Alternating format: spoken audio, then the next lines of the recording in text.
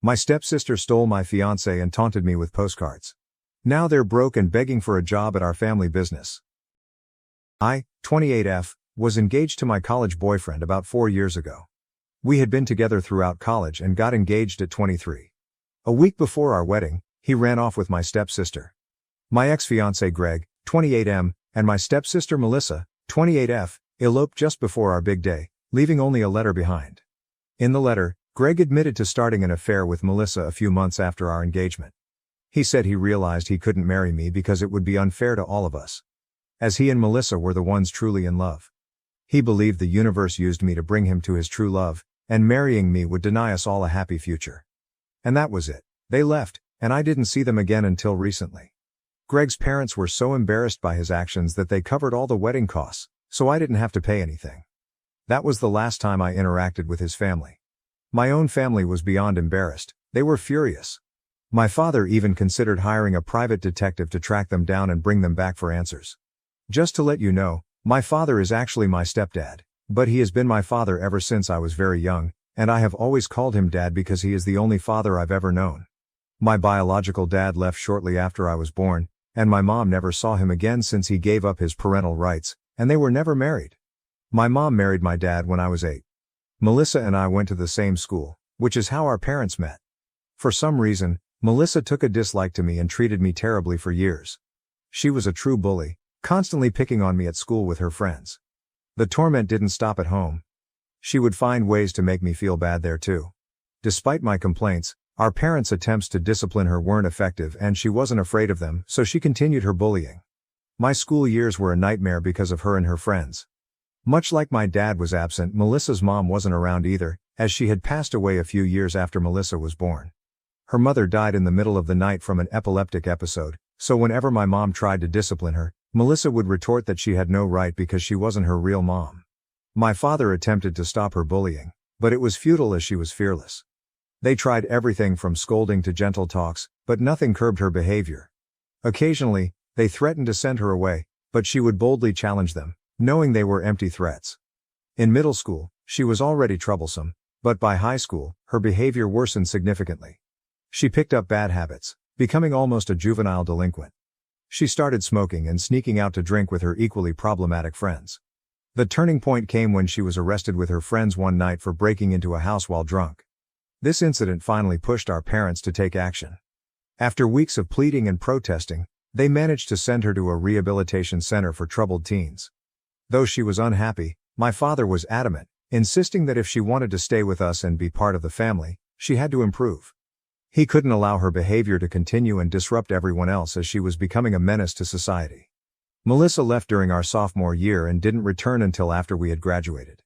She enrolled in a school near the rehab center and stayed with her aunt. I didn't see her during those years because I had no interest in how my biggest bully was doing. My parents visited her every weekend and always asked if I wanted to join, but I always said no. Her friends ignored me after she left, which greatly improved my high school experience as I no longer had anyone constantly bullying me. Melissa continued her education in rehab and, when she returned, the first thing she did was apologize for everything she had put me through. She seemed much calmer, and I thought she had genuinely changed, so I forgave her. We were both heading off to college in a few months anyway, so it didn't seem to matter much. Once college started, we both moved out and only came back home for the holidays. During those times, she was much nicer to me, not in the sense of being friendly, but she simply ignored me instead of constantly picking on me as she used to. I had no reason to suspect anything even after getting engaged. They both acted as if nothing was happening. I never thought Greg might have feelings for Melissa. It never crossed my mind because Greg convincingly acted like he was in love with me, all while cheating on me with Melissa. She also pretended to be my friend, so I didn't find out the truth until it was too late and they had already left. My parents wanted to track them down and bring them back, but I convinced them to let it go because I just wanted to forget everything. It was already devastating that Greg and Melissa made a fool of me by running off a week before my wedding. I couldn't handle any more drama. I was deeply depressed and emotionally drained. For weeks, I buried myself in work and sleep to avoid confronting my heartbreak. My heart was shattered and I felt numb, but worse was yet to come.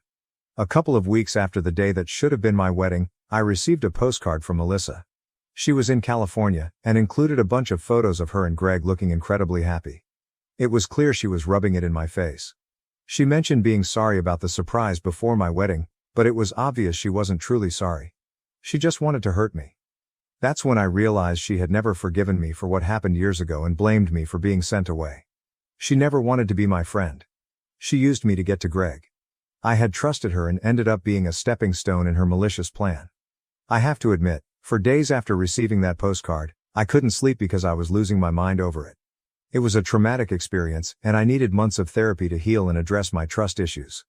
The postcard wasn't a one-time thing. She sent me pictures of her and Greg for months. It only stopped after about a year because I never responded or engaged with her drama. Our parents were furious and cut all ties with her after the first postcard. They never reached out to her again, which was a significant loss for Melissa because she was poised to inherit her dad's business. She was a business major, partly because she wanted to join our father's company. However, after her betrayal, our father severed all ties with her and offered me the opportunity to work with him instead, feeling he needed to make amends in a significant way. Unlike her, I had a degree in history, which had nothing to do with business. Therefore, I needed to learn the ropes from scratch. My father assured me this wasn't an issue and was eager to teach me everything he knew so I could eventually take over the business. I agreed and started working under him to learn how to run the business, allowing him to retire and hand over the reins to me. After a few years of hard work, I was promoted last year, and my father retired. It was a fantastic feeling, having started from the bottom and learned everything I needed to know. Now, the business runs smoothly under my management, and my parents can enjoy their time together without worrying about it, thanks to my efforts. For a long time, I immersed myself in my work, which helped me move on from Greg. The combination of work and therapy allowed me to heal, and I no longer think about Greg or what he did. I never expected to hear from them again, let alone have them ask for my help. It would take a lot of nerve and a serious lack of common sense to ask for my help after betraying me, humiliating me and flaunting it. Yet Melissa and Greg must indeed lack sense, because that's exactly what they did a few days ago. It was the weekend, and around lunchtime, my doorbell rang frantically. Thinking it was the pizza I ordered, I didn't think much of it. To my shock, when I opened the door, instead of the delivery guy, there stood Melissa, looking extremely worried. Speechless, I waited for her to speak. It was clear she was there to ask for help. She looked destitute and her appearance betrayed her situation. Melissa, always impeccably dressed, now wore old faded clothes that looked long out of date. Her jeans were too short, and she appeared malnourished. I had already decided that whatever she asked, my answer would be no. She explained that she and Greg had been struggling ever since he lost his job a few months ago. Instead of job hunting, he had taken to drinking. Although she had been trying to find a job, her efforts were unsuccessful because she had left the workforce to handle household chores when she moved away with Greg. This gap in her resume made her a less attractive candidate for the job she applied for. She had heard from relatives that our father had retired and handed the business over to me, so she came to ask if I would hire Greg.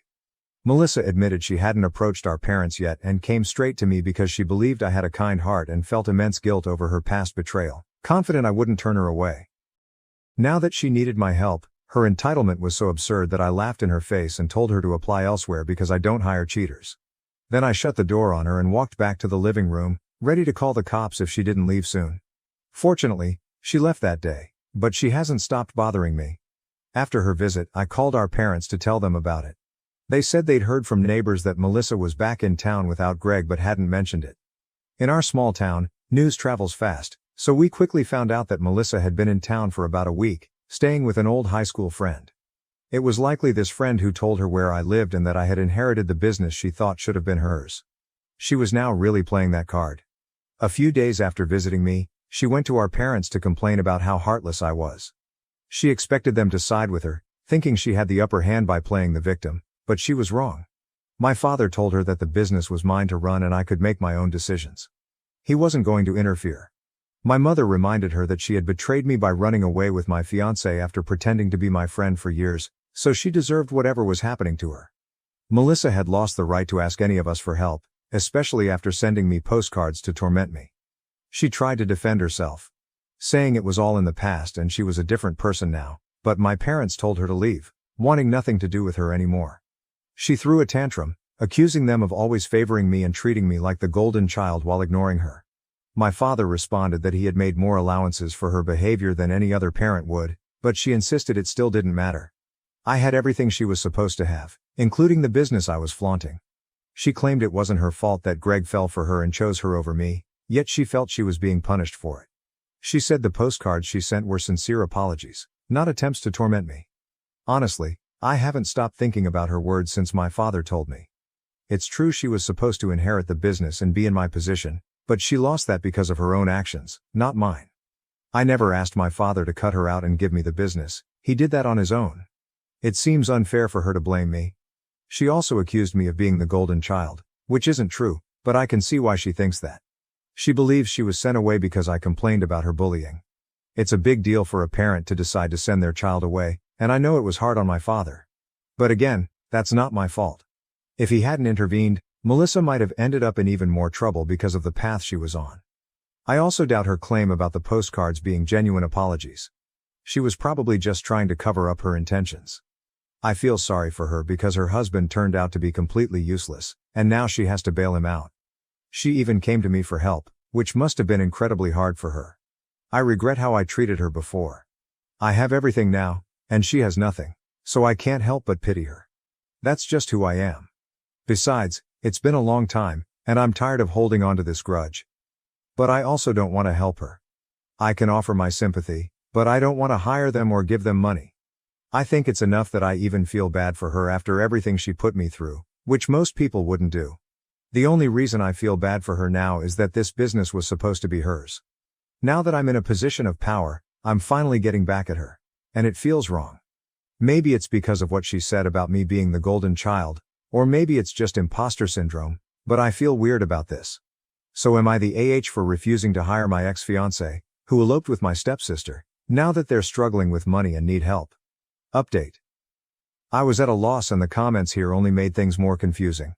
Some of you thought I was right to turn them away, while others claimed I was always the favored child, causing Melissa to act out. This wasn't as helpful as I hoped. I decided to talk to my parents, as I've always sought their advice when facing problems. They assured me I had no reason to feel sorry for Melissa. They said everyone had gone above and beyond to help her become a better person, but if she wasn't willing to change, there was little we could do. My father mentioned he had intended to let her take over the business if she had behaved and been a good daughter, but she failed and embarrassed the family. Given that, she couldn't expect to take over or even be part of the family anymore. Talking to my parents made me feel much better. So, I'll try not to feel guilty about things I haven't done anymore. Update. About a week had passed since Melissa had shown up at my door and visited my parents. We hadn't heard from her, and I almost thought she had gone back to Greg until today when she appeared at my workplace and caused a scene.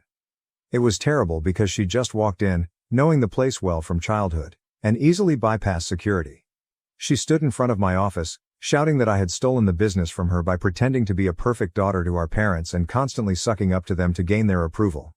She accused me of falsely claiming she had bullied me throughout our childhood and convincing our father to send her to rehab just to solidify my position as the favored child. She declared that the business was supposed to be hers, but I was refusing to let her be a part of it because I was jealous Greg had chosen her over me, unlike our parents who had always favored me. She said I had lost my mind from being overlooked and had turned our parents against her. When I heard the commotion, I called security and went to see what was happening. I tried to tell her to shut up, but she continued for a few more minutes until security finally threw her out of the building. I called my dad before contacting the police to get his opinion, and he was furious. He told me to go ahead and call the cops. Luckily, when the police arrived, she was still lurking nearby, likely waiting for me to leave so she could confront me again or maybe even physically attack me. The police took her away and charged her with trespassing and disturbing the peace. They are minor charges, and she might get off with a fine or community service at worst, but it will go on her record, which is never good. I informed my dad about the charges and arrest, expecting him to be upset, but he just seemed exasperated and said he was tired of dealing with her craziness. I feel bad for him because it must be hard having a daughter like Melissa and being blamed for everything that goes wrong in her life, even though it's usually her own fault. Honestly, we have all been really patient. Update. So I think Melissa has gone back to California because we haven't heard from her in a few days, which is unusual since we expected her to lash out after her arrest. My dad asked around and found out that some people saw her heading towards the airport recently, so it seems she's left. Honestly, it's a huge relief that she's gone because I was really worried she might do something drastic to get our attention, which is never good. I have no idea what she plans to do about the situation with Greg now, as it seems unlikely she'll get help from anyone after this. I just hope she finds something to do and gets out of this mess, not out of kindness or compassion, But because if she doesn't, she'll just come back here with Greg and bother us again. And I don't want that. So I genuinely hope and pray that either she or Greg finds a job and can support themselves. For now at least, I won't have to hear from her for a couple of weeks, and I believe this nightmare is finally over. 3 weeks ago, I got beat up defending 2 girls. My girlfriend felt unsafe, grew distant, and moved to her parents, leaving me to recover alone.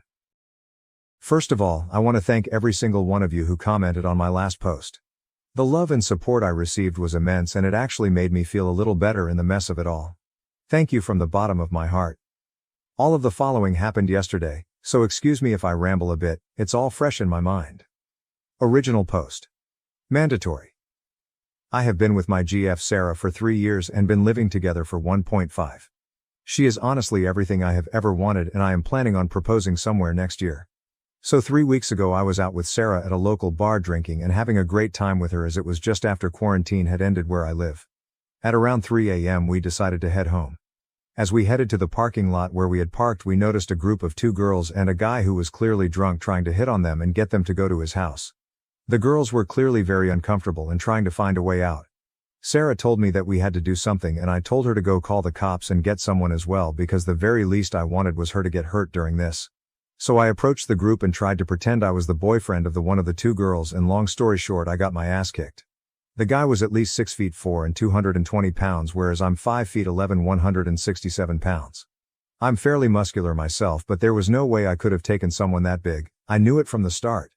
At least from all the noise we had made, a lot of people rushed to the scene and the girls got away safe.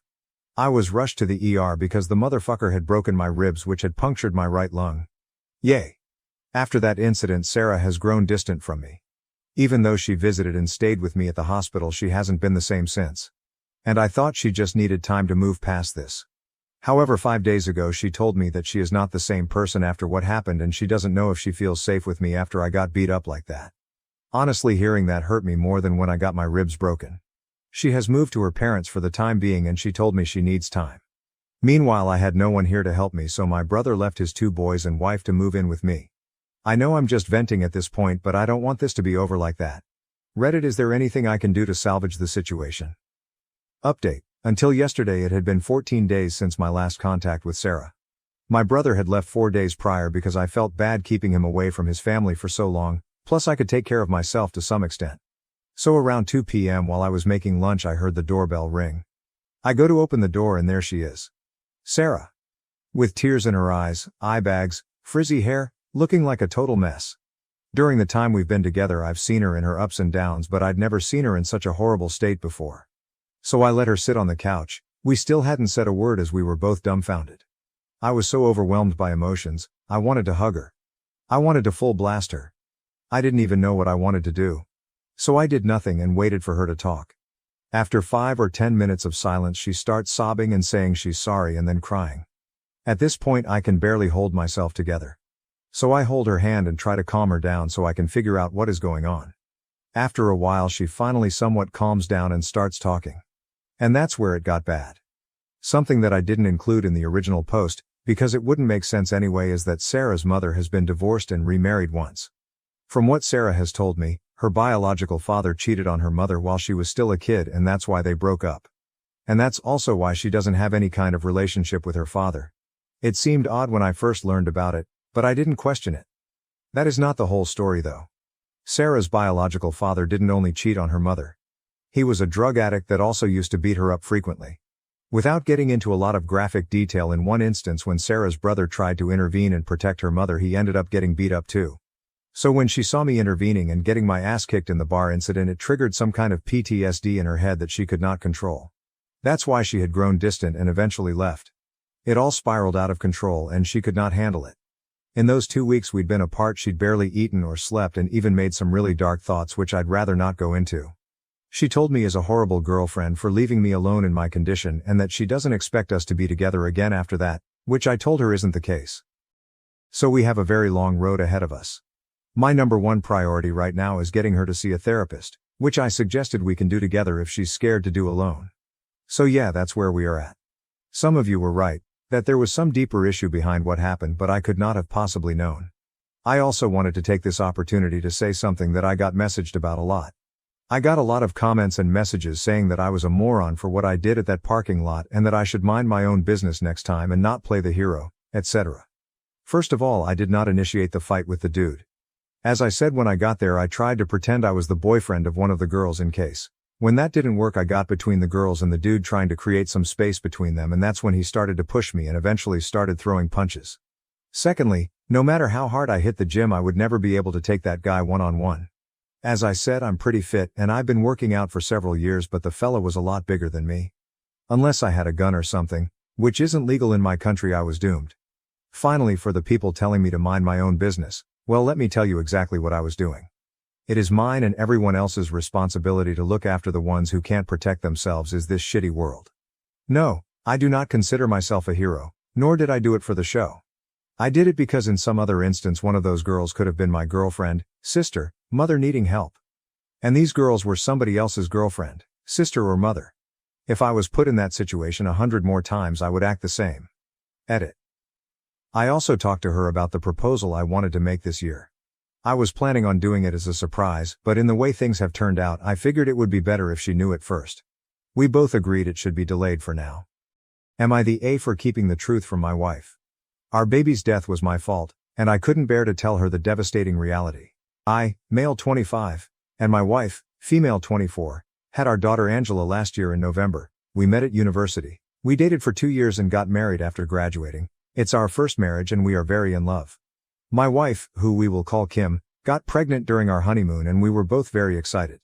My parents are out of the picture and Kim only grew up with her dad. We both knew that we wanted to have children and give them the best life we could. Kim's pregnancy was normal. It was our first child. The baby was born healthy and beautiful. She had perfect chubby legs and round face. I never thought that one day I could love a woman more than I love Kim, but my daughter stole my heart completely. Everything was perfect, but we were very nervous. Since we didn't know anything about babies, Kim's father constantly called us and also gave me advice. My grandmother also taught us how to change her correctly and feed her. We were blessed with a lot of help. Kim's family came from their home country to meet our daughter for Christmas. They were going to stay until the new year, but on December 28, Kim's father had a heart attack and was taken to the emergency room. We went to the hospital and my father-in-law had to remain under observation since his condition was serious. To give you an idea, he might not wake up again. I told my wife that I would stay with her, but Kim asked me to go with Angela home. Whatever had to happen would happen in the next 24 hours. She didn't want to leave her father's side, but she didn't want to leave the baby at the hospital all night. We agreed that I would stay at home with Angela and she would stay at home with her father and her relatives at the hospital. The next 24 hours passed and my father-in-law began to improve, so the stay was extended to 48 hours, and for 72. Kim came to get some clothes and see our daughter and she returned to the hospital.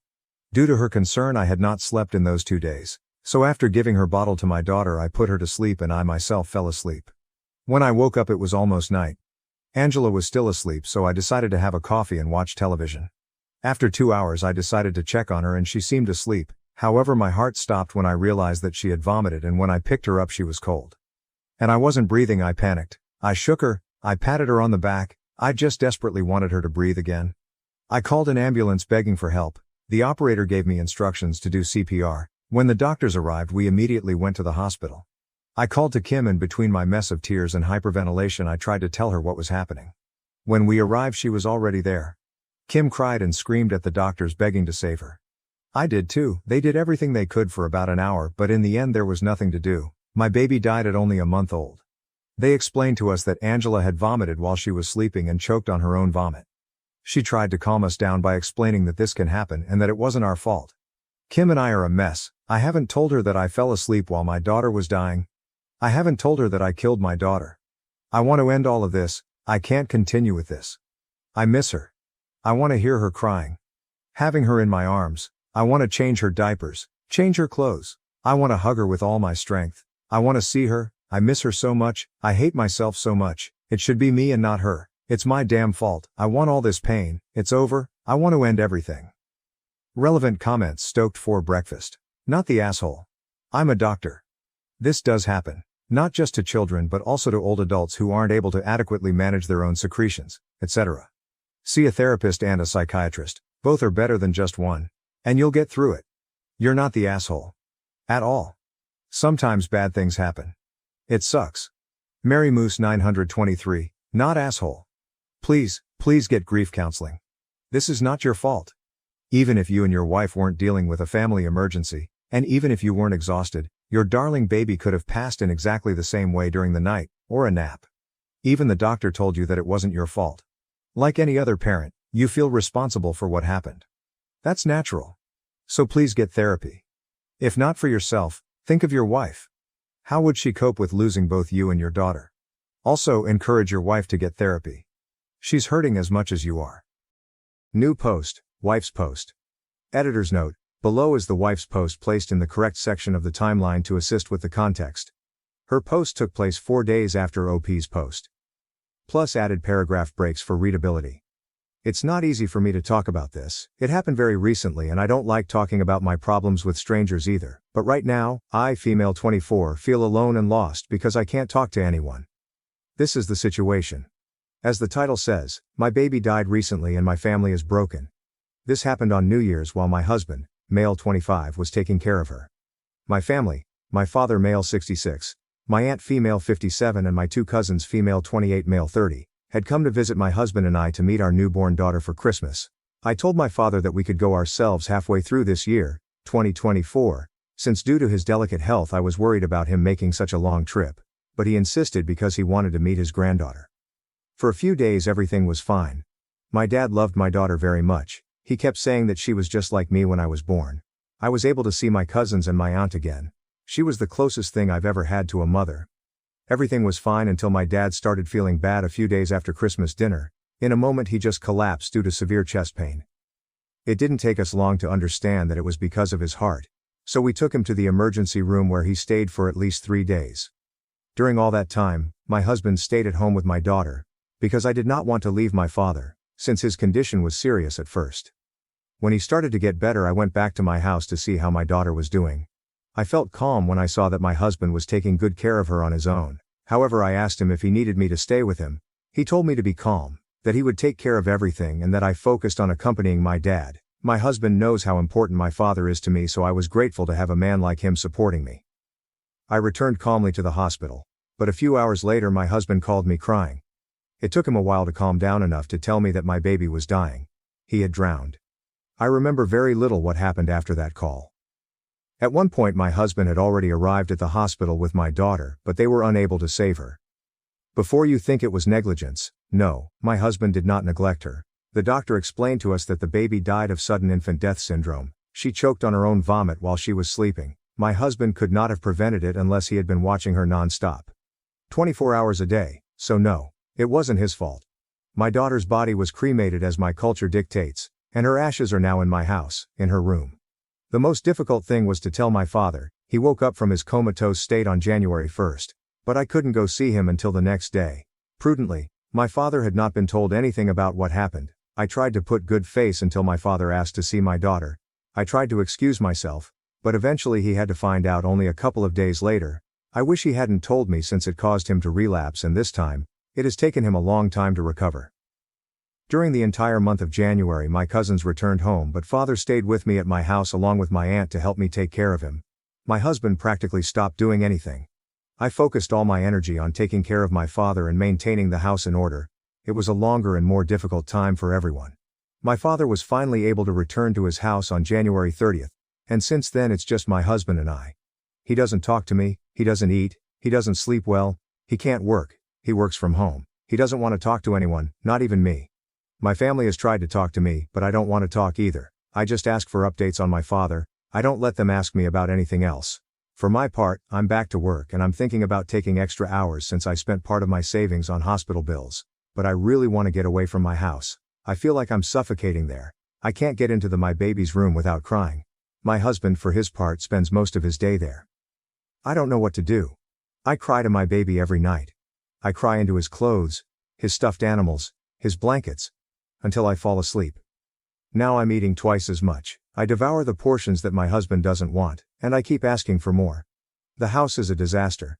I feel like we are both dying and we are doing nothing to prevent it. Relevant comments leader_inside. I think you need to read this. It sounds like your husband posted it a few days ago. It was deleted, but I found the post on Reddit. I'm so unbelievably sorry for your loss. I'm 34 weeks pregnant with a baby girl right now. I read the other post shortly after it was posted and haven't stopped thinking about your family. Please consider getting professional help for yourself and your husband if you can get him to agree. If you ever want to scream into a void who will just listen, please feel free to DM me. I'm praying for peace and healing for your family. And again, I'm so sorry for your loss. Edit to add, not the wife. My God, it's him. I have to talk with him big_fly_1561. I'm so sorry I can even be able to imagine the pain and heartbreak. Just take it 1 hour at a time, one day at a time. Anytime you can do something for yourself, do it, but the main thing is to focus on working through the grief. When you are ready to talk, I would suggest you and your husband do both individual counseling and marriage counseling. A loss like this is incredibly hard on both of you individually and as a couple. Try not to lose your husband or yourself. This wasn't anyone's fault, and I hope in time you and your husband can work through the grief and pain and find joy in life once more. My heart goes out to you. The fact that you're even here expressing this story shows how strong you are. Wife.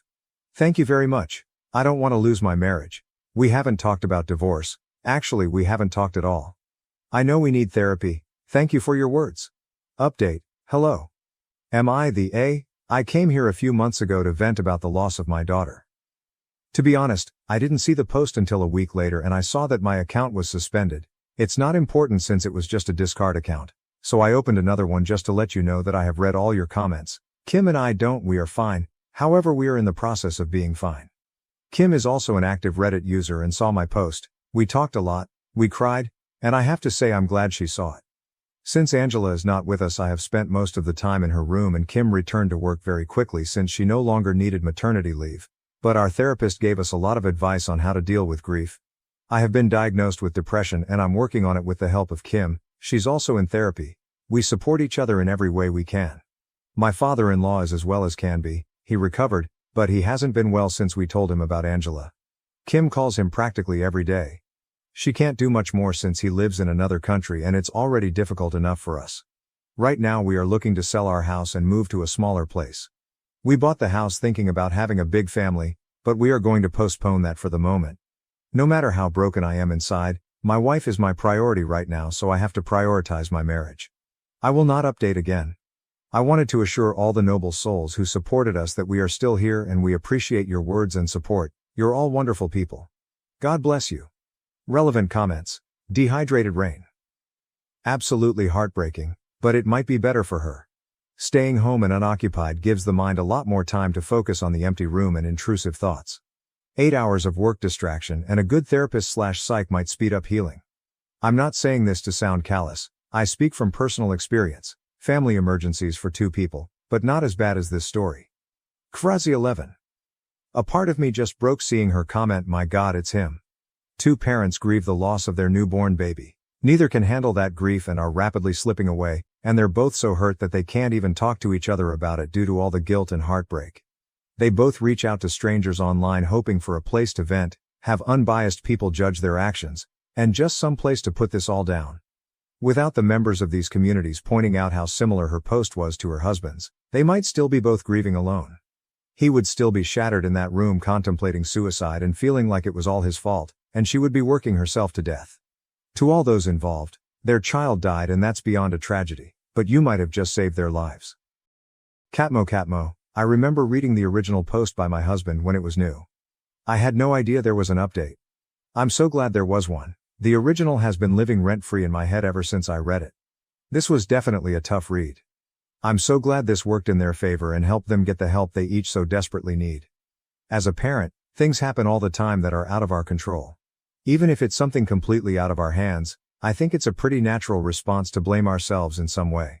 We're supposed to be their protectors. It's hard to remind ourselves that it is literally impossible to protect them every second of every day, but it is oh so important. You can drive yourself mad with that kind of worry.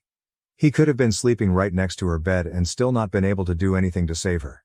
These kinds of things tend to be silent and happen quickly. I'm glad that Kim understood this and didn't blame him or resent him for it. It's easy for one parent to do to the other. It's hard to not have someone to blame in a truly blameless situation. I hope one day he will be able to truthfully tell himself that this was not his fault. It's going to take time, but with them supporting each other, they will get there eventually.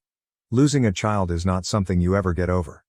They will never really recover from this, and that's okay. But hopefully they can learn how to manage their grief in a healthy way and remember their baby fondly. To any parents out there who have lost a child, I am deeply sorry for your loss. I hope all of you have found at least a little bit of peace along the way. From one parent to another, I'm sending love and hugs to you all.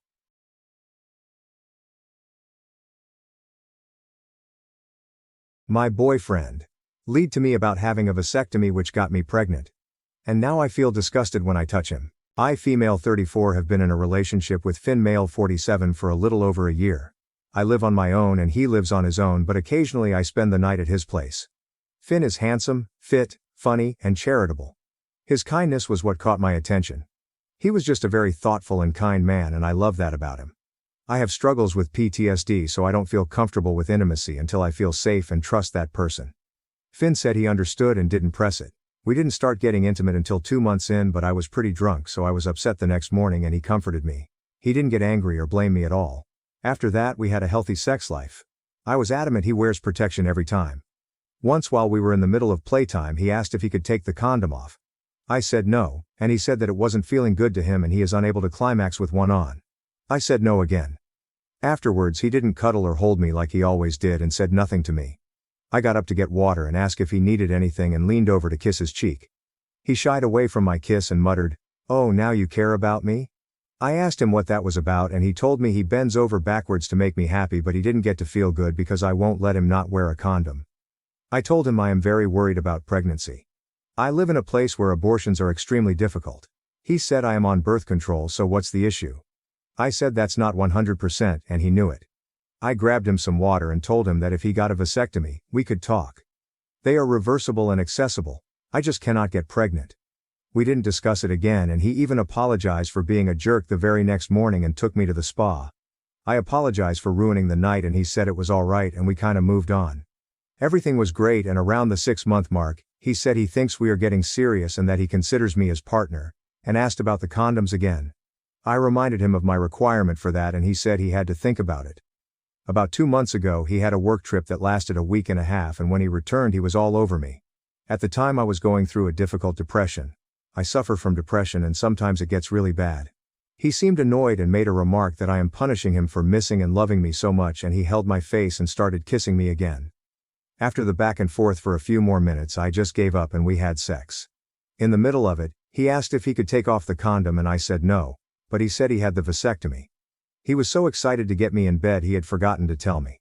I stupidly said, "Well, all right then." After that he would forget the condemnation altogether, until my cycle was off.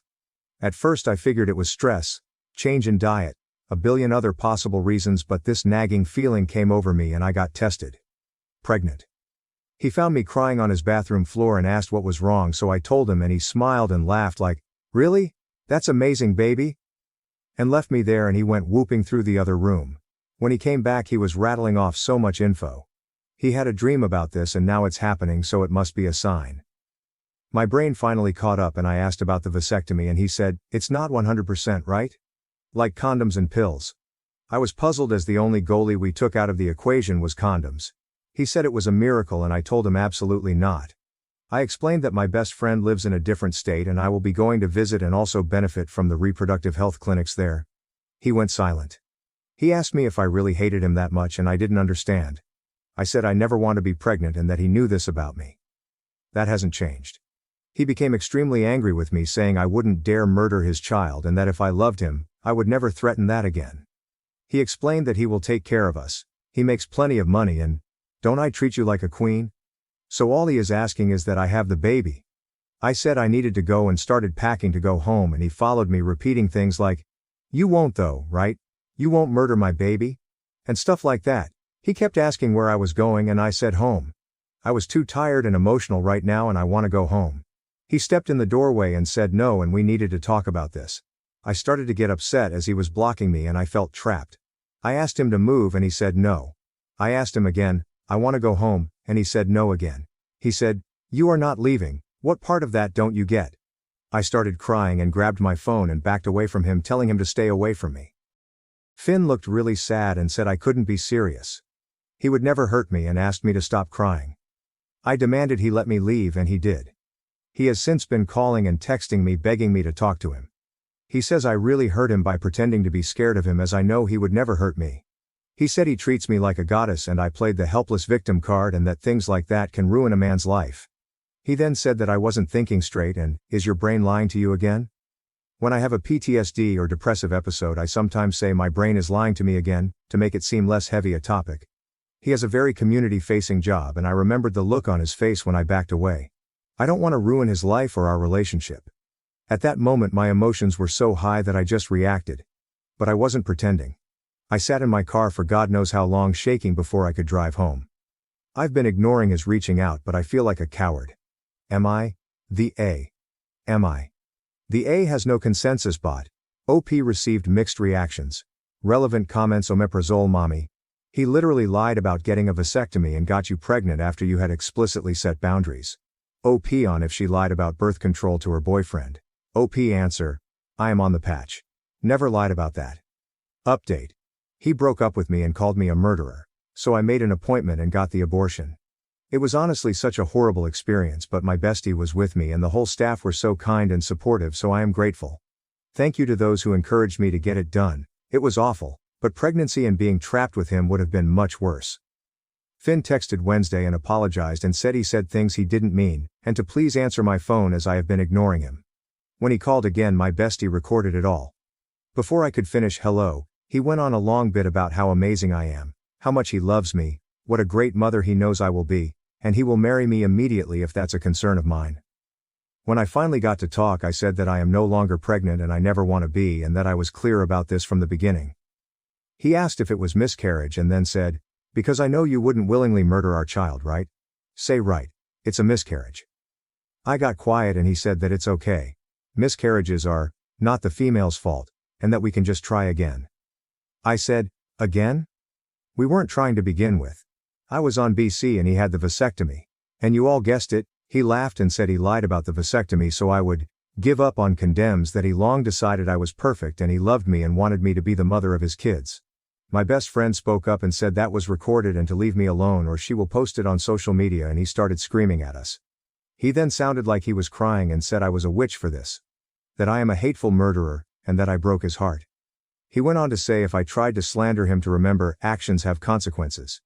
He then broke up with me and said he will check back with me in a few days when I am actually alone, and we will talk in person to see if I have come to my senses.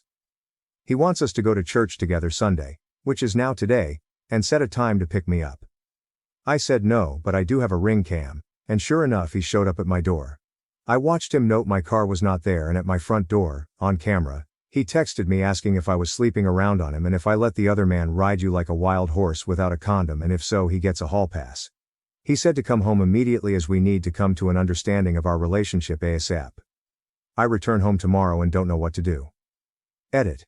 Anyone who wants to shame my abortion, I have zero regrets, and actually will advocate for them from now on. But I will happily mock you in the comments. Thanks actually.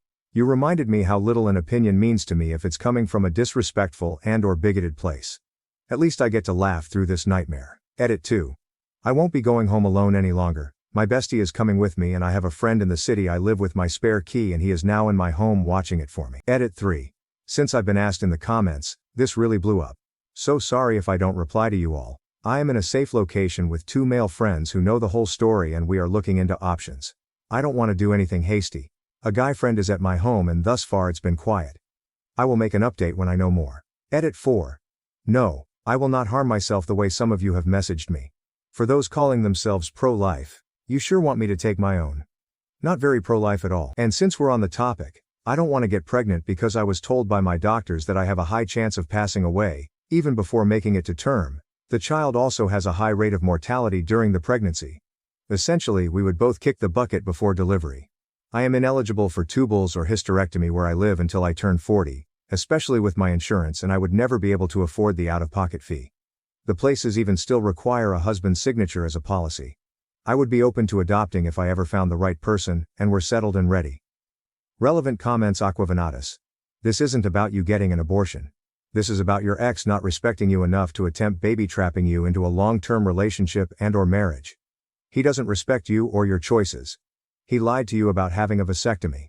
He's gaslighting you and trying to control you. You need to bring that recording to the police ASAP and file for a restraining order because your ex won't stop until he's faced with the consequences of his actions. Remain vigilant, stay safe. OP answer. Thank you, and to everyone who's been telling me this. I am starting to feel less like I am crazy and more like I need to take action and protect myself from this guy. I think I trusted him so much.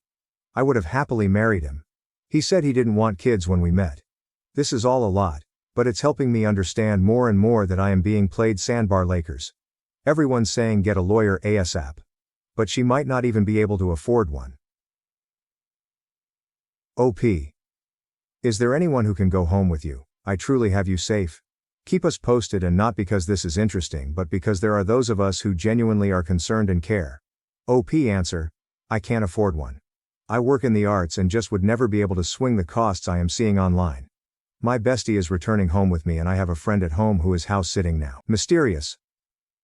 Ben 4354. Isn't the thing he did called reproductive violence? Can he be charged with rape for this?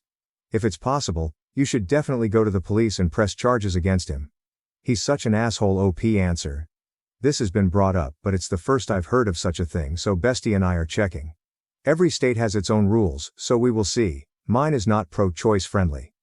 Professional Zone 168. The part about him wanting you to go to church with him disturbs me. What kind of church is it? Do you think that he's being egged on by fellow church members? Please consider going to stay with a friend for a while, and then maybe with a family member or another friend after that. This dude sounds scary AF, no lie. OP answer. He goes to a mega church with a coffee shop in it but only on holidays. I told him I did not want to participate and only went with him because he begged for Easter. It was bigger than a 90s shopping mall with a shop and everything. Update 2. I actually forgot about my post, so I apologize. I didn't even realize so many of you messaged me to check in or offer kind words. A lot happened in a short time, but I will try to make it brief. Finn came to my home again, but I was not home. When my ring came, I saw him have a total fit. He was cursing me out, calling me on the phone, and when he got my voicemail he muttered, "I'm going to fucking kill her," over and over again, and said it super loud once before walking off. I have been getting a lot of hate mail, texts, and the like calling me a murderer. My Facebook was flooded with these messages as well, and most of the profiles were people who went to Finn's church. So I sent him a text that either the harassment stops or I will post the recordings of him. All of them. The call, his threats, the texts, his voicemails. All of it. He replied, "I have been patient in my love for you, but you are being a brat." And went on to say, that I need to come to my senses and meet with him, because he will no longer spoil me, and, discipline needs to be introduced to our relationship, because actions have consequences. As for the rest I will skip over a bit for the sake of brevity. My bestie said that I should go to the police and we did, but nothing concrete has come of it yet.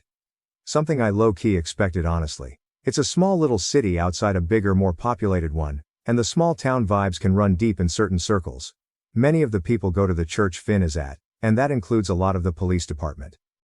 It came to a head last week when I sent some of the recordings to his parents who are on staff at the local mega church in the area. His mom responded and asked to meet with me, so I went with my bestie to a public spot in the city.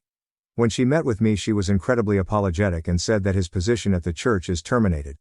The staff will meet about this and decide on the full measure of consequences as his church family. She told me that she herself had an abortion before Finn was born, and her decision to do so came hugely from the fact that the father was manipulative and abusive, and she was not ready to be a mother even if she had a reliable and loving partner and co-parent. She went on to meet Finn's father and married him and had her children. She told me that she isn't sure if I had an abortion or miscarriage, but either way, I should not be harassed by Christians claiming to be pro-life. I can't explain to you the relief those words gave me considering the vile that was messaged to me. Finn's sister reached out to me via text to share that she does not condone what her brother has been doing, and to reach out if I needed anything. Finn later was arrested for assault. I came to find out, but I don't know who he assaulted or why. Just that he was taken into custody, and as he put me down as his partner, I was called to pick him up as he had been released. The running assumption is that he kept him sober up before releasing him. I didn't. I have since been looking for a new place to live as he knows my address and has come by more than a couple times. I am staying with two of my best friends away from my town, and my home is more or less storage for my things until I find a place to move. All things considered, I am actually really happy. My friends threw me a Yeetus that fetus party and decorated the place with the troll comments from my last post. They made a piñata with scrapped paper with his texts and that of his church pals, and instead of candy it had condoms, small bottle of lube, and paper. That was my last surprise. They pooled together a nice-sized donation to reproductive health clinic near my city and they pledged hours to volunteer. We are taking a summer trip together to have a hot girl summer kickoff and have many things planned. The 2 male friends I am staying with check on my house for me and saw Finn there once and made it clear under no uncertain terms that I was protected, and that if he tries to make more trouble that actions have consequences. I have it recorded on my ring cam and it was glorious. Finn sent me a text telling me that I am a cruel witch that ruined his life and broke his heart all because he loved me, but to not trouble myself with acting, scared of him more because he is leaving the state soon for a new job anyway. He did end the message with, I have, do, and always will love you, and perhaps one day your cold heart will melt and you can find within it your buried love for me. Like bro, take the sugar out of your Kool-Aid because I ain't drinking it anymore. Not to say everything is sunshine and roses.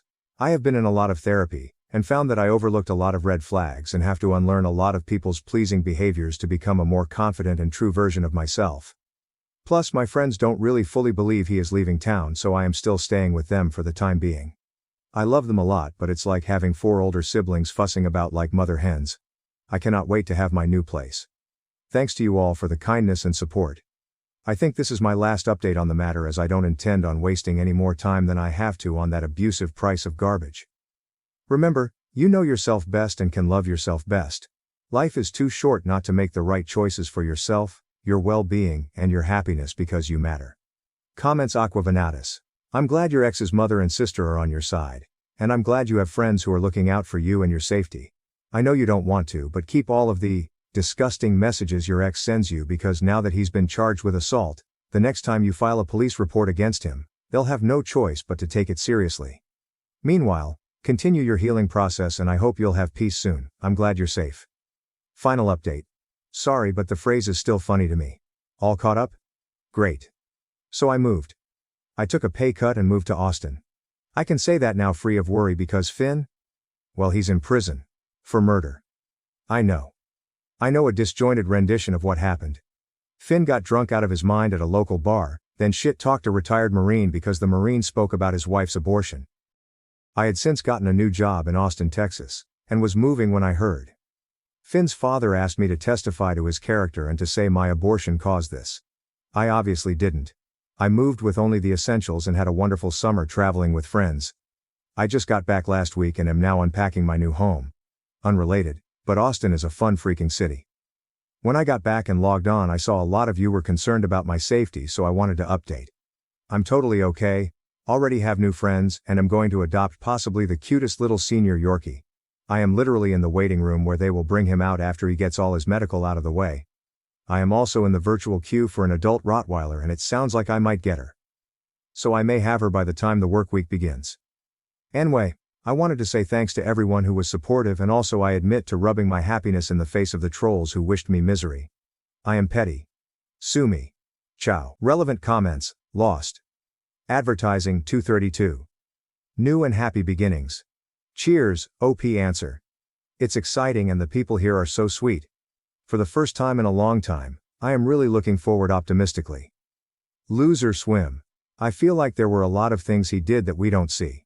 OP probably had a hard time differentiating her post-traumatic stress disorder reactions from normal healthy reactions. He does something cruel and she can't decide if she's seeing his actions as cruel because of post-traumatic stress disorder, or because he is cruel. Prestige. No love. It's weird that people are focusing on the abortion even though he raped her. Like he legit took the condom off with false pretenses, and that's one of the definitions of rape. I'm glad she's safe, but I hate that she got so much hate in the first place. Also, he is talking about how Christian he is, but he wanted a baby out of wedlock. He just wanted to control a woman's body, even though she explicitly said she didn't want kids. Salt pipe. Warner, 89. Also, a lot of people are missing some obvious points about the vasectomy. A lot of heartache could have been avoided here if OP knew that vasectomies don't work that way. He was only able to manipulate her because she didn't know the facts. So in case anyone else is reading for whom this would help, vasectomies are not really reversible. You have to sign a form acknowledging this when you get one. While there is an operation that can attempt a reversal, the success rate is low, and gets lower as time goes by. Vasectomies don't take effect immediately. It can take months until you're sterile. And there is always a follow-up check. It's not a valid form of birth control until after the check. This varies by individual, but vasectomies are generally uncomfortable. It's unlikely that someone who just had one will be up for anything for a little while. I told my daughter that I would not attend her wedding if her biological father was present, but she now believes that I am stuck in the past. I would appreciate some advice on the current situation I find myself in, and I'm hoping an outsider's viewpoint can offer me some clarity. For some context, about 24 years ago I was sexually assaulted by a close friend of mine and got pregnant by the encounter. I was inconsolable for months after the event. To make matters worse, I found out I was pregnant at about 20 weeks, and where I lived at the time, it was illegal to get an abortion after the first trimester. My husband had really been my rock and my support during that time, and I do not know how I would have ended up if not for him. He said that I could put it up for adoption or I could keep the child and he would raise it like our other children. I decided to not give it up for adoption, but raising the kid was hard. I am half Polish and half German, and he is half German and half Russian. We both have pale skin, light hair and blue eyes, as well as being fairly tall. I'm about 178 centimeters or around 5'10", and he is 191 centimeters or about 6'3". However, our daughter Luna is about 160 centimeters or 5'3", has dark hair and a brown complexion like her biological father. I often heard snide remarks about me being an unfaithful wife because it was obvious that she was not my husband's child. It was especially hard for me when Luna was young because she looked so much like her dad. My husband took care of my daughter most of the time since I had bad flashbacks whenever I saw her face from when I was assaulted. As she grew up, it died down a bit, but I would still get these horrible panic attacks when I saw her wearing boys' clothes and short hair. Since I was prone to having panic attacks, Luna ended up being closer to my husband than she was to me. Also, she often ended up getting a little more than her siblings from my husband as some sort of compensation because of me. We never told her that she was the product of sexual assault because I was too ashamed, and my husband did not want her feeling different from her siblings. I often told her that me and her biological father got into an altercation and never spoke to one another ever again. About 2 years ago, she got one of those DNA test items and found out she had a relative in the system. Said relative got Luna in touch with her bio dad and they started talking despite my protests. He apparently wanted to speak to me about something he wanted to tell me, so Luna attempted to persuade me to speak with him. I made her aware that me and her father shouldn't ever be in the same room together. Now, Luna is getting married to a lovely young man. Some of the COVID restrictions have been lifted, so she is able to have a decent-sized wedding. The original plan was to have my husband walk her down the aisle, but he had gotten into a bad accident, leaving him in a wheelchair until his legs were strong enough to support his weight again. However, this is not her idea of a picture-perfect wedding day, so she invited her biological father to have the honor of being the bride's father. Her wedding invitation not only invited my rapist, but she totally disrespected the man who raised her. Although I or a bridesmaid could have pushed him down the aisle, she thinks it would not fit the vibe of the wedding. My husband looked so shocked and upset that she would even think of this, but I was furious. I have a visceral hate for that man, and I let her know that I would not be anywhere near him. She told me that this is what she wants and there's no changing her mind, so I told her I will not be attending if he's there. She got upset and told me that I shouldn't hang on to the past, but I laid it out to her that she doesn't know what happened between me and her biological father, so she shouldn't stick her nose where it doesn't belong.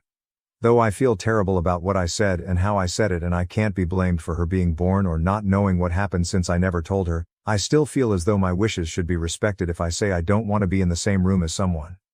I'm now okay with her contacting her father. I just do not want anything to do with him. Also, it's rude to replace your father with another man who you've barely known for 2 years because of something he couldn't control. Can anyone offer me a perspective that I'm not catching?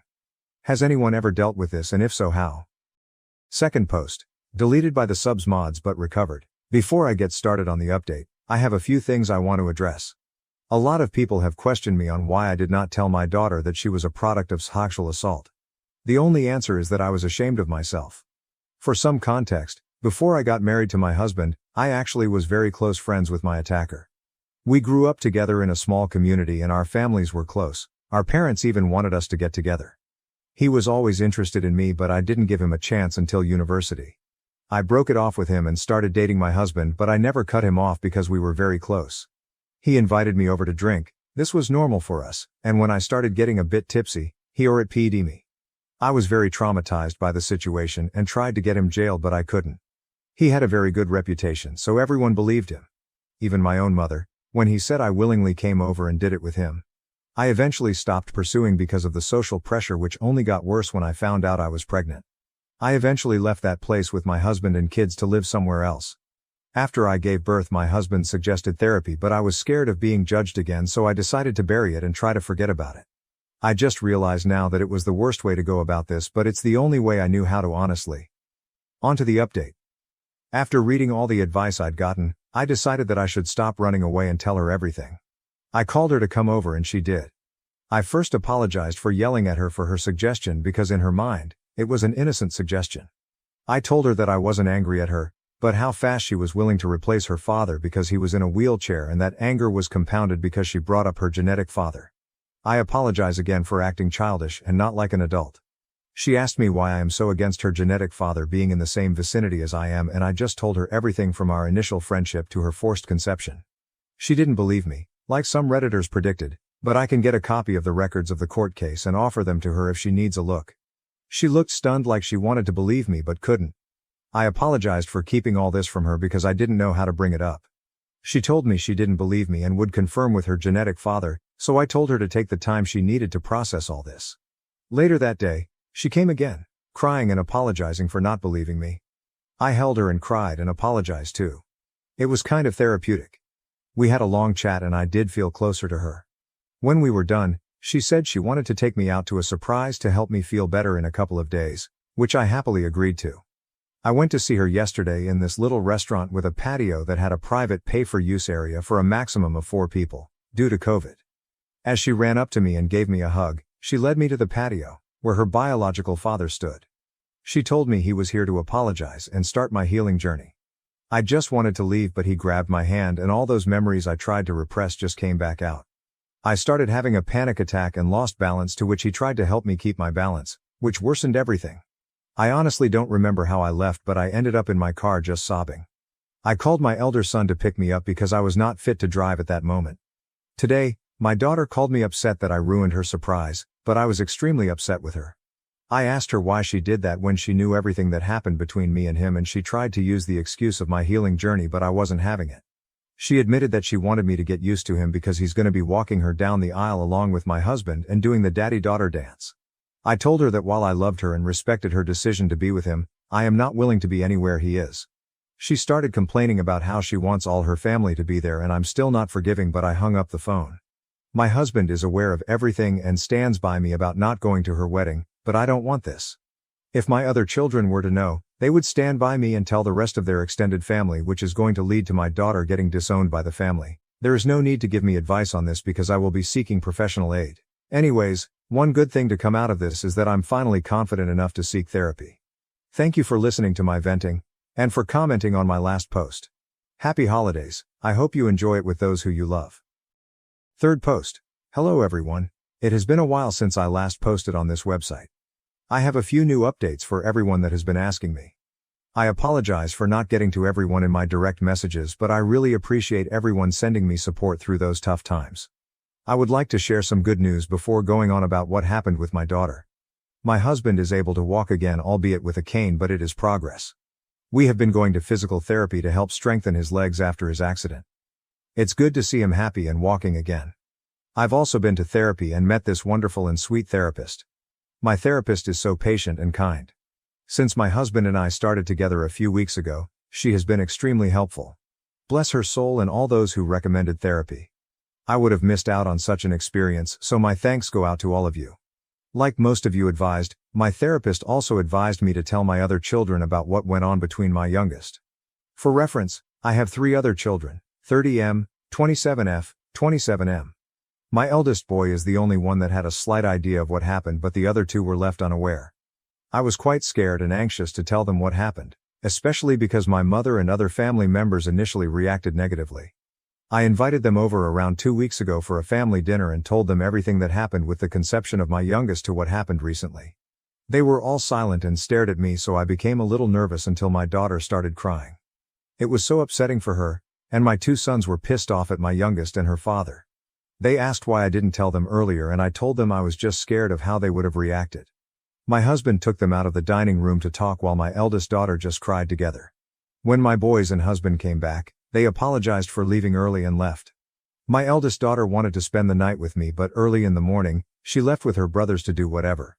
I didn't hear anything from them until last Wednesday. I was on Facebook when I saw my elder daughter's post calling out my younger daughter for not only ignoring the man who raised her but siding with her mother's pissed and re-traumatize her. My boys made similar posts as well, dragging her name through the mud. I had so many direct messages, but I didn't want anything to do with them, so I deleted the app off my phone. Since I don't like people knowing about my personal life, I asked my kids to take down the post. They said they did, but I haven't re-downloaded the app to find out. My youngest husband came to my house with his mother to apologize. He told me he broke off the engagement because he couldn't be with someone who treated their parents like that. His mother let me know how disgusted she was with my daughter's actions, and someone like that would never be a part of her family. I was honestly stunned by all the support I have received. It's one thing to receive support online, but receiving support in real life was surreal for me. I am a bit disappointed because I wanted my daughter's former fiancé to join the family, as he is a lovely and sweet boy. But he has boundaries in a relationship that my daughter unfortunately crossed. As for my youngest, she is furious with me. She sent me a nasty voicemail saying that I ruined her life. Her friends and fiancé basically cut her off. Needless to say, I felt terribly sorry because I had attempted to avoid this situation at all costs. I went through what she is experiencing, and I know exactly what it feels like. I told my therapist about this, and she told me that the difference is that while I was the victim, my daughter brought it on herself. My therapist is probably right, but I can't stop this feeling of dread. I tried to call my daughter, but once I heard her father on the line, I hung up. He took it upon himself to let me know that my daughter is depressed because of my actions. I feel terrible for treating my daughter like this. My husband says that I should focus on myself, and I'm trying to, but I just can't stop worrying. I don't think that my daughter is safe when she's with her biological father. This is all that's going on in my life right now. For all those asking, thanks for listening to me, and thanks for the advice again. I really appreciate everything. My stepbrother insisted that I leave the house during my stepfather's burial, believing it was his.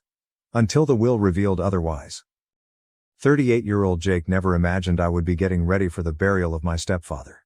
Memories sweep back like a tidal wave as I sit here organizing old pictures and planning. Death seems to cause one to consider a lifetime of events, both positive and negative. At 9 years old, my mother Sarah married Richard, my stepfather.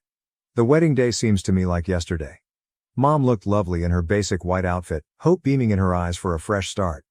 Richard, on the other hand, seemed to be stressing his austere attitude by wearing a black suit. Even on what ought to have been a happy occasion, he insisted on a solemn demeanor that I would come to know all too well over the years. Richard was a rigid man right from the beginning.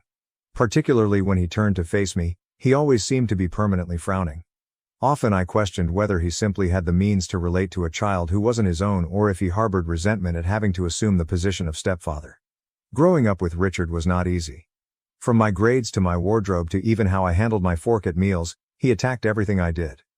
"You need to work harder, or this cruel world will chew you up and spit you out," he said almost daily. Looking back, I wonder if Dad was attempting to equip me for life in his own flawed manner. Even if at the time I believed he was just being nasty. His rigidity permeated every sphere of our life. I had to sit up straight, use the proper fork, and only spoke when spoken to during family get-togethers. Any departure from his expectations was greeted with a stinging stare or a harsh correction. Family vacations, which ought to have been light-hearted and leisureful, were more like military drills than pleasure excursions. Richard would schedule everything down to the last minute. Heaven help us should we stray from the plan. One vacation I recall, we missed a turn and arrived at a museum 15 minutes late. For the rest of the day Richard was in a terrible mood, grumbling about lost time and inadequate preparation.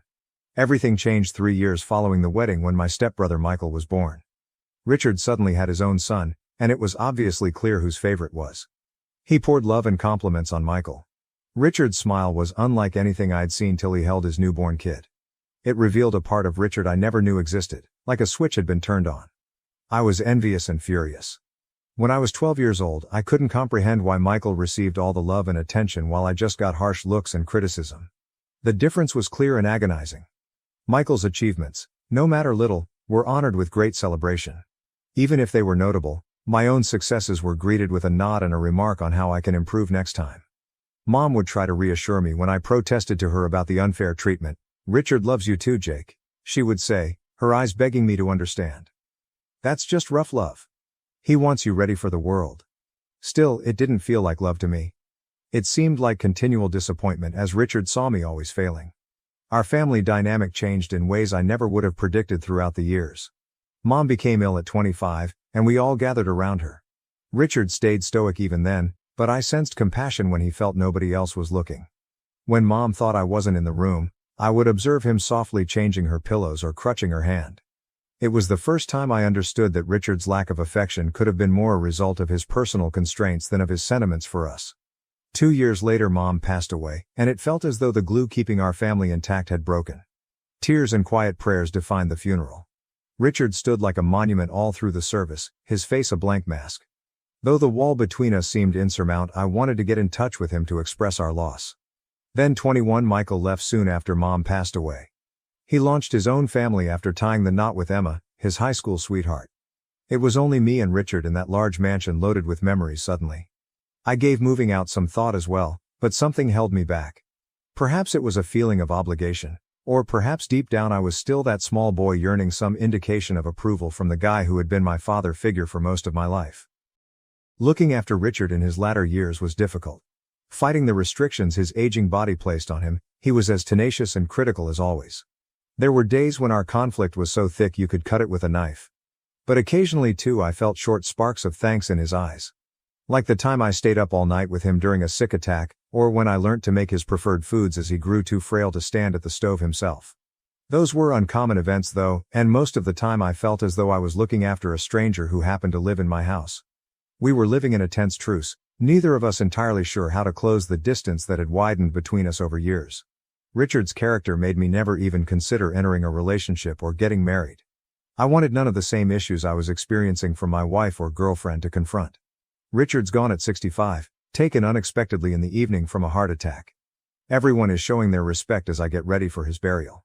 Michael arrived with Emma and their children, Lily 5 years old and Max 3 years old. I hadn't seen him in years until now. Though he seems older and more austere, I recall from our early years that he exudes entitlement about everything. The funeral was a depressing event. I stood there listening to people talk about Richard, a fantastic man who always placed family first, a pillar of the community, and I wanted to find fun in the irony of it all. Knowing the same man I did they? To me, the Richard they described seemed to be a stranger. Michael drew me aside as folks were departing once it was all over. I considered that perhaps he wished to assist each other in our sadness, to reconnect, or to share memories of our childhood. Rather, he delivered a startling blow that left me whirling. "So, about the house," he said. His voice laid back as though we were talking about the temperature. "I'll need you to leave by the end of the month." "Not sure," I glanced at him. "What are you talking about?" He groaned and cast an intentionally obtuse glance at me. "Clearly, the house. Dad turned it over to me. Ultimately, I am his genuine son. You never imagined he would leave it to you?" I thought of myself as having been gutly pounded. This was how it turned out all these years of trying to be the son Richard wanted and of looking after him. Part of me wanted to fight for what I felt I had earned over years of conscientious living. But another side of me, the one still feeling like that 9-year-old lad yearning for affirmation, wanted to withdraw. "Fine," I answered, my voice empty. "I'll be out by the end of the month." Not only for Richard, but for the family I never really had, for the bond I had always hoped would grow between Richard and me but never did, as I watched Michael walk away arm around Emma, kids running ahead. That evening I began packing among boxes of memories I wasn't sure I wanted to save. Sorting through years of accumulated belongings, I couldn't help but wonder whether Richard had been right all along. Sometimes you still ended up with nothing to show for it. The world was harsh. Update: I sold out of my childhood house a week ago. For now, Mom's sister Linda is here with me trying to decide what to do next. Thinking about Michael and how we got here, I lie awake at night staring at the foreign ceiling. Michael obviously was the preferred child growing up. Richard doted on him in a way he never did with me from the time he was born. Birthday celebrations with all his friends invited, new toys just because, pleased smiles when he brought home a good report card, all things I had longed for but never received. I recall one birthday Michael was around 8 years old. Richard hired a whole arcade for his buddies and himself. At the time, I was 17 and couldn't help but contrast it with my own birthdays, which often featured a quiet meal and perhaps a small gift. But Michael aged and something changed. The sweet little lad who used to follow me about wanting to play developed into a depressed adolescent who appeared to hate everything and everyone. He started to treat me like I was invisible and spoke angrily back to our parents. It was like seeing a stranger seize my little brother's body. One specific occasion comes to mind when he was around 16. Richard asked us about his marks when we were having dinner. Richard asked us both this kind of inquiry all the time. It was a regular one. Michael burst this time though. He began screaming about how he despised living under Richard's control and how sick he felt of the pressure. He bolted from the house, slamming the door so fiercely a picture fell from the wall. Richard seemed to be sitting there, looking older and sadder than I had ever seen him. Instead of the angry man I had anticipated to pursue Michael and drag back. Michael's behavior just became worse as he grew older. He began courting a series of girls, each relationship ending hazily. Late nights, missing curfews, and shouting battles with Richard that rocked the home abound. I tried to keep out of it, but the continual stress would inevitably affect me. Michael laughed it off when Richard tried to discuss respect and duty. "You can't control me anymore," he would say, and Richard would get this expression, a mix of wrath and despair, that I had never seen before. Then arrived the day he turned up with Emma as his bride. Not even among us knew he was seeing someone seriously, let alone getting ready for marriage. Walking in with Emma, little more than a teenage herself, he said they had eloped. I shall never forget Richard's expression. For once, he was silent. Mom tried to calm things down and welcome Emma into the family, but the air was clearly charged. Richard seemed to be straining to keep his cool and to find the proper words to speak to his kid. Emma claimed she wanted to live free from family meddling, apart. Michael thus packed his luggage and left, simply as that. He pledged to visit and keep in touch, but those pledges soon dropped off the list. Weeks became months devoid of his communication. His calls were always quick and often tinged with conflict. I assumed definitely he would come back when Mom fell ill, but he did not. He asked her periodically how she was doing, but always had a reason for why he couldn't visit. Work was hectic, the kids were sick, the car was in the shop.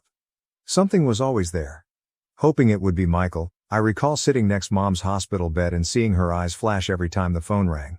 More usually than not, it wasn't. It was me who had to phone Mom to let her know she died. He sounded very offended, full of regret for not visiting more frequently. He claimed he would try to make it to the funeral, but ultimately he did not show up, just a flower arrangement delivered to the funeral house accompanied by a card offering his sympathies. Feeling his absence like a physical hurt, I stood at the burial wondering how we had become so far apart. And right now here we are. Not motivated by love or obligation, the prodigal son returns for what he can gain. Thinking about how he swooped in and grabbed the house, acting as though he had some right to do so when he had left us years earlier, makes me enraged.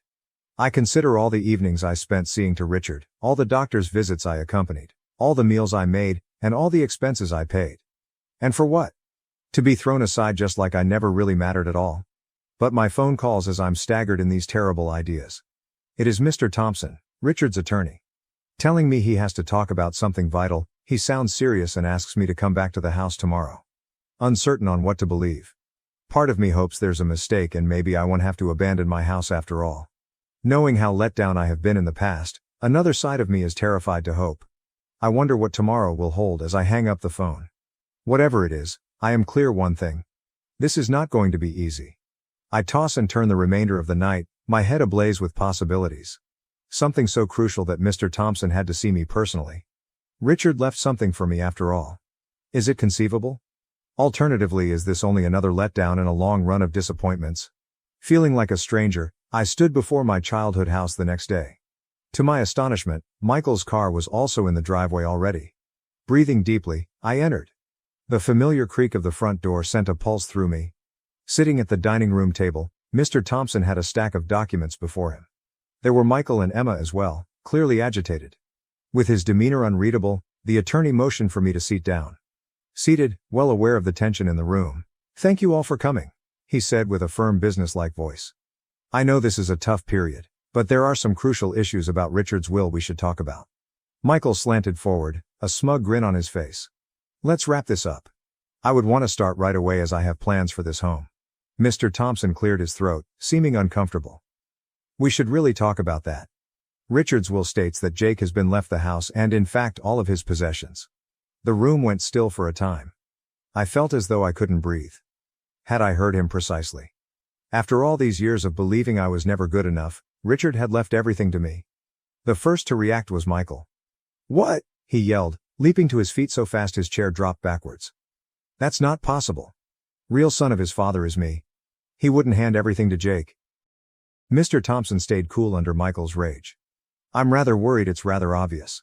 Richard's will specifically says that Jake is to inherit all of his possessions, including the house, his savings, and his personal items. What I was hearing defied belief. It seemed illogical. Those years of criticism, of feeling as though I could never measure up, and now this. Michael was pacing now, his face flushed with rage. This is nuts. When he composed this, he must have been insane. I'll dispute it. I'll bring this before court. Mr. Thompson gave a headshake. That is not what I would counsel. Richard prepared this will rather carefully. He included a letter outlining his choice and had it attested and notarized. Challenging effectively would be quite difficult. Michael turned to face me, his eyes flaming with resentment. You did this, did not you? You somehow twisted him against me. Still in disbelief personally, I raised my hands. About any of this I knew nothing. I assumed he was forwarding everything to you. Before things could get much more heated, Mr. Thompson stepped in. If I may, I think Richard's letter might help to clarify his choice. Pulling out an envelope, he started to read. To his sons, should you be reading this, I am gone. Though I hope I can clarify, I know your two may find my choice shocking. I have made lots of mistakes over my life. Among my largest was not treating both of my sons equally in terms of love. I expected too much from Jake, was too demanding, never showed enough affection. And I treated Michael too kindly. I never set appropriate limits or imparted any lessons of value. As I considered my life in my last years, I came to see something crucial. A real son is defined by behavior rather than blood. And in that sense, Jake behaved as a real son ought to. He stayed with me through trying circumstances and looked after me even when I didn't deserve it. All the traits I attempted to teach but failed to show myself, patience, kindness and responsibility, he exhibited.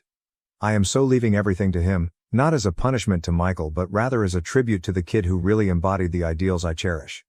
I hope you both have the compassion to see and pardon the errors of an elderly guy. The room went still once Mr. Thompson closed his book. Tears came to me, a lifetime of feelings rising inside me. All those years I felt Richard didn't care, that he considered me a disappointment. But he had been observing, noting, valuing in his own unique sense. Michael froze momentarily, his face a mask of shock and rage. Then he silently seized Emma's hand, rushed out, slammed the door behind him. His automobile started up and ran out of the driveway. The last act of disobedience was a tire screech. Turning to me, Mr. Thompson wore a gentle grin. I know this is a lot to absorb, Jake, he continued. Richard expressed his preferences quite precisely. He wished for you a safe future free from financial concerns. I nodded, still not sure I understood exactly what had transpired. Thank you, I managed to say. I need some time to consider all this. Mr. Thompson stopped as he neatly folded his documents. There is still one more item. Your stepfather left you a personal note as well. You read it in private, he questioned. He gave me an envelope with my name written in Richard's recognizable handwriting on it. I took it knowing that within our words I had waited a lifetime to hear with shaky hands. I sat by myself in the quiet house flipping the envelope in my hands after Mr. Thompson departed. At last I plucked the will to open it and read. Jake dear, though I know I've never been excellent at communicating my emotions, hopefully this letter will help to offset some of my faults. I'm glad of the man you have evolved into. Though I failed as a parent, I had a challenging upbringing and never taught appropriate affectionate behavior. I reasoned that the best way to equip you for life was to be rigorous and challenge you. I regret the suffering I caused you. Now I understand I was mistaken. Particularly in these last several years, your compassion and commitment have shown me what actual strength and integrity look like. You now more than ever reflect the guy I always dreamed you would be. I apologize for not telling you these things when I was living. With my last wishes and this letter, maybe, you will have some peace and protection. Remember yourself, son. You are deserving of all the joy available. Love, Richard. Tears came down my face as I closed the book. All those years of feeling inadequate, of thinking Richard didn't care, and now this was overpowering. Over the next days I battled to make sense of everything. Once a cause of stress and bad memories, the house felt different now. It belonged to me, in a deeper sense as much as legally. It was evidence of Richard's affection, sincere if spoken too late. Michael hasn't gotten in touch since he departed that day. Not sure whether he will. Though I know it will take time, part of me hopes we can reconcile someday. The pain is still raw, and our distance seems more than it did years ago. I have given family, the complexity of love and the numerous ways people show it a lot of thought. Though often harsh, Richard's love was sincere. It was flawed.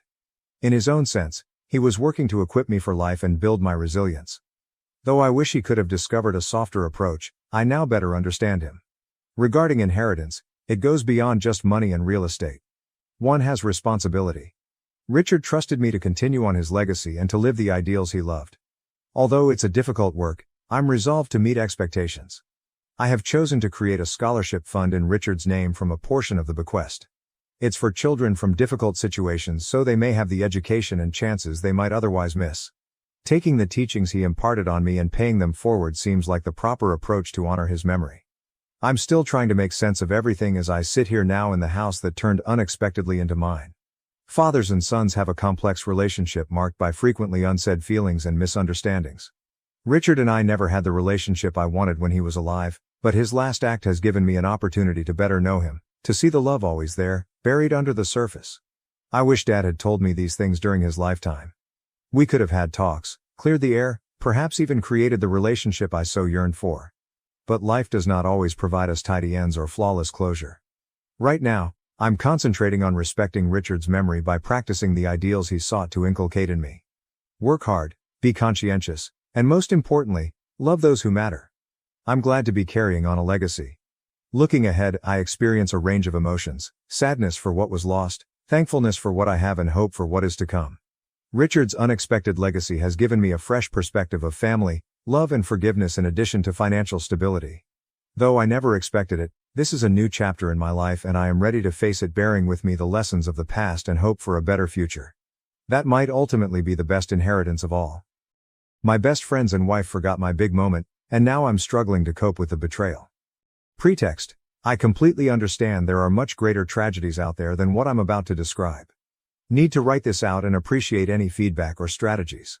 Myself, my wife and friends from college, including best friend and his wife, have been doing a college football pick'em league for the last 12 years.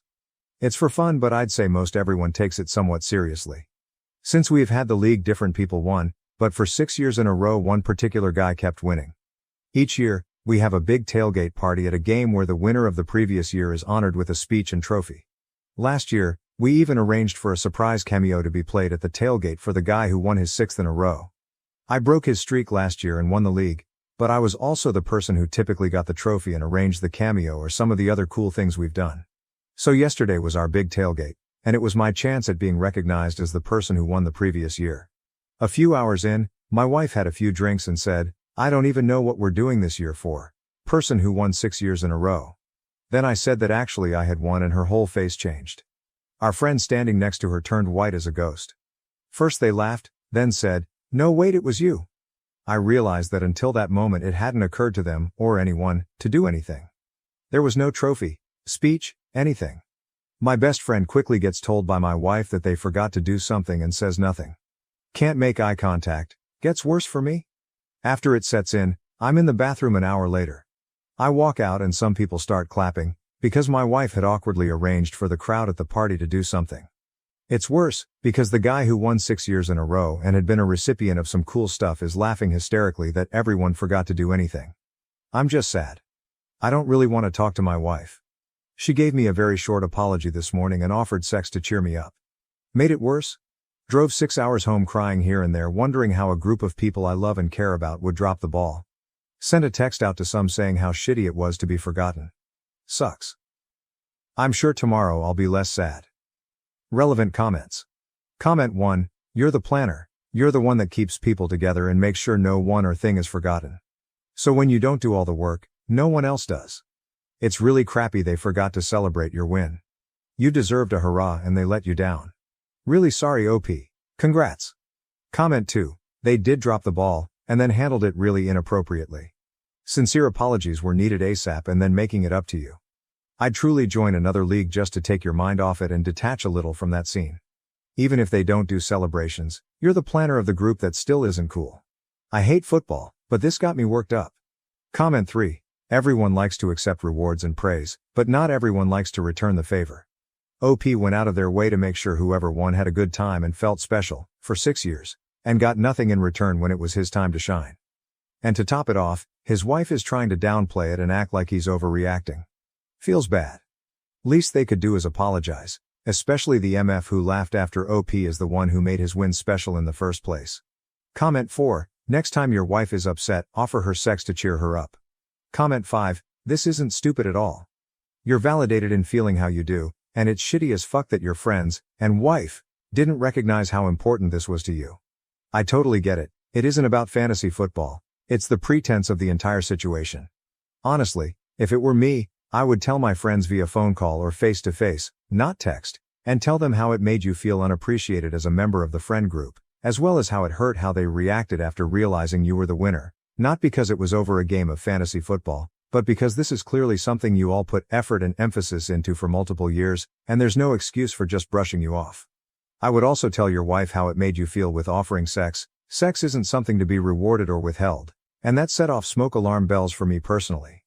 You deserve to be surrounded by people who appreciate you the same way you do for them. This isn't something to accept, it's important that you say something. I know it's uncomfy, but it's worth it. Sending you love, OP. Thank you very much, really. I teared up that anyone felt sympathetic. I'm in my house and feel like I'm on an island by myself.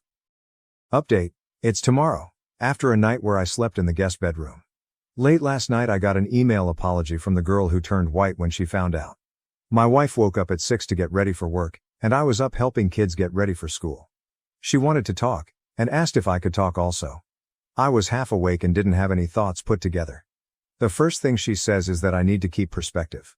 She said that it's not as if she cheated on me, she forgot something big, but there are much worse things that could have happened. I didn't respond. She asked how long she was going to be punished for this, and I just responded by saying it wasn't all about her. She is visibly frustrated and I'm too afraid to say something that will ignite her. I feel like she's desperate for me to say anything.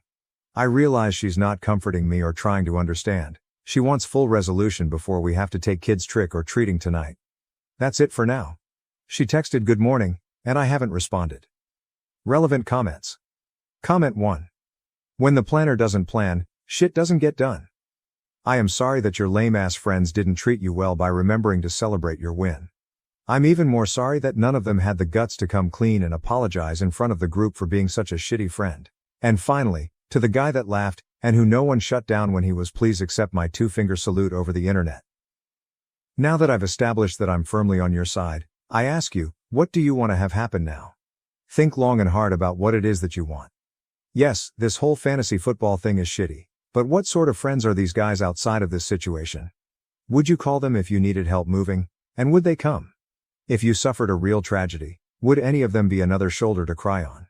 If you have kids, or were to have kids in the future, would you invite these people to be a part of your child's life? If these people are merely the college fantasy football bros, then maybe you need to consider letting them all go.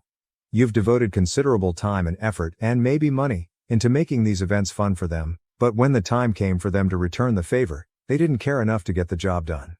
I don't blame them for not being more sincere in their apologies on the day this all went down. By your account, they were all caught flat-footed, and it's hard for most of us to admit our mistakes and apologize properly when we're still processing what an asshole we've been. Have any of them reached out since?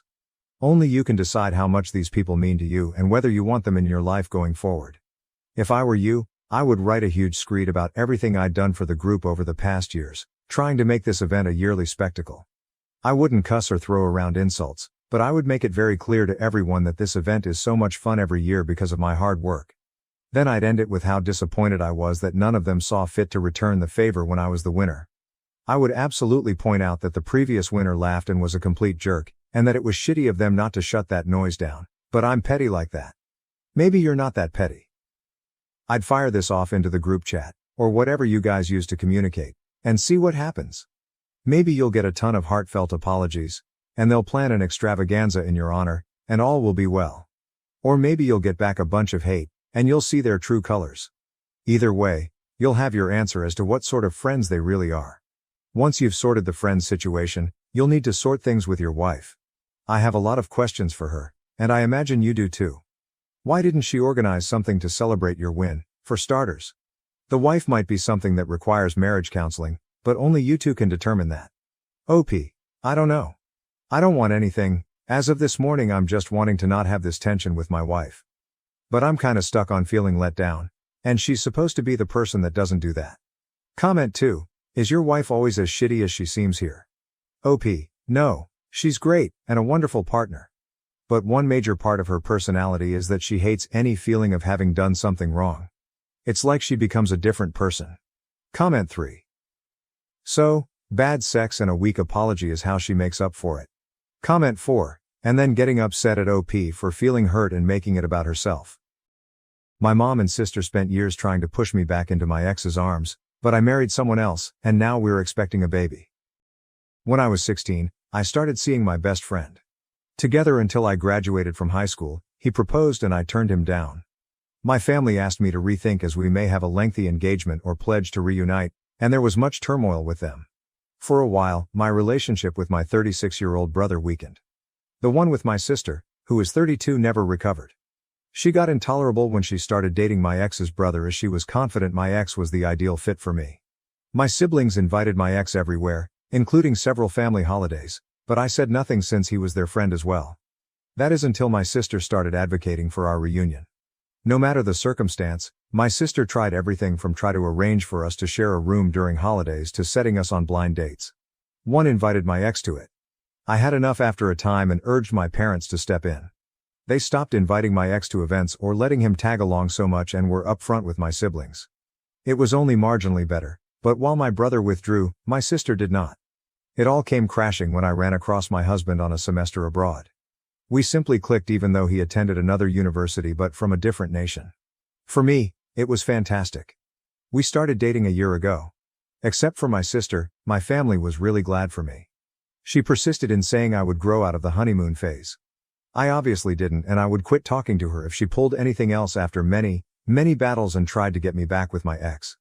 After that caution, what does she do?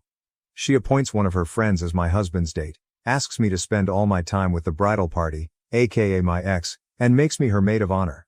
The poor girl tried to pass at my husband, and we didn't know until we were at the reception. Since we are not married, my sister stated it was acceptable to explore things with others. I left the celebration, and the next day I chatted with my brother and parents.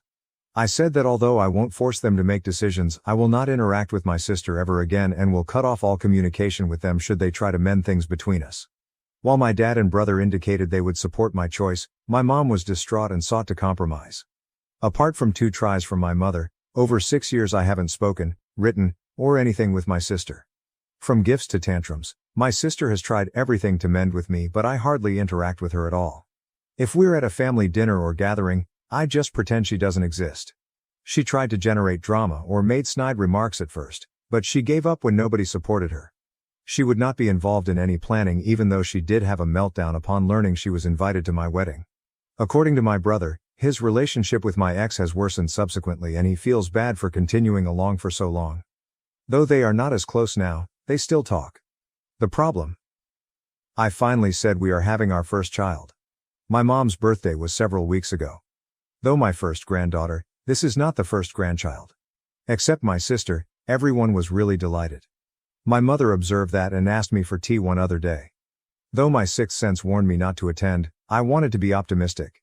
When I arrived, my sister's automobile caught my first attention. Then there was my sister, her husband, my ex, and his lunch as I walked in the door. Since my childish approach has lasted for so long, they wanted to intervene.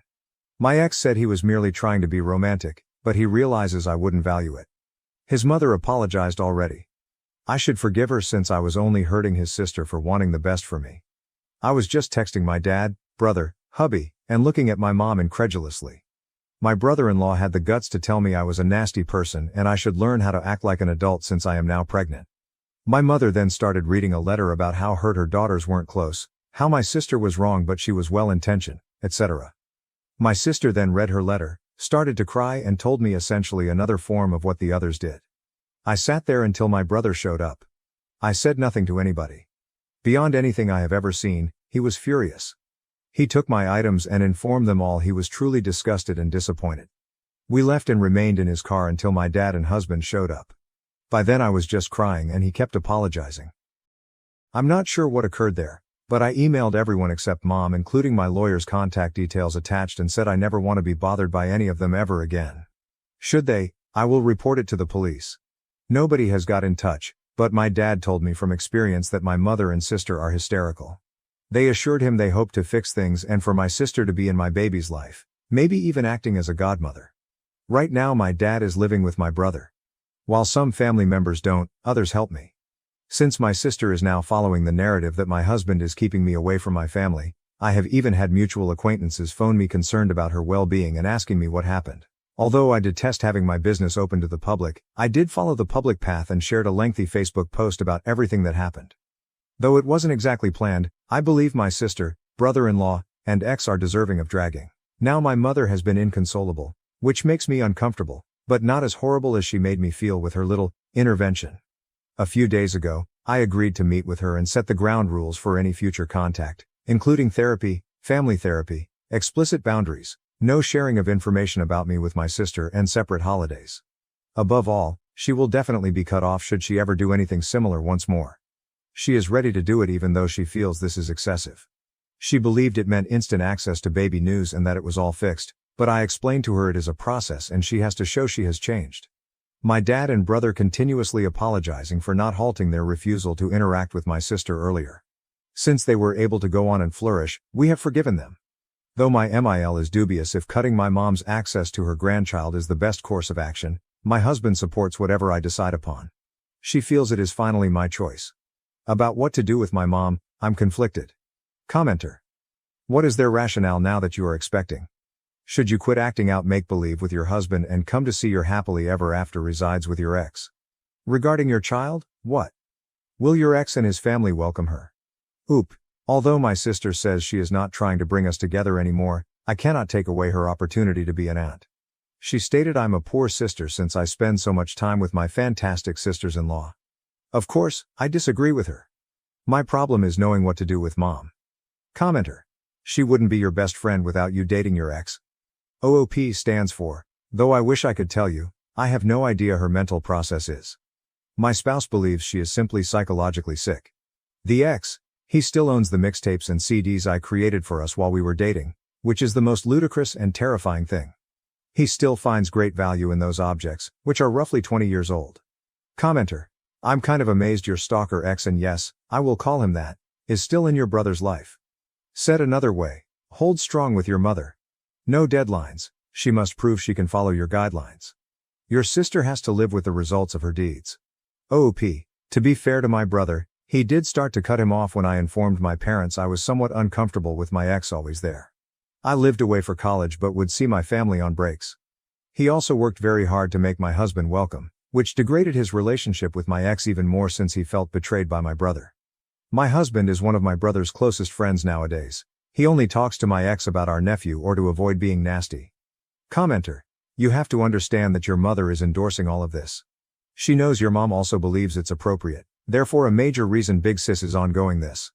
This makes me somewhat depressed since my mother was always so friendly to my husband and now I'm questioning their whole relationship. For some background, neither Indian nor from a religious family are we. My parents were decent, polite ones. At first, they considered it to be a romantic thing, but subsequently came to see it wasn't. They pushed me to start college and all around. Now, I know my dad really helped me and my mom might have just followed along and had the same ideas as my sister. My sister suggested that we would be best friends with the brothers. Update 1, same day, 16 hours later. The modification I wanted to post but couldn't. I want to thank you for the so far great support and guidance. Since there are too many for me to personally address, I would like to add a bit more information in my remarks.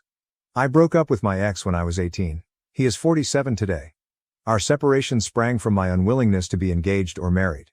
The fixation of my sister on wanting both of us to be best friends and brides drives her insistence.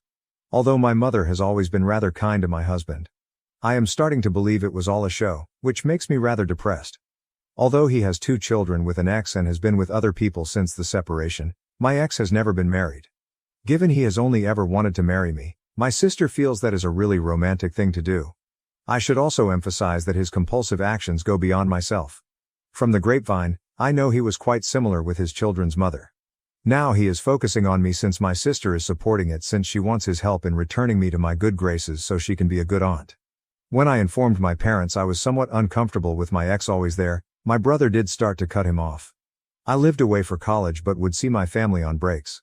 He also made a very great effort to make my husband welcome, which degraded his relationship with my ex even more since he felt deceived by my brother. My husband is now among the closest friends of one of my brothers. He only talks to my ex over our nephew, the son of my sister, or to avoid being nasty.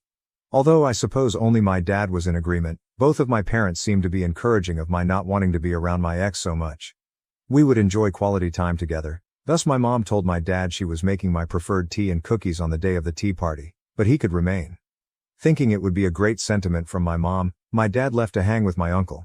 Right now he is really irate. When they met, my husband tried very hard with my sister. Now he simply dismisses her and thinks she is mentally sick. Though we don't know whether she is or not, her behavior cannot justify anything. Their official perspective is that it would be best for me to confront the core of my problems with my sister, hence they invited the ex and his mother. Furthermore, my spouse and I are from the same race. We are not really religious, neither Indian. Neither my ex nor my spouse have any financial differences. If such exists, it would benefit my husband.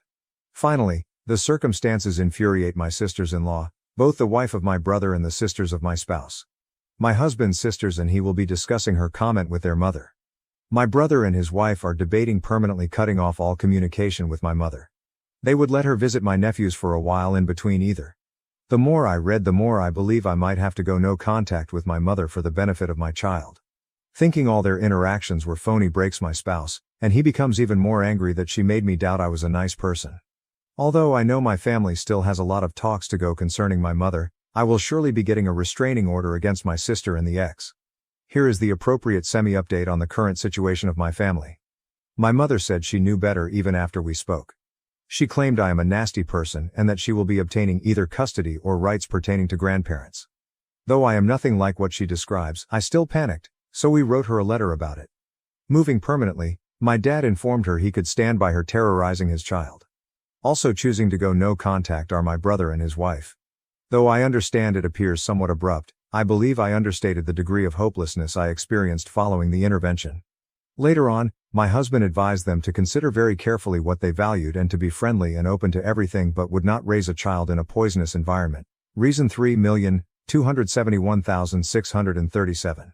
I love my hubby for this. My mother and her fakeness really break my hubby. She will never get anything from him, he says, which is as much retribution he wants. My MAL was informed about her comment by my husband and sisters, who also helped her to see why it was rather out of line. She is, as many of you would guess, a very devoted mother from a lovely family. My dad and brother keep atoning for any part they contributed to this. It astounds my dad that we have reached this position. For him, he claims, everything is still strange. Still, they claim they are ready to assist me in battling any foolish struggle my mother or sister might muster and back me no matter what. Update 2. I would like to thank you for the nice words and encouragement. I chose to publish it here so it wouldn't be removed as the original was. Though they are both wonderful and terrible at the same time, I am trying to keep upbeat about everything. Sitting my nephews down, my brother and his wife told them Grandma was sick and tried to hurt Auntie Diamond and the tiny cousin. Grandma might not be living with them anymore, they said, but that does not mean she loves them less. Though the kids are smart, it was really difficult. Although Auntie is no longer in their life, they do not care as they hate her, not because of me alone, but rather because she is not exactly great with them either.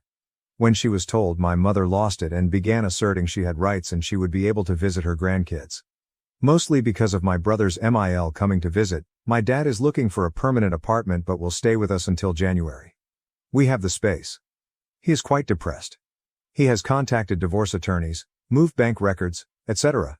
already. My mother has been sending him innumerable emails, messages and calls, but he responds to nothing. He was advised not to block her right now by the lawyer.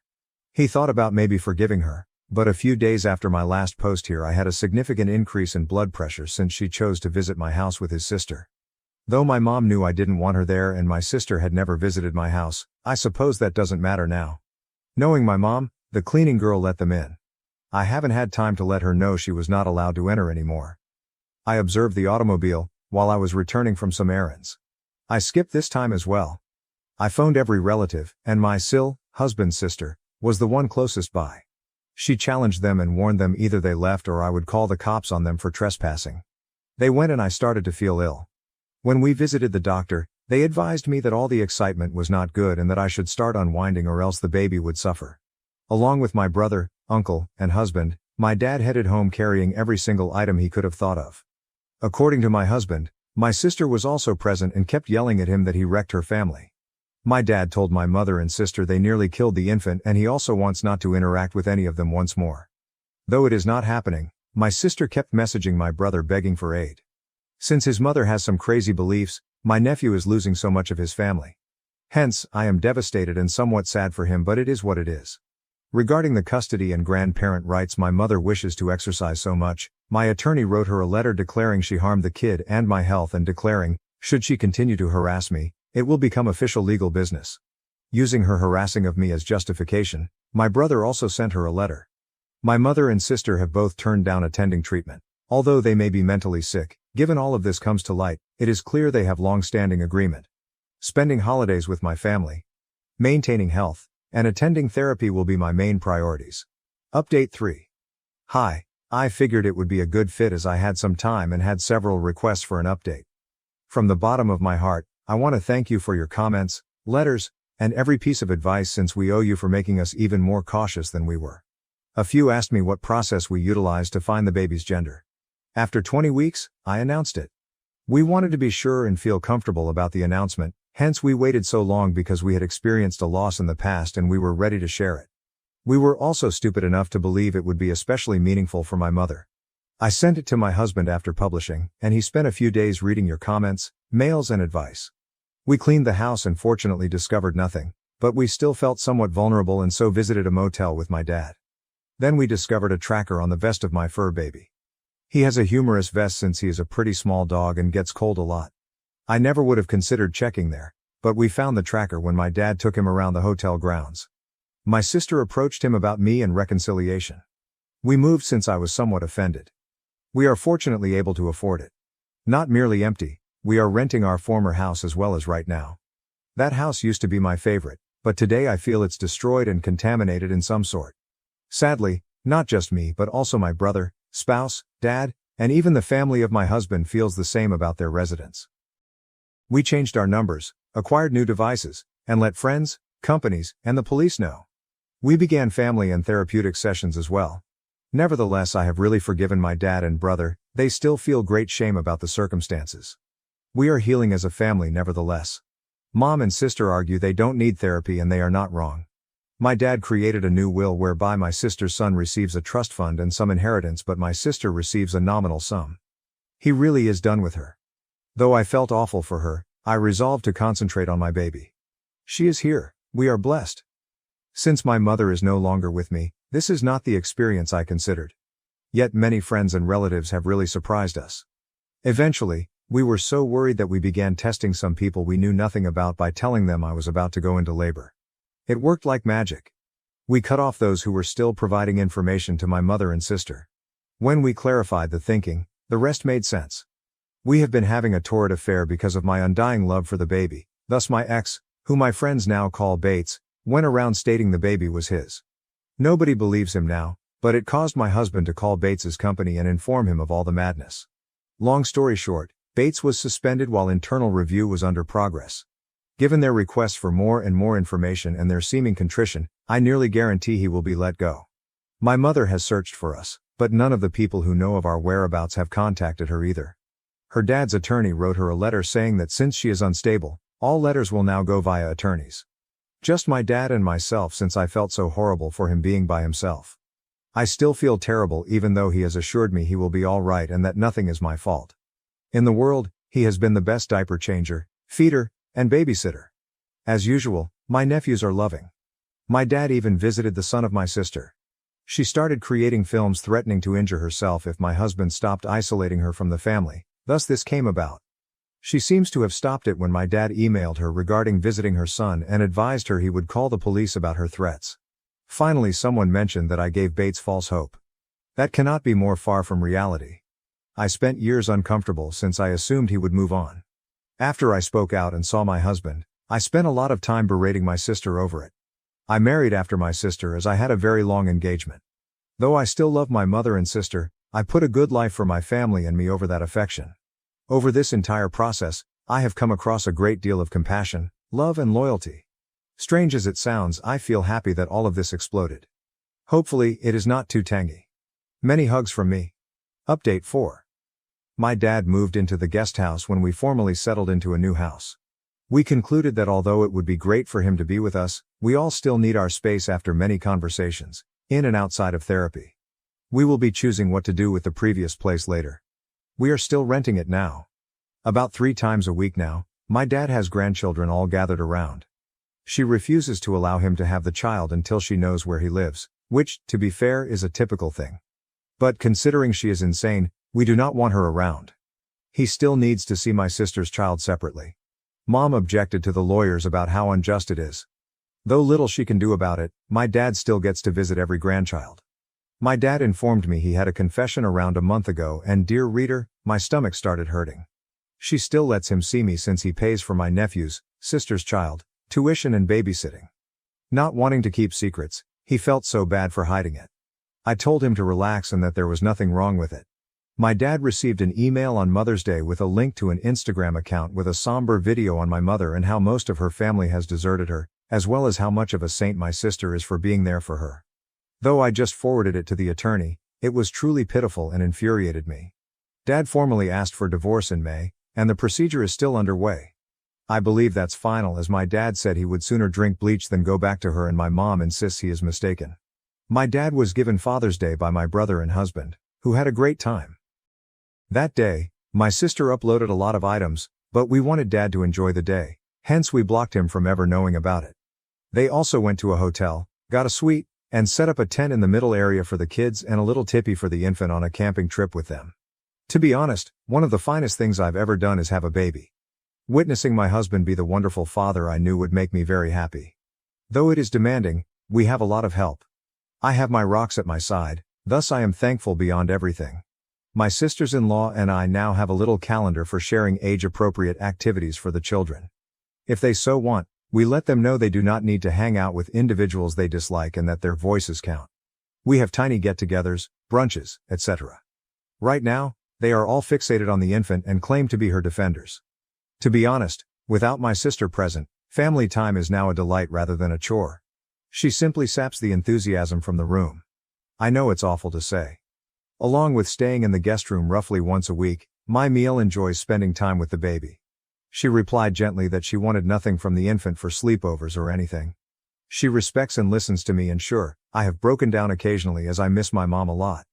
I miss the mother I had, or believed I had, not the one who informed me I would be a nasty woman or awful mother.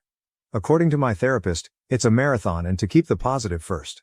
About good, Bates was let go.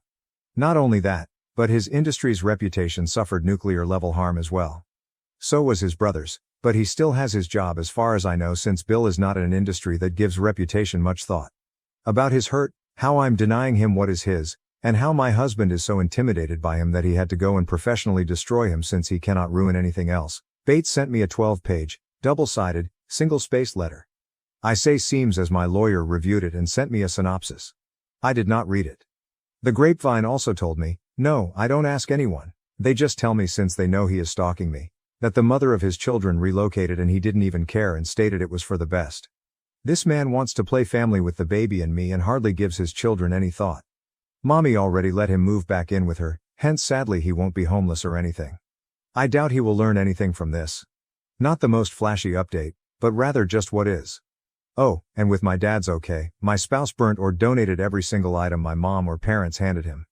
Even with memories, he believes, life is too short to allow her room in his life. Commenter: I am rather happy you are visiting all that with the intact good portions of your family. I appreciate Bates is a nasty guy, but has he ever done anything relevant or connected to his work? I truly don't see the firing component. OOP. It's a really close-knit one. And when you have a bad reputation, it shocks you. He is not giving up his business. Before this, he was considered as a good but detached feminist single dad. He even informed certain colleagues that I stayed with him for more than our scheduled visit. Commenter: OOP, I have respect and am sorry for what you faced. I am reading your entire story from the best of Reddit from my house in India at 1:30 a.m. As healthy and pleasant as you both are, I hope your child develops to be as well. Also, I hope this whole mess ends soon so you may be back with your mother following the end of her XF dream. Respect you, keep fighting. OOP. That's a great attitude, but I will never chat to my mom once more. I miss her a lot. I shed a lot of tears. The baby deserves the greatest family we can offer, and my mother is not part of it. She is not the person I thought she was. Though I have to safeguard the baby, it hurts. New update. Long time, no saw. Though first I want to thank you for all of your comments and letters. I have some updates for you. I value it greatly as every time I log into this account I am inundated with essentially wonderful stuff. Nobody will probably read this, but for those that want updates, they are mostly decent. Let's get right on with that out of the way. Now, following several arguments and outbursts from my mother, my parents are divorced. That is it, kept the house and received a lump payment. We are all quite thrilled for my dad, who seems like a new man. A little flashback. We didn't terminate our cleaning lady during all the hoopla. This woman had been serving my husband's family for decades, and her absence from work due to what her insane relatives did caused great anxiety in me. We are not slobs either, and she is not kneeling or anything like that polishing floors. In any case, my dad told her she was on paid vacation till we moved into a new house and to kindly wait for us should she wish. She was not fired at all. Her family was likewise really delighted about it. Because they were so appreciative of what he was doing for them, my dad occasionally started gathering food and goods from them. Well, my dad is currently seeing her. Her sister runs her own nail business. She is a really beautiful woman who has grown children, hence she can relate to the dynamics occurring occasionally. She is happy with him as he has been quite clear that he is neither moving or getting married. She values her independence. When her mother learned about his new relationship, she almost passed out. She kept claiming it was a late midlife crisis and he had to turn to be a sugar dad. I obviously heard this since I don't interact with her, but last I heard she is struggling. She depends on my dad and struggles as she was never adept in budgeting. She had to stop making insane purchases. My dad is not assisting my sister with money anymore, hence she is also suffering. You see, he was ready to stay on helping for my nephew's benefit, but then things became very difficult. Starting to nickname my child an affair baby, my nephew said she is not with her own father. Saying they were only he, not my kids' cousins, he pushed one of my nephews on my husband's side during a birthday party, calling my other nephews delusional. The children were bewildered and thus very confused, but they told an adult right away. Dad spoke with him, but he kept repeating it. When he spoke with my sister, she claimed she had no way to stop a child from speaking the truth and that not all children always do. He is severing them, he informs her till something changes. She sobbed and fretted, but she also was really tenacious. My nephew attends public school now since my spouse forced my dad to cut them off. Bates, well, he is still without work. I know I was vague about it, but some of it had to do with stalking, irony much, and he worked in a field connected to vulnerable women. He was therefore sacked for this. The company he worked for didn't want this all over them. He has sent 2 more very long, handwritten, rambling letters. As he only has my lawyer's address, guess who has the honor of reading, compiling and submitting those rams? My lawyer is a champ, I love him. Apart from that and the rumors, I have not had any negative experiences involving him except one. A random woman approached me at the grocery shop to find out whether my child was Bates's baby. I was startled and froze. She stated he had a picture of us on his page when I asked her what she was on, and I should feel bad for hurting such a decent man. Turns out he is still following the story that my child is his and that I loved him so greatly. That is all old news. The picture comment really startled me the most. There is nothing public or like that about this picture. That is it. It was emailed once to a family group. I told my husband right away, and he got furious but under control. We made the decision to smoke the rat. To cut a long tale short, my dad's 2 sisters were providing information to my mother. Though he was somewhat let down, my dad had no questions about cutting them off. They still implore him to meet with them once more. His family and mine are doing fantastic. We have seen them frequently and have spent some family holidays since the last update. They also hardly interact with my sister and mother. Since it turns out she was not a fan of our mom but preserved the peace, my SIL is actually quite glad about it. Also quite beautiful are my in-laws. She is over the moon about us allowing male overnight babysitting now. Her grandchildren are all happy to be with her. Sometimes she has all of them under one roof. She used to be a flight attendant, hence their preferred game is to act like an airline. We don't worry as they love her generally and we know she is nice with our children. My mother kept stalking her, so she had to make her socials private. She prepared her own bed, hence I am sure she is quite jealous. Last but not least, my hubby keeps me sane even in small matters. We wonder whether we ought to adopt another baby or even have one. We still have to decide, but we have a tremendous support network and the advantage to have these talks. I still long greatly for my mother. When I know there are milestones I can no longer enjoy with her, I occasionally cry. Yet, she is a bad person. Thus the safety of my family comes first. Last interesting tidbit. They went camping last Father's Day. It was excellent save from some poorly placed sunburns and bug bites. After we announced my pregnancy, my sister-in-law's plan to humiliate me at my husband's party backfired, landing her in jail and a divorce. For the last 7 years, I, 29F, have been wed to Harry. Except for his relationship to his sister, Kayla, who brings all the negative into our life, I enjoy everything about our marriage. Now don't get me wrong, when I initially met Kayla, I loved her. But with time, I rapidly changed my view. She is poisonous, manipulative, and really negative. Knowing the kind of person she is, I have worked hard over years to be on her good side. My husband dated Syl's best friend when he was 17 in the past, but they subsequently broke up since he felt under pressure to be with her because of Syl. His sister said he and another friend of hers should be together when he turned 23 and discovered he was single, but he disagreed. She went crying to their parents about how she wanted him to wed someone she felt comfortable with, but his parents hardly really listened to her throughout their great battle. While my husband and I were meeting and falling in love, his parents were quite encouraging, but Syl always treated me coldly. She would always bring up Harry's exes for no apparent reason whenever I was present, reminding him of how well they were doing and suggesting how he could get in touch with them. This continued for some time. Harry also thought this strange and would ask her to stop bringing up his exes. I was not the only one who saw this. Then Syl would get enraged and start mocking me, claiming I was jealous and Harry shouldn't be with someone like me.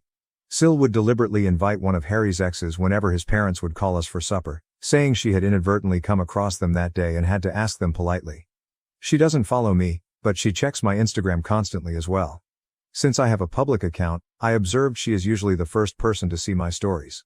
Should a man comment on my photograph, she would then go to her brother and grumble over how I was sharing indecent images of myself. Harry and I would actually chuckle at her claims. She persuaded Harry to split off with me when he and I agreed to live together, telling him I had many defects as a woman and that she could find someone far better than him. Since I had been just friendly to her all along, this comment really wounded me. Sadly, SIL's treatment of me got even more bad as soon as Harry and I were engaged. Everyone started applauding Harry and me as we revealed our engagement, but I observed Kayla was somewhat quiet. Then, startled everyone, she sprang up from her chair and left our gathering. Later, she called Harry, sobbing and yelling about how she didn't value receiving the news with everyone else as she felt she was the closest to him and deserved to be the first one to know of his engagement. Later on, she messaged me nearly borderline threateningly, advising me on how I should treat her brother as she had always been the only female in his life. I nearly shuddered over the strange message. I left her message on scene, which I know must have offended her even more, not even bothered responding. Every time Syl saw me, she started to progressively ignore me. She stayed involved in all the wedding preparations for whatever reason, like when I went dress shopping and had my bridal shower.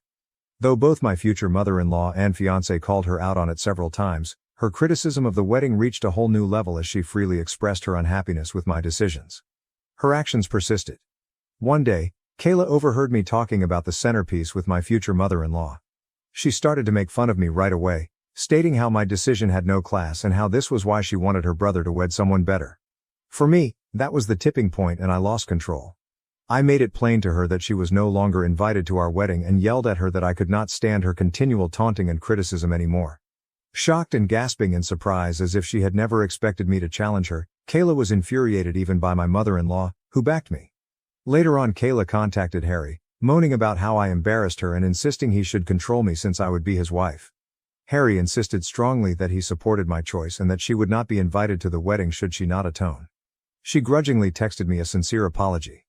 I saw it and, once more, left on read. I was already tired from getting ready for my wedding, and I wanted nothing to do with her drama. She did visit our wedding in the end since I wanted her to not criticize us afterward. Everyone, including the guests, seemed to have no issue following the pink tones and pastels chosen for my wedding. But Syl arrived looking as though she were attending a funeral, a black floor-length gown with a veil. To put it mildly, we were stunned. Syl visited everyone sharing her grief at losing her brother to another woman. My husband approached Syl about her discomfort with her wedding attire at the reception. Saying that she had the right to wear whatever she chose and that I was too domineering, she sought to portray the victim.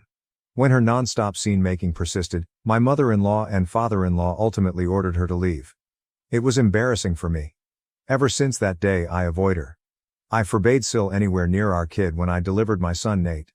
She tried to oppose it but my husband's parents had my back. They supported my choice and knew exactly why I wanted Seal far from my infant. Sil suffered a miscarriage with her then boyfriend Jamie 2 years ago, and it totally shattered her. For everyone, that was indeed a depressing period. Given our already childbearing status, Harry and I felt bad for her. We chose to be somewhat more lenient following her miscarriage. She could connect with our kid Nate, so we would welcome her to our house. Despite her behavior with me, she has been rather lovely to our son, really shocking. She looked to have changed at first, but with time she returned to her former self. She constantly talks about how difficult her life is, how things never seem to go for her, and blames ex-friends or managers for upsetting her life. I have found over time that she is never wrong in her thinking. She is always attempting to get people on her side by playing the victim card and hardly acknowledges any flaws in confrontations. She chose to get married this year and invited everyone to save us. Given our relationship seemed to have improved, Harry was surprised to learn we were not invited. She began to explain how she won't let me come since I would cause disturbance to her wedding when we questioned her about it. Having never done anything to her, I phoned and asked her why she would think something like that. Kayla began to tell how she had deliberately dressed in all black for our wedding, so now she was worried that I might do the same and this was why she wanted me off-site. I informed my spouse straightforwardly about how manipulative she was, outraged about it. After discussing with his parents, Harry decided to let Sil know they would neither be attending the wedding nor would they pay for it. This turned Sil to tears, and she began to blame me for starting this disaster. Her husband told her she had no right to be pointing fingers at me as she had freely admitted her own error. Kayla, however, explained her behavior by stating that I should just get over it since our wedding was long ago. Later, she contacted me to apologize and ask for forgiveness as FIL and MIL were still not paying for her wedding. Though I hate to say it, Kayla can be quite charming and convincing when she wants something. I wanted to just go forward from the past and forgave her. Her wedding to Jamie went perfectly. We all showed up and had fun. Not even 6 months later, Kayla appeared at our door grumbling about her marriage failing. For a few days, Harry and I let her stay with us where she would spend endless hours venting about her husband. They appeared to be struggling to conceive, and Kayla was obviously blaming Jamie for everything. When I went to speak to Kayla, she insisted it was entirely her husband's responsibility. She would be hyper-focused on our lives and try to create things that didn't exist when she was not grumbling about her husband. For instance, usually every morning before heading to work I visit the gym. When I'm running late, I occasionally grab my work clothes so I may finish my workout, have a bath, and change into my business wear. Sael observed this for some time and would have many questions about it, including why I was bathing or why I even needed to visit the gym. I didn't give it much thought and would tell her how I liked keeping my weight and how I disliked visiting the office all sweaty. She would nod and lick her lips. Mill was telling us about a friend of hers who was divorcing right at lunch. She left her friend's spouse and grabbed half of his assets after learning about his adultery with her. Sael stopped her abruptly to ask my husband whether he and I had signed a prenup before we were married. We paused to stare at her. We stopped eating. She glanced at my husband expectantly as if I hadn't even arrived. My husband told her straightforwardly that he is not someone who minces his words as he and I both made rather good money and we felt no need for a prenup. Sil snorted and began to say that he could be blindsided any day and that cheats abound today. Her statements offended me, therefore I asked her to clarify exactly what she meant. Sil then began to remark how I was obviously meeting someone as I was usually carrying change of clothing everywhere and that, as Harry's sister, it was her obligation to warn her brother. These were shocking remarks for me. Phil and MIL arrived right away to save her from continuing to fabricate such things and advised she shouldn't interfere with others' affairs. Without missing a beat, Sil continued to emphasize how she was only trying to be there for her brother and began to joke if our son Nate was indeed Harry's son since he didn't quite look like him. I swear I watched the redness of wrath on my husband's face. In my life, I never had seen him this enraged. Looking Kayla squarely in the eye, he informed her that she was not a mother yet as she did not deserve to be one and that her child would be better off in paradise than with someone like her. Kayla's lips hung in stunned disbelief. Mil and Phil simply watched silently as my husband left Kayla complaining about her being a shameless person trying to ruin everything since her life had nothing to offer.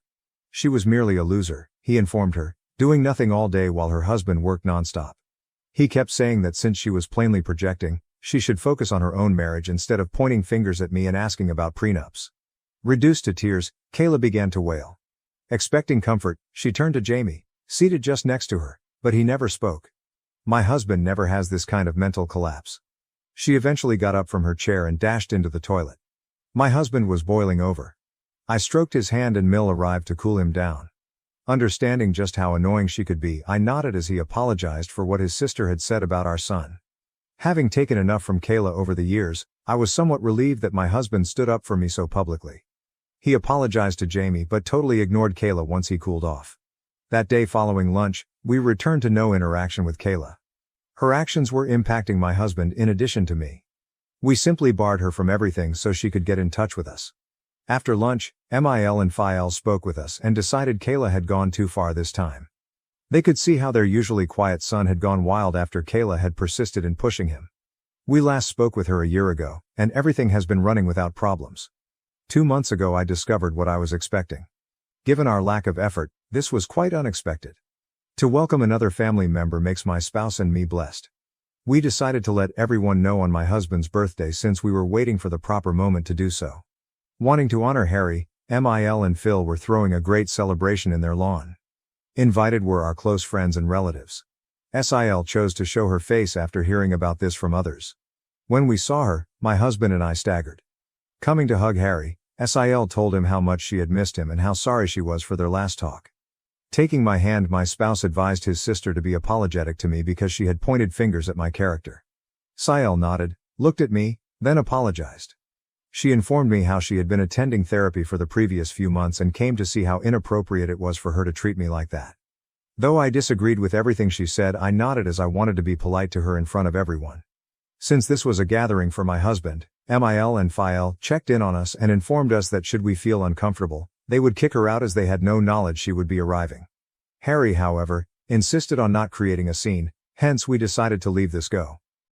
It seemed strange as Sil was laughing and socializing with everyone during the celebration. She mentioned visiting a therapist, so I wanted to provide her the benefit of the doubt even though she appeared overly optimistic, completely not her nature. Harry spoke movingly about how he thought he was the luckiest man on earth, appreciative of yet another year spent with a lady like me, when it came time to cut the cake. His remarks made me flush with delight. As we were when we first started dating all those years ago, I couldn't help but value the fact that my husband and I were still intensely in love. Then Harry and I made the decision to let everyone know some fantastic news. Grinning, we said we were having a baby and everyone paused to consider before yelling in delight. My mother rushed up to hug me and started to cry. As Phil saluted Harry and myself, tears streamed down his face. Everyone was eager to know whether we had chosen baby names and was clearly delighted for us. Sil was the one sore thumb that caught out. She seemed stunned. Her mood changed and she simply turned away from us, appearing irritated, so I assumed maybe she was processing things slowly. Though I was a little concerned, thinking she would ruin yet another party for us, I was sidetracked with other individuals approaching to chat. I got up to assist my in-laws carry lunch, but Rick and my parents begged me to stay seated, telling me I should not even move at this point. Sil approached me beaming as I was calmly waiting for my husband to bring me a meal. Lively saying that she personally wanted to offer me dinner, since she was so excited about my pregnancy, she handed me a dish. She even said as she passed me the plate about how she wanted to make it up to me for all the times she had been nasty to me in the past. I nodded and politely approved. She then turned to go. I was ready to start digging when I fortunately found she had put shrimp on my dish. I know I am quite allergic to shrimp, hence I was surprised Sil even brought me this. Disappointed, I shook my head and got up to get my own lunch. Jamie approached me at that point to wish well on my pregnancy. After a little conversation, he asked me why I hadn't been eating. Jamie reassured me not to worry and removed the dish from my hands after I pointed out how Sil had served me shrimp, probably by error. Since he enjoyed eating shrimp, he told me he could have this dish. I could buy a fresh plate for myself. I nodded, grinned, then turned aside. Jamie began to puke and retch across this dish 5 minutes later, not even 5. Concerned, everyone stopped eating and watched him stagger to get out of his seat. Concerned Harry and Kayla hurried towards him. Jamie gestured at his plate, then at his throat. Our eyes grew wide with amazement as we realized what he had eaten definitely made something wrong with him evident. Jamie passed out, then everyone gasped in amazement and worry. Kayla hurried over to examine his dish, and her eyes grew shocked.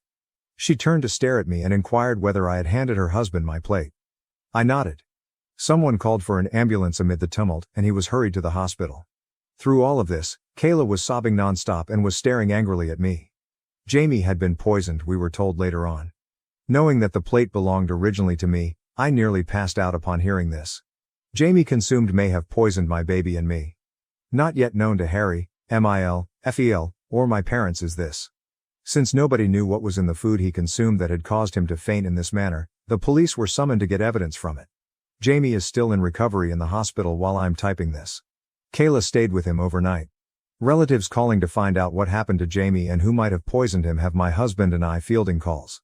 What has transpired shakes Mil and Phil. They are sleeping over at our house since they are terrified to return back to their house.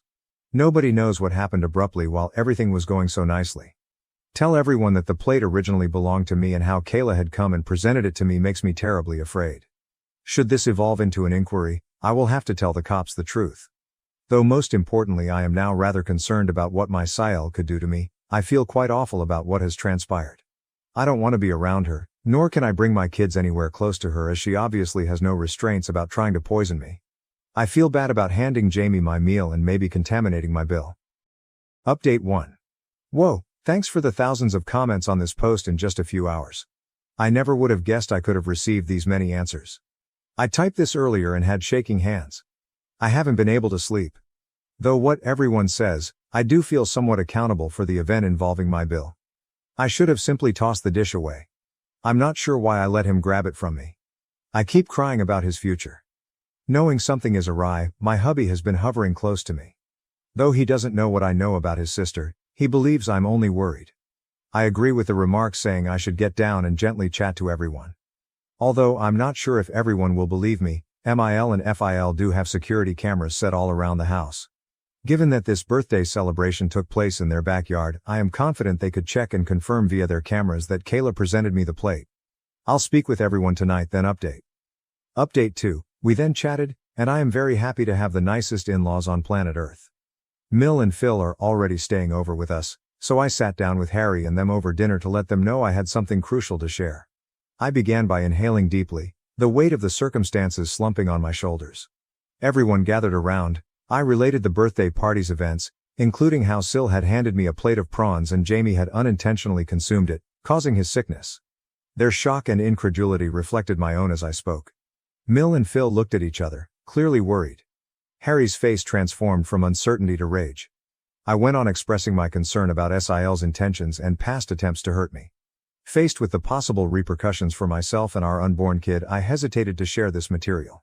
Being the pragmatic woman Mil is, she advised right away looking at the security camera tape. Given the gravity of the matter, Phil nodded in agreement. Though clearly offended, Harry stayed quiet to process the startling disclosure. Reviewing the security footage from their camera app, the truth was indisputable. The video shows Sil presenting to me the poisoned plate and then what happened to cause Jamie's suffering. The weight of the data made no space for uncertainty. As the knowledge sank in, emotions ran strong. Now totally aware of his sister's evil intentions, Harry battled to control his wrath. Their daughter's activities horrified Mil and Phil, who also found the extent she had gone to cause disturbance shocking. Stunned in silence, we tried to figure out why she would act in such a manner. Given this is a very serious issue, my in-laws have opted to forward this material to the police following this disclosure. Jamie is the one who has to lodge charges on Sil, hence Phil and my husband will be visiting and meeting him after he recovers. I want to cry every time I consider how I let Jamie have my poisoned dish. I have no idea how Jamie will react. I am very anxious about him, so I cannot eat anything right or sleep. I will let you know about anything noteworthy. Update 3. Alright lads, I'm back with an update at last. Although I know it has been a month since my previous update, right now I'm a pregnant woman experiencing a lot.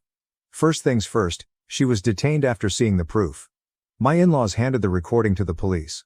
Kayla admitted everything right away and did not even dispute the claims. She started crying.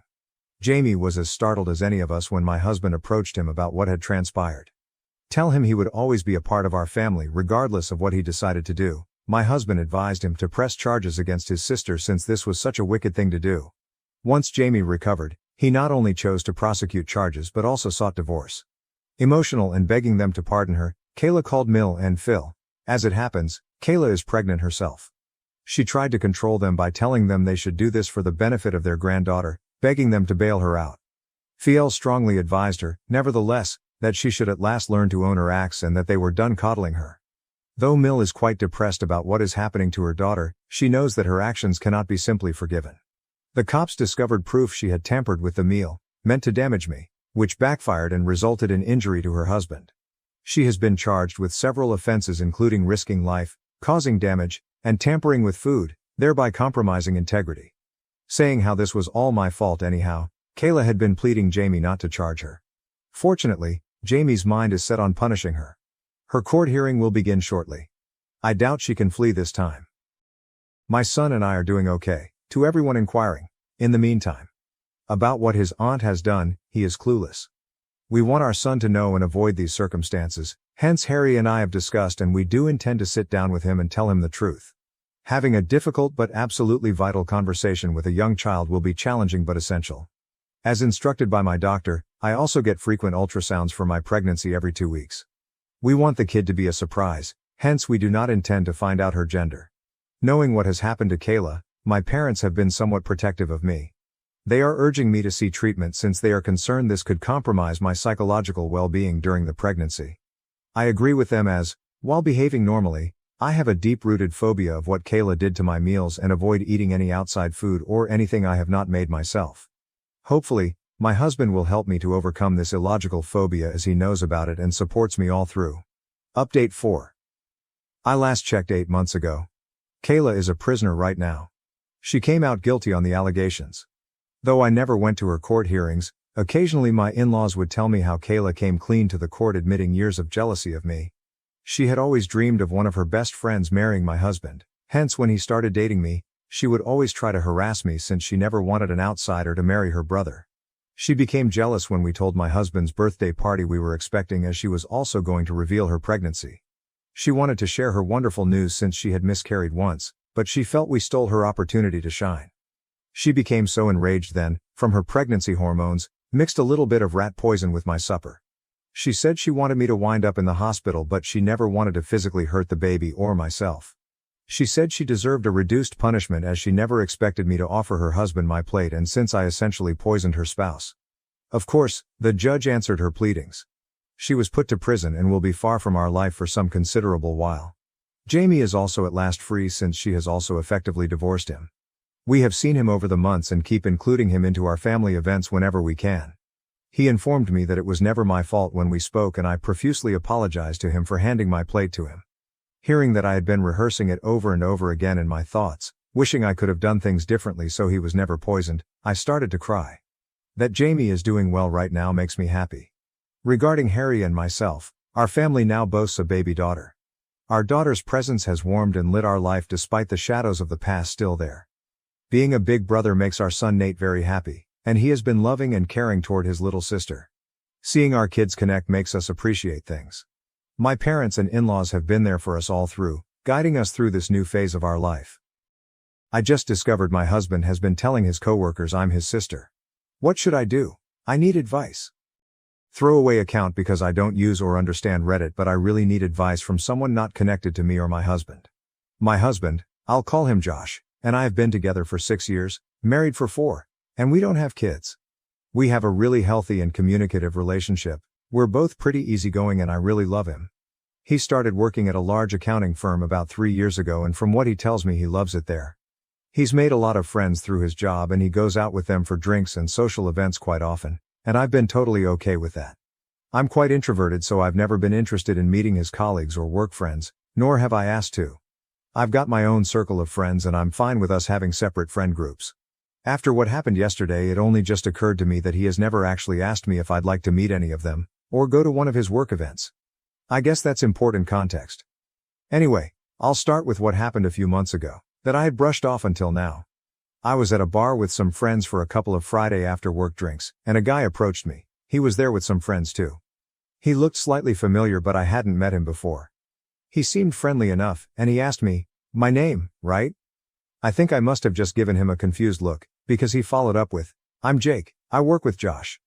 I realized that I recognized him from some photos on my husband's phone. I don't use social media except for a private Instagram, so I'm not sure if he posted the photos anywhere. But we've got a very trusting relationship so I look in his photos sometimes, don't hate me. This is where it gets a bit embarrassing. I'm a bit socially awkward and so I struggled to end the conversation, but he just kept talking at me. I guess he was already a couple of beers deep. But while he was talking, he said something like, "It's great that you guys are still so close, I haven't talked to my brother in ages." At the time I was like, huh? But I just assumed he was drunk and not making sense, so I ignored it. He started to get a little flirty, so I turned to my friends and we left shortly after that. I didn't say anything to them about it and it didn't seem like a big deal to me. I also decided not to tell my husband that I had met his coworker Jake. Not to hide it, but because I figured the guy wouldn't even remember talking to me, and I didn't want to make it awkward for Josh at work by telling him his colleague tried to hit on me. I just thought no harm no foul. But yesterday morning, I was out walking our dog, Monty. He's a cross between a few breeds and has very unique markings, this matters I promise, and was on my way to my regular cafe which is in town. I was waiting in line to order, and the guy in front was an older man. He got his coffee and turned around, but stopped and looked at my dog and goes, "Hello Monty." Monty was super excited to see him, apparently, and so I guessed that the guy was another colleague of Josh's, because Josh brings the dog to the office a couple of times a week. I thought it was sweet, to be honest, so I smiled at him and said hi. He introduced himself. I guessed correctly that he was a colleague, but then he said something like, "Aren't you a good sister," walking his dog for him. I was so confused that I didn't even know how to react at first, so I stumbled on my words and just said, "It's my dog." I regret it, but I genuinely couldn't bring myself to correct him and say that I'm Josh's wife and not his sister. It was just too awkward, and I just wanted to leave because I think was suddenly dawning on me what might have been going on. He asked me something about sharing a dog, but I was able to escape the conversation by being next in line to order my coffee and he left. I seriously don't know what to do, because what the fuck? Do I even ask my husband about this? Part of me is just assuming or hoping that it's a mistake, that he doesn't talk about me much at work and they assume we are related because we both have brown hair. But the thought that he has been telling his coworkers that I'm his sister, and evidently they have seen what I look like, so they must have seen photos, makes my stomach churn. I don't even know how I would broach the subject with him. I need some help. What would you guys do in this situation? I have only told one friend what happened because it's so weird and embarrassing, and she has jumped straight to time to plot his downfall, because she's my ride or die, love her. But I don't want to immediately assume the worst, or ruin my marriage over something that could be nothing. I'm sorry for the long and rambly post, but I would really appreciate any and all advice. Edit, holy fuck. Thank you everyone who commented with some advice. I haven't read all of them, but I really appreciate the suggestions from you guys. A small update, Josh came home at about 2:30 a.m. last night, but he was drunk so he just went straight to sleep, which is fine by me because fuck having this conversation in that state. I've just woken up but he's still sleeping. First thing I just want to clear up. I've seen a lot of people suggesting I have crippling social anxiety, or am severely introverted, which I suppose you could glean from the way I explained what happened, but I'm not.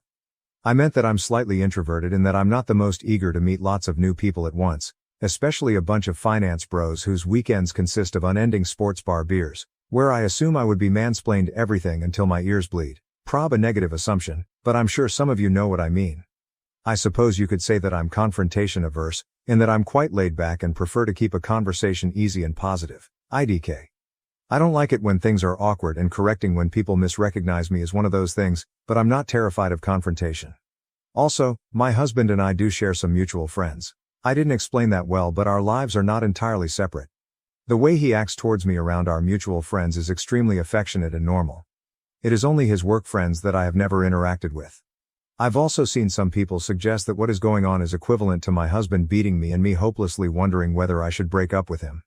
Or that I'm stupid for thinking my relationship was healthy when it clearly isn't. Like, damn, cut me some slack. I'm a real person and this is an entirely alien and bizarre situation for me. My first reaction wasn't to assume the worst, but I do appreciate that you all have made me certain that it is a big deal. I guess I needed confirmation that the things that happened are enough proof that Josh has been purposefully lying, and they weren't just mix-ups. I'm going to talk to him today and ask him directly why he's telling his coworkers that I'm his sister. I followed the advice of writing my points down so that they don't get lost if I get emotional, lol. I will do my best not to let him slither out of it, and I hope he has some proof that his colleagues know I'm his wife. I know that's not the theatrical confrontation you guys were hoping for, but it's a Saturday, and I can't wait. Wish me luck, thank you all. Update 1. Hi everyone, I just wanted to say thank you for overwhelming amount of support and advice. I'm blown away and it really means a lot and has kept me grounded. I'm sorry for the slow update. I know a lot of you were interested in what happened. I actually tried to update on Saturday, but it turns out this subreddit doesn't allow me to post an update until 48 hours after my first post. I'm also only allowed to post one single update, so I'll try to fit as much as I can here. Sorry for how long it might end up getting. I'll just get right into it. On Saturday morning I woke up earlier than my husband. He was very hungover, so he was like sleeping a rock. But you guys will be proud of me, because I followed some advice and decided to look through his phone properly while he was sleeping. I have been on his phone so often just pissing around on it that I had never thought to check anything very deeply. I know his passcode by heart. I checked all the expected things like Instagram DMs, Facebook Messenger, his iMessages etc., and I didn't find anything that set off alarm bells to me. But I know from some comments that people who are cheating are good at covering their tracks and hiding messages, so I kept looking around. I saw he had a folder called Work, and so I looked in there, and he had a couple of Microsoft apps, Outlook, Authenticator, OneNote, etc., but he also had MS Teams. So I opened that up and had a look around. It did feel like I might have been breaking laws looking at his work messages, but I obviously had to. Anyway, I was already upset to see that he had a bunch of one-on-one chats with several female coworkers. Which, at first glance, is obviously not an issue, because everyone works with people of the opposite gender and are required to communicate with them. But a couple of them were vaguely flirty. Nothing I would call egregious, but there would be the occasional message between them with some playful innuendo or a wink emoji. These upset me, obviously, and they did send me into a bit of a spiral, but I didn't find anything that suggested he was having an out-and-out affair with any of them. Still, I followed someone's suggestion of screenshotting the messages and I airdropped them to myself. I still wanted some evidence of the lie though. Some proof of Josh telling someone that I was his sister directly. A commenter suggested that I go through his messages and search for keyword sister. I wanted to reply to your comment and say thank you for the idea, but the post was locked, so I couldn't, but thank you. So I searched for sis on his MS Teams, hoping to find results for both sister and sis. A bunch of messages from all hands group chats or one-on-one chats came up from other people, all unrelated and about their own sisters or whatever.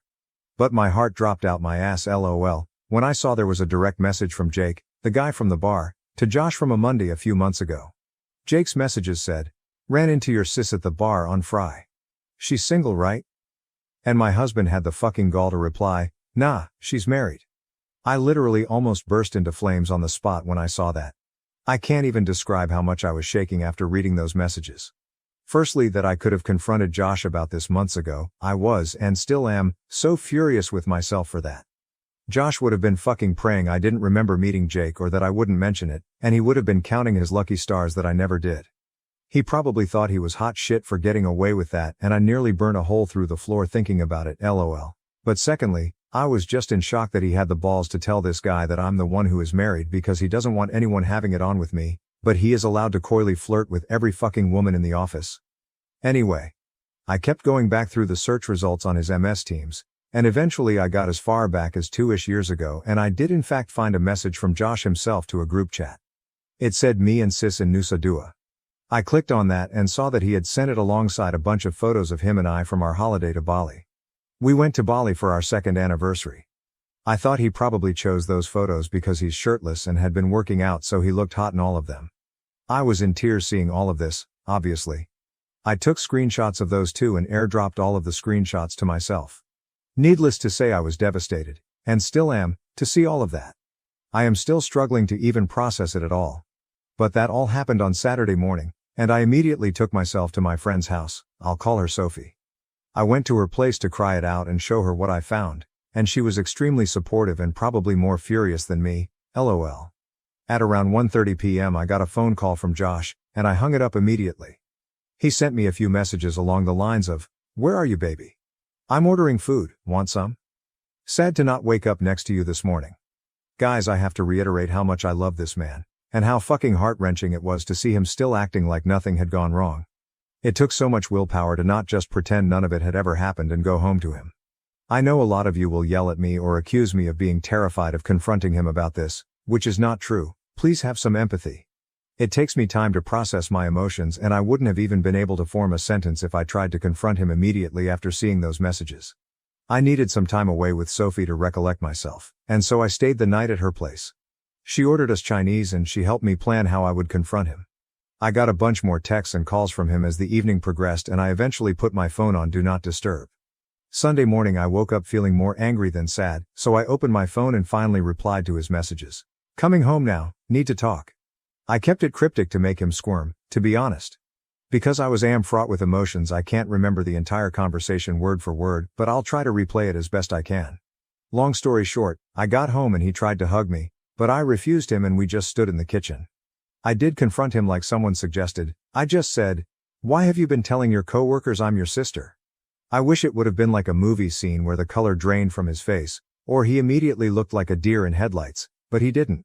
It was like he had been girding himself for this confrontation for a while, because he just frowned at me and looked flabbergasted. He just said, "Huh?"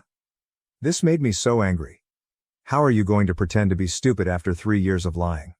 I basically said, "Don't play fucking dumb, 2 of your coworkers have greeted me as your sister and I have proof of you telling them. And I know you're pretending to be single." Essentially, I asked him what he had to say for himself. He still played stupid. He became moderately defensive and just kept saying, "I don't know what you're talking about," or, "Why would I lie about you?" I cannot describe how furious I was at this point, but I was in tears. I always cry when I'm angry. So he was trying to comfort me as if I was having some kind of irrational breakdown. I showed him the screenshot of his message saying "me and sis," and I said something like, "You tell me." He just said, "I don't know what I'm looking at," and, "I'm confused." I got so angry that I left again, and went back to Sophie's, because it felt like a dead-end road. I didn't think I was going to get him to admit to anything and I was just getting so furious I couldn't continue. He was really upset and in tears, which to me was evidence that he knew he was lying and that he was going to have to come up with some explanation. He tried to get me to stay, but I told him that until you have something to say for yourself, we've got nothing to talk about. At like 8:30-ish, he called me again and I did pick up. He basically asked for us to talk and he said he has some things to say. So I went back to our apartment. He had written out a bunch of stuff on a piece of paper as if he had prepared a speech and sat me down on the couch. He asked me not to say anything while he was explaining himself. I'll write down the gist of what he said in bullet points. He started by apologizing relentlessly and admitting that he pretended to be stupid before because he couldn't immediately think of something to say for himself. He said that immediately after he started at his job, he realized the atmosphere was like a frat house. All of his team members were men in their 20s and 30s that were single and fuckboys, his word. He noticed that the one guy in their team that was married would either get picked on, or essentially excluded from any and all social interactions. That included getting lunch, inside jokes, going out on Friday, etc. These guys were friendly and welcoming to Josh, and he admitted that he was desperate to fit in with them. He hated feeling like fresh meat. So he was scared that saying he was married would alienate him from his coworkers, and at first just never mentioned that he was married.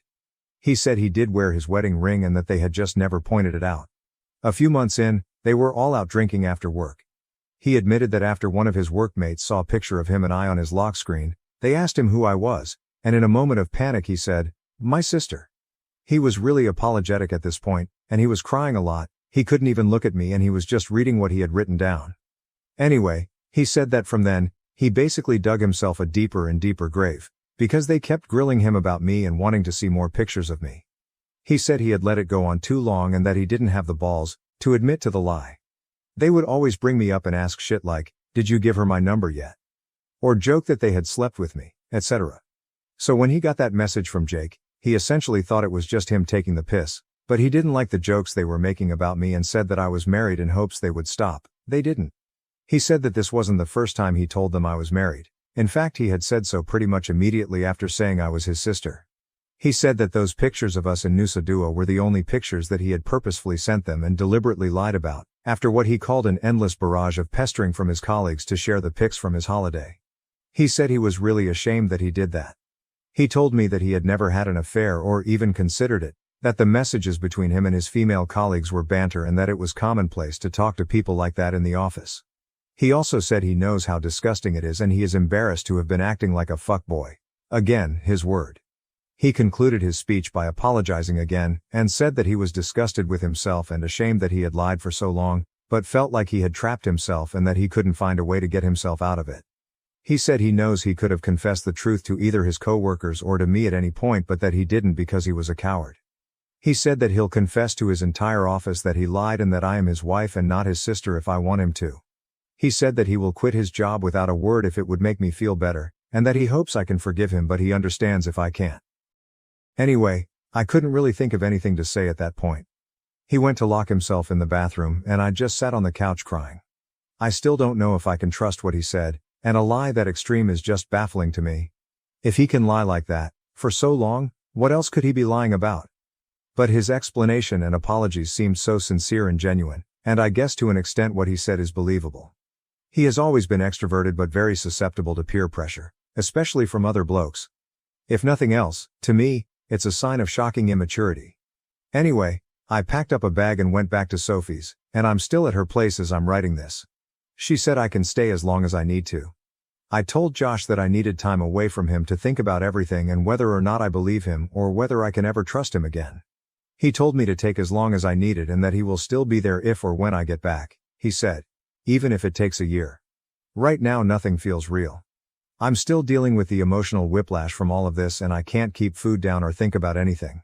I've taken the day off work and Josh told me he's going to take off the whole week.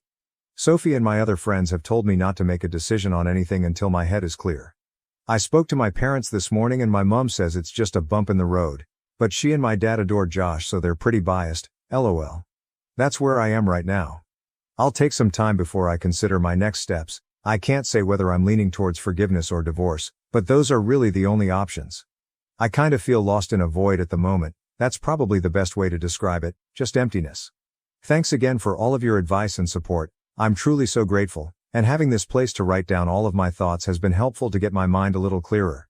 This will be my last update, unless I make an edit to clear things up. All the best 3. My mom abandoned me, and my cruel stepdad kicked me out. Years later, they're back begging for help, and I told them this. For the past 5 years, I, an 18-year-old man, have lived with my mother and stepdad. My life changed dramatically when at 10, my biological dad died in a vehicle accident. For my mom as much as for me, it was a trying period. For a few years, we battled both financially and emotionally until my mom met Mark when I was 12. They spent a year dating before getting married when I was 13. Mark clearly didn't like me right from the start. He always saw me as a burden and a continual reminder of my mother's previous relationship. That day they were wedded to me. I noticed Mark staring coldly, calculatedly while everyone was celebrating.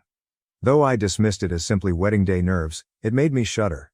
Growing up, I made every effort to fit in with Mark.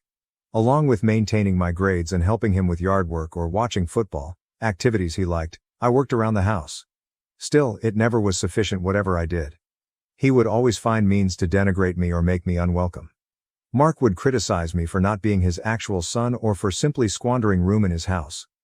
If it were up to me, you would be out on the street where you belong, he would say, or, you're lucky your mother loves you because no one else would put up with a useless kid like you. Though they hurt, I tried not to let them define me. When she saw these exchanges, my mother would try to referee, but she usually sided with Mark to diffuse conflict. She might remark, he doesn't mean it that way, or you need to try harder to get along with Mark. In my own house, I felt as though I was continually treading on eggshells. As I aged, things grew worse. Mark insisted on my paying rent when I reached 16 and started working part-time at a nearby grocery store. Though she felt it was a little harsh, my mother agreed it would teach me responsibility.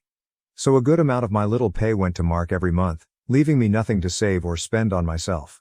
My mother recently landed an incredible job overseas. She could possibly acquire a permanent job from a 6-month contract she was presented with in Europe. I could see the thrill in her eyes when she initially told me about it. I had not seen her genuinely delighted about something in years. But worries about living alone with Mark soon eclipsed my delight for her. I told my mother about how Mark treated me when she was away, therefore expressing my worries.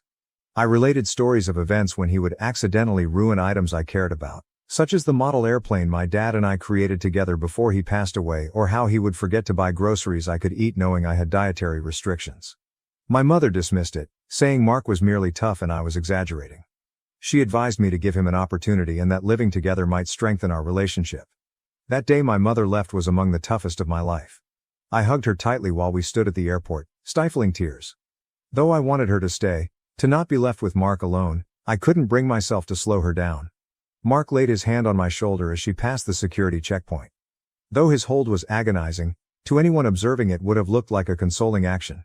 His voice chilly, he continued, "Let's go home, boy. Things are going to be different now." And they were different as well. Things plummeted from the time we arrived home. Mark started screaming at me for the most minor transgressions.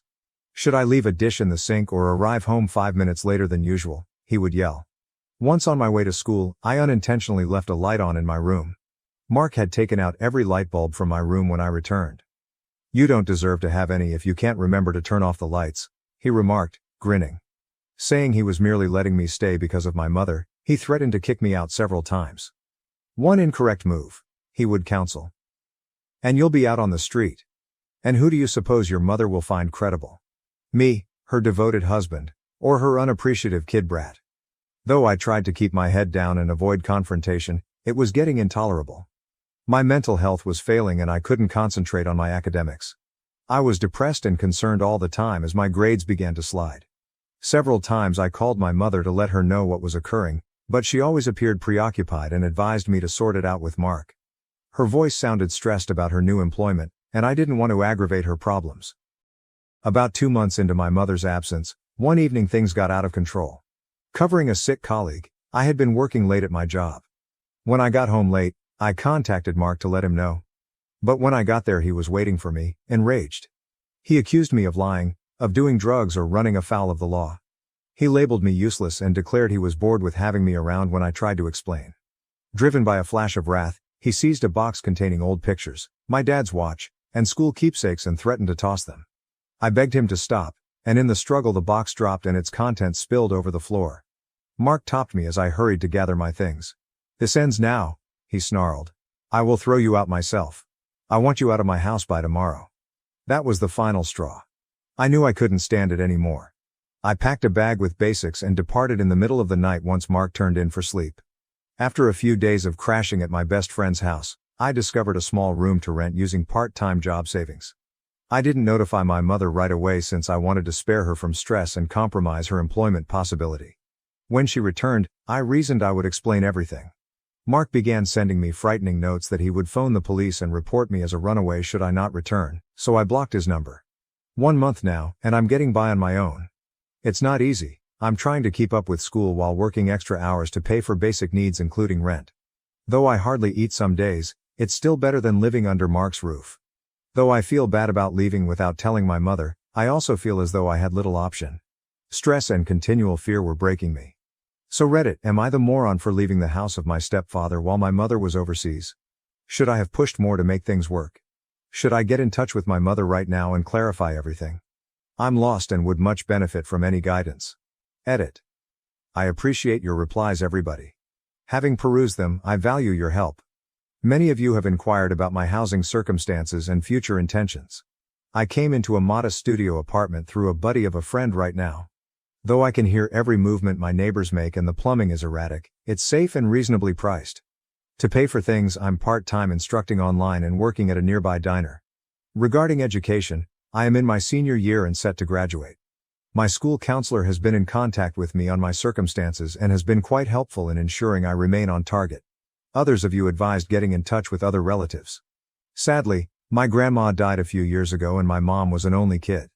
After his death, my dad's side of the family lost contact with us. Hence, for the past few years, Mark, my mother and I basically have been the only ones in touch. When my mother gets back, I'm not sure how to handle things. Though another part of me wants to tell her everything, I am afraid she won't believe me or will start to side with Mark once more. When I visit the bridge, I suppose I'll cross it. Right now my priorities are finishing school and keeping afloat. Again, thank you everyone for your wise counsel and polite comments. Update 1. After my first post 6 months ago, a lot has happened. I wanted to let everyone know about current affairs. Last week, my mother got back from a work trip overseas. Though I was anxious about meeting her, I also looked forward to at last clarifying all that had happened with Mark. Still, events did not go as I had intended. The day she returned, I got her on the line. Her voice was icy and hostile, not at all the gentle, caring tone I was accustomed to. She insisted on knowing whether it was accurate that I had fled with money taken from Mark. Startled and perplexed, my mind flew to try to figure out where this charge originated. I tried to describe what actually happened. How Mark had been verbally nasty. How he had threatened to kick me out, and how I left for my own safety and mental health. I informed her about the episode involving my box of personal items and about how Mark had made every day she was gone awful. Still, my mother would not pay attention. She insisted non-stop that Mark had shown her proof of my theft. She was evasive when I asked what proof, mentioning missing money and dubious bank activity. I assured her I had never taken anything in my life. It was all falsehoods. She appeared to have her opinion already formed, even though I reminded her of how honest I had always been with her and how hard I had worked at my part-time job to help the house. To enable us to have a face-to-face conversation, I pleaded with her to meet personally. She accepted under some coaxing, but Mark was with her when we met at a neighborhood cafe. My heart dropped the minute I saw him. Though he looked sad, I could see the triumphant gleam in his eyes. Mark presented me with a show of worry and disappointment. He concocted a story about how he had tried his best to look after me while my mom was away, but that I had grown rebellious and begun pilfering money to pay for a party life. He discussed how he had spotted strange withdrawals from their joint account and how he would have noticed cash missing from his wallet. I stumbled. Though he told it so convincingly, every word he spoke was a lie.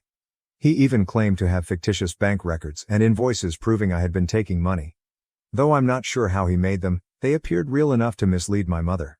He discussed his attempts to approach me about it, but I had fled instead of dealing with the fallout. I tried furiously to explain my side of the narrative and defend myself. I described how I'd been struggling to make ends meet in my tiny apartment and how I'd been working extra shifts to help myself. I mentioned to them the evenings I would have gone to bed hungry as I cannot afford rent as well as food. I begged my mother to remember how I had always been conscientious with money. How I had never given her any cause to question me before. But Mark had obviously been working on my mother for several weeks prior to her comeback. Her belief of me as a troubled, unappreciative child who had seized advantage of her absence was shaped by his poisoning of her against me. He presented himself as the victim, a worried stepfather limited to helping his wayward stepson. Seeing the sight of disappointment and wrath in my mother's eyes was the worst of it. She said she had trusted me to behave while she was away and she couldn't believe I would treat her this way. She accused me of trying to assign blame and fabricating falsehoods about my loving stepfather when I tried to explain about Mark's behavior. Her voice breaking, "How could you do this to us?" she asked. "We gave you everything, this is how you reimburse us?" Her comments ripped right through, each one like a physical blow. Her own son Mark seemed to me incomprehensible as she believed him over me. My mother informed me at the meeting that she wanted time to consider what to do going forward. If she didn't trust me, she stated she cannot have me back in the house. I watched Mark comfort my mother by putting his arm around her shoulders as they exited the eatery. I got queasy looking at it. I kept trying to get in touch with my mother throughout the next few days, hoping she would listen to me free from Mark's influence. She either answered with brief icy texts instructing me to quit lying and take accountability for my behavior or ignored my calls. I was quite hungry. Hoping they may be able to talk some sense into her, I contacted a few of Mom's friends. Alas, it appeared Mark had also gotten to them. They all told me how let down they felt of me. How they couldn't believe I would have stolen from my own household. My mother finally sent me a lengthy text message stating she had decided it would be better if I stayed away from home. She claimed she needed time to get through everything and that she felt rather let down in me. She advised me not to get in touch for a little while. I felt crushed. Along with losing my house, I had lost my mother, the one I considered to be always on my side. Mark had turned her against her own son by totally controlling her. The next several weeks blurted together. Trying to forget the huge void in my life where my family used to be, I pushed myself into work and education. Often lying awake at night, I struggled to fall asleep and found myself wondering what I could have said better to make my mother believe me. I replayed the talks in my mind. My grades began to slide once more, and I ran the danger of not graduating. It took a worried teacher dragging me aside to get me out of my slide back. She questioned what was wrong when she observed my alterations. Hesitantly at first, I told her all. She thought of me surprisingly. She assisted me in contacting a social professional and a school counselor capable of offering me tools and assistance. Their assistance allowed me to get back on track with my academics and even obtain some extra financial aid to cover living expenses. I'm now figuring out my next moves. Working as hard as I can to support myself, I am still in my little flat. I have contacted a few reliable teachers at the institution who have been encouraging and guiding me through independent finishing of high school. About the future, I'm terrified, angry and wounded. My mother's treachery aches especially, and there are days when the loneliness feels unbearable. But I also want to prove Mark mistaken and show my mother the truth at last. Though I have not given up hope totally, I am not sure if our connection will ever be the same. Right now, I'm mostly planning for college and finishing off high school. Though it won't be simple, I am resolved to lead a better life for myself whether or not my family supports it. I appreciate your support of my original post everywhere. I would really appreciate any guidance on how one might go from here. How might I recover from this betrayal? When I feel so alone, how can I design a life for myself? Any advice would be appreciated. Update 2, 5 years later. My last update 5 years ago and my life has altered drastically. I wanted to let others know what had happened and obtain some viewpoint on a most recent development. After high school, I threw myself into my education and job. Though I still felt the loss of my family hard, I turned that suffering into will. Majoring in computer science, I secured a scholarship at a state institution. I balanced several part-time jobs to make ends meet. Freelancing web design, working at the university library, and even weekend pizza delivery. Though it was demanding, college also released me. Living with Mark, I felt free from the continual anxiety and terror that had dogged me for the first time in years. To help me through the pain of my past, I began visiting a therapist and befriended people who grew to be like family. After graduating with honors, I found work directly out of college at a bright tech startup. Though I worked long hours and under great pressure, the work was challenging and I loved that challenge. Being appreciated for my work ethic and abilities felt fantastic, something I hadn't lately experienced. I have ascended in the company during the last 3 years. Originally a junior developer, the higher-ups were drawn to my commitment and creative ideas. Within a year, I was elevated to team lead. Lately, I was assigned lead developer for our primary offering. Our startup recently attracted a sizable investment, which sent us into the major tech industry ranks. Along with stock options that might be quite valuable should the business keep expanding, this brought a sizable pay rise for me. For the first time in my life, I am comfortable as well as financially steady. Along with moving into a decent apartment and even beginning to save money for the future, I bought my first car. I never spoke with Mark or my mother during this period. Particularly during holidays and events like my college graduation and career promotions, it was difficult. There were evenings when I would lie awake wondering whether my mother ever considered me, whether she ever regretted choosing Mark above me. But I concentrated on starting a new life for me and assembling a selected family including mentors and close friends. Out of the blue last week, I got a call from an unidentified number. My response caused a hush, then I heard a voice I hadn't heard 5 years ago. Mom was it. Her voice sounded worn out and desperate, nothing like the confident, loving mother I knew from my early years. She informed me Mark and she were having money problems. Mark apparently had some poor investments, and their property was about to go under foreclosure. Mark has been unemployed for the past year since his company he worked for filed for bankruptcy. They were drowning in debt after devouring their savings. My mother said she was sorry for all that had transpired years ago. Her voice broke as she said she had come to see Mark had controlled her over time. She admitted she had been carrying guilt for years and she regretted not trusting me. She asked whether we might get together to try to heal our relationship and to go over things. I froze. I had dreamed of this for years, my mother recognizing the truth and reaching out to re-establish contact. Now that it was occurring though, I experienced a rush of emotions, optimism, resentment, grief, and residual betrayal. After a protracted silence, I decided to see her at a cafe, the same one where we had our confrontation 5 years earlier. It startled me to find Mark and my mother there when I got there. With her grayed hair and worried lined face, my mother seemed older and exhausted. Mark's shoulders dropped and his eyes downcast suggested he had lost the cocky air he formerly possessed. More specifically, they said they were months behind on their mortgage payments and that the bank threatened to seize their residence. When his company closed, Mark lost his career. Even now, he has struggled to find consistent employment. Teacher pay for my mother was insufficient to pay living expenses and debt. I observed as they spoke the dynamic between them had altered. Often breaking off or correcting Mark, my mother looked more forceful. Mark, on the other hand, seemed subdued, a far cry from the dominant man I recalled. The true reason they reached out was to ask whether I might provide them loans to enable them to get back on their feet. Having heard through mutual friends about my achievements in the tech sector, they thought I would be in a position to be of use. Sitting there, I listened to their appeal and experienced a range of feelings. Part of me felt vindicated. Years ago Mark had lied and exploited the circumstances, and at last they were owning this. Another side of me, though, was resentment at their only outreach when they required something from me. Mom grabbed my hand in hers across the table. Tears in her eyes. "I know we don't deserve your help," she added. "We are desperate even though what we did to you was awful. We have nowhere else to turn." Mark joined in, his voice missing the assurance it had previously possessed. "I know you have every cause to hate me," he continued. "I treated you cruelly. I let everything be poisoned by my insecurity and jealousy. Though I am really sorry for what I did, I am not asking for pardon." Their apologies set off past hurts and memories. I considered the lonely evenings in my small apartment, battling poverty. I recalled the sense of betrayal when my own mother decided to accept a falsehood instead of her son's reality. I told them I needed time to consider it once they had finished speaking and inhaled deeply. I promised nothing when I left the cafe. Their begging gaze trailed after me. I'm divided now. One hand, I have worked hard for my accomplishment and I do not believe I owe them anything based on their treatment of me. Mark's falsehoods ruined my bond with my mother and drove me to fend for myself when young. Part of me wants to turn away and let them deal with the results of their behavior. Still, even with everything, I worry about my mother. Though I worry that if I assist her, I would be exposing myself to more manipulation or demands of continuous support. The idea of her being homeless or struggling hurts my heart. The way this could affect my own financial stability worries me as well. I'm not sure whether I could afford to save them without sacrificing my own future, even if right now I'm doing great. The startup scene is erratic, hence my present success is not sure to last. One more issue is forgiveness.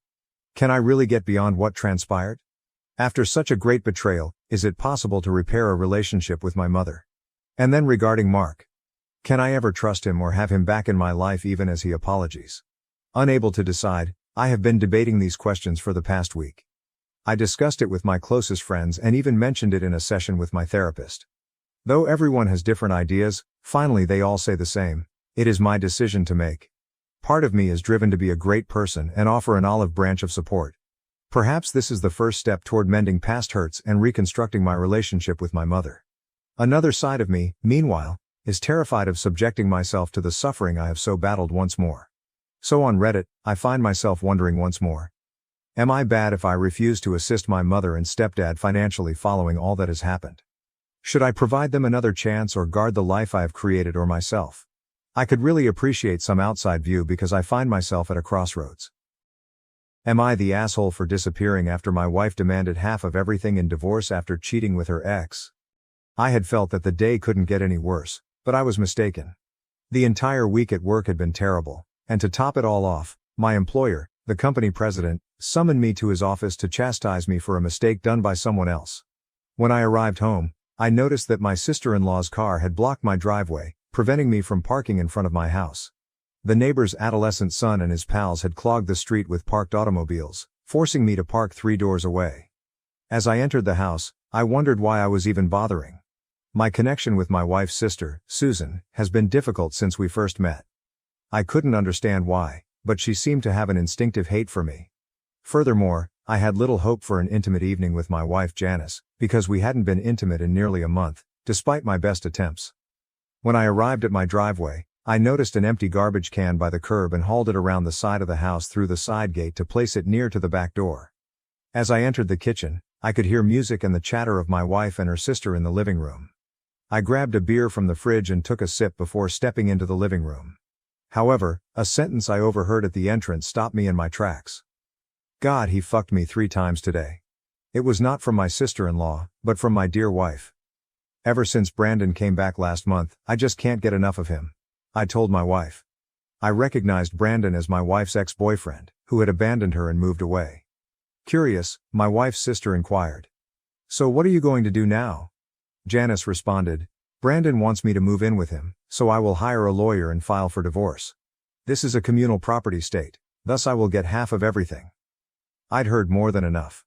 Numbly, I walked to the rear door and retraced my steps to my car. Opening the door, I slumped into the driver's seat, comprehending why I'd been denied intimacy. My wife was sharing it with someone else, but now she wants half of everything. The worst aspect was that the state was likely to give it to her. Janice and I got married 3 years ago. She had left her job immediately after our vows, and when she was at home, she never moved. I hired a maid 3 times a week to clean the house and do the laundry, and she also cooked dinner. The rest of the time, I cooked or she got takeout. I know what you're thinking, but love puts blinders on me. She kept me satisfied by offering good sex till about a month ago. My mother died when I was 13, a heartbreaking loss for both my father and me. Dad did his utmost to raise me properly, and we grew quite close. Losing Dad to a drunk driver when I was 23 was a devastating blow, especially since I had just met Janice the previous year. Inheriting over $2.5 million from Dad, I properly invested the money under the supervision of a competent broker. Despite Janice's attempts to squander every penny I made, I had an additional $100,000 in savings. I had never touched the bequest, allowing it to grow despite the current economic climate. I had enough to live comfortably and did not need to waste it.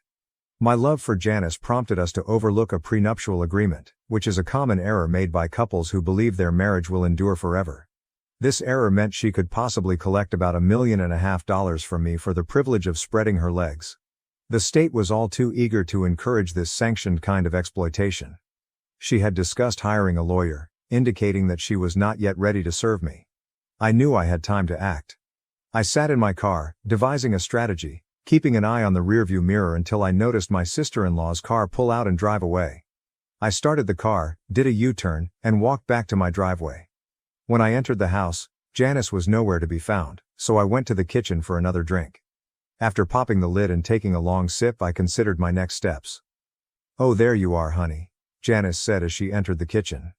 "I didn't hear you come in." "Hello, sweetie, I have just gotten in." "Been a long day," I said with a warm smile, determined to play the part as convincingly as she did. "I didn't have time to order anything for dinner," she admitted with a small pout.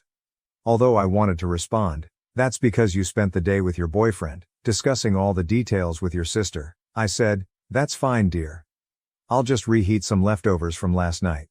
She gave me a nice grin, kissed my cheek and said she was going to take a hot bath. I smiled and nodded, thinking, yeah, gotta wash all that away. When she went, I grabbed a plate of fried rice and ate it cold while drinking another 2 beers. After tossing the empty container, I returned to the den and sat on the chair, channel surfing. I decided on an old movie. Janice arrived about a half hour later and sat on the couch until the film concluded. Standing up, she stated she was sleepy and was going to bed. Yeah, tired of being unfaithful, I thought to myself. I informed her that I would watch the news and join her later. I hadn't paid much attention to the film, my mind was preoccupied with planning my next move. Knowing I couldn't do anything until Monday, I got through the following 3 days, working in the yard on Saturday and playing golf with friends on Sunday. On Monday, I contacted the broker who was handling my inheritance portfolio and requested that everything be liquidated. Being in senior management enabled me to take out my 401k quickly, penalty be darned. By Thursday, I was prepared to make my move.